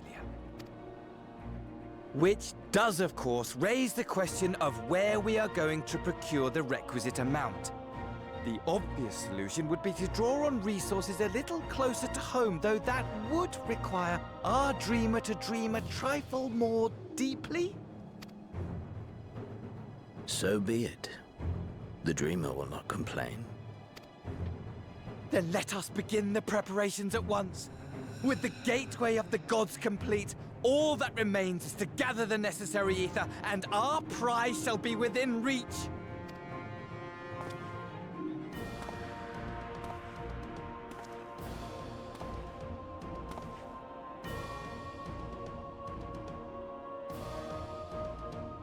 The time has come to fulfill your heart's desire, my desire! To relieve those wretched creatures of their meaningless existence! Okay, Crazy Man. Okay.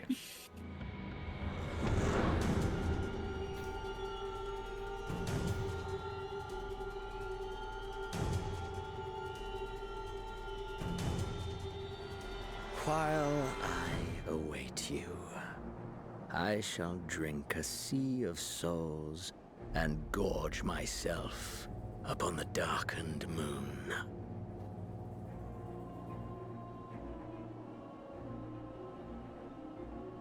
Then you shall come to me, all roiling rage and rancor.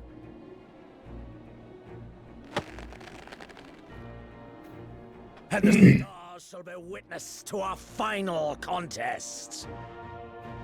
Ugh. Fight sexuals, man.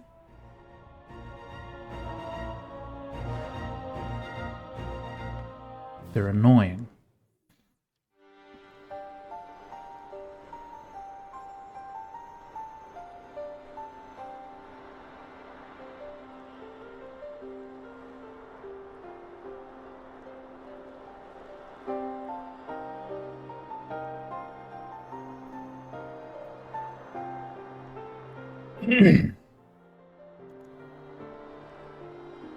As I thought, the ethereal currents have been disturbed here too.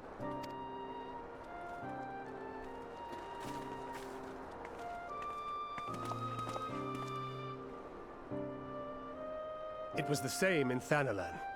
Make that every location we surveyed. And the strength of each current has diminished dramatically.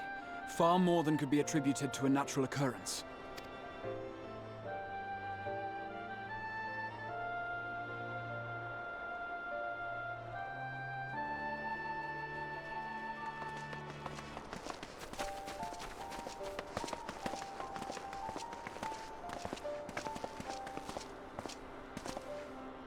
What tidings bringest thou from Dravania? We took a number of readings, and noticed that the closer we were to the tower, the lower the etheric density became. In short, the towers are drawing upon the land's ether, which would explain how they were able to carry out the summonings.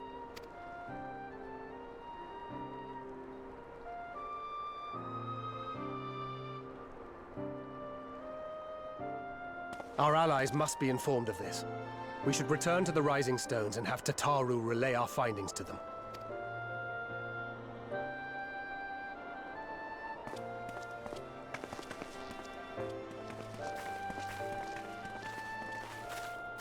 Hear me. Hear me. Hear me. Hear me.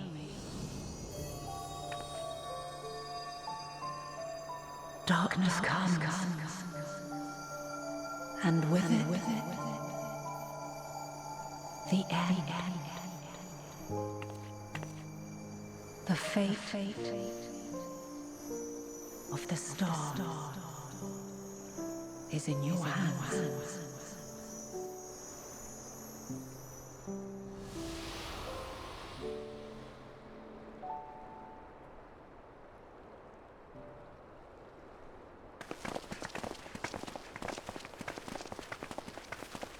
Everything all right back there?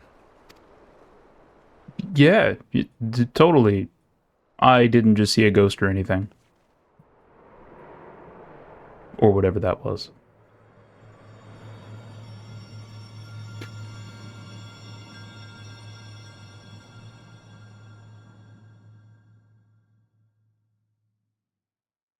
At solemn dawn, grim purpose shines in gazes cast towards moonlit sky. Thus does our final curtain rise, your steps to guide what end betides.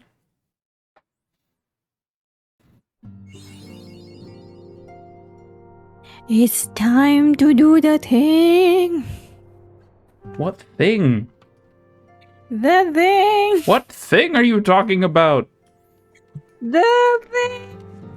I don't know what thing you're talking about. Also, the greatest thing ever. The greatest thing ever.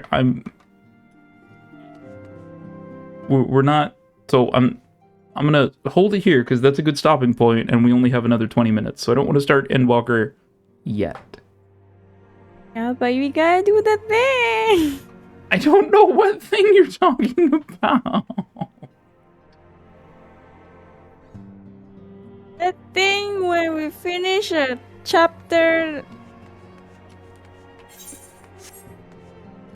Not chapter, an expansion, and then we gotta do the thing. I don't know what thing you're talking about. Trailer. The what? Trailer for the next expansion. The trailer? Yes. I didn't know that that was a thing. That was a thing! You're talking about logging... with Heaven's Ward, we did it with Shadowbringers. So you're talking about logging out, going to the thing, and watching the trailer? Yes. Okay. But do what you gotta do first, and then we do that thing. Well, so, like I said, this is a good stopping point. And the normal stuff that I do for this, I want to be a surprise for the stream tomorrow. So,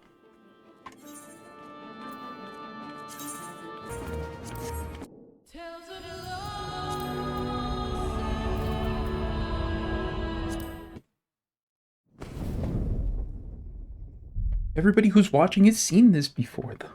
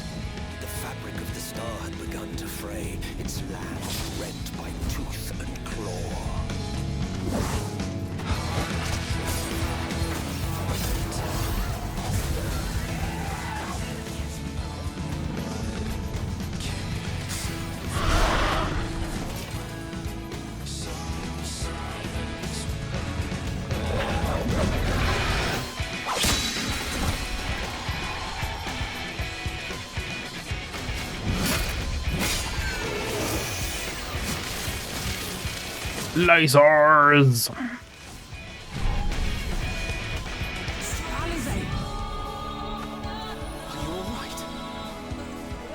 I can look after myself, you know. And I've had enough of this rabble. Come on!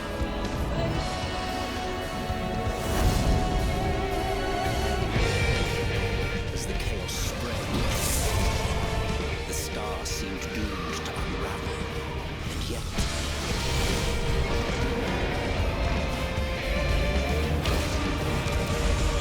there were those who stood in defiance of that fate.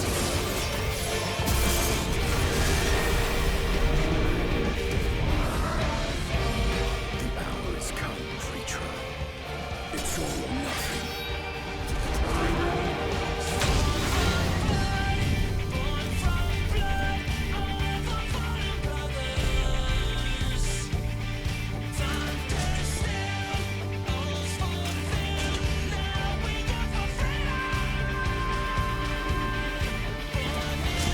Why does Fandaniel need an elevator?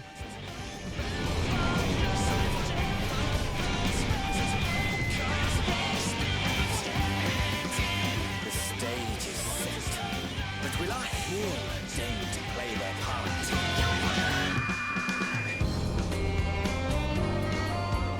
You took your time. 'Tis as we feared. The respite afforded this land was but fleeting. The end draws nigh.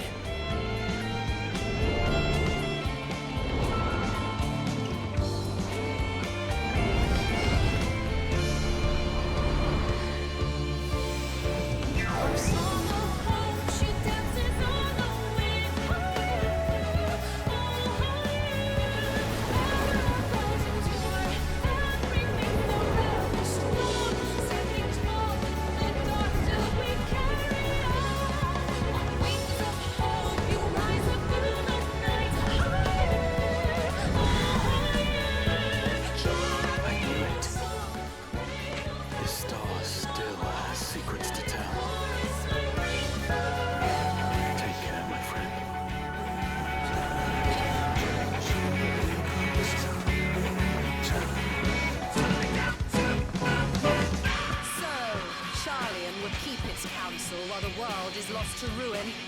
It would. Come what may, we shall live on. We must. Do as you must then. But we scions will fight until the heavens fall, until our last breath.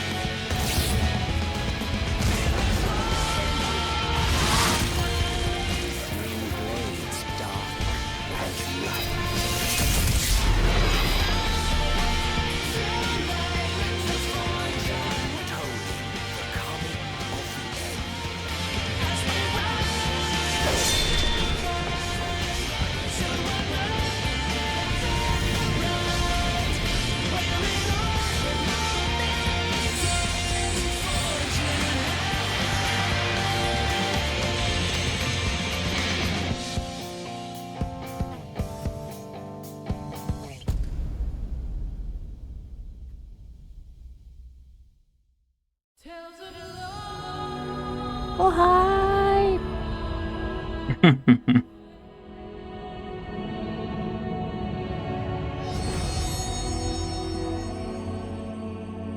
All right. Yeah, and tomorrow before the stream. What about tomorrow before the stream? Yeah, play the trailer again. No. Yes, Why? we must. You see what I have to deal with, chat? What I have to put up with daily?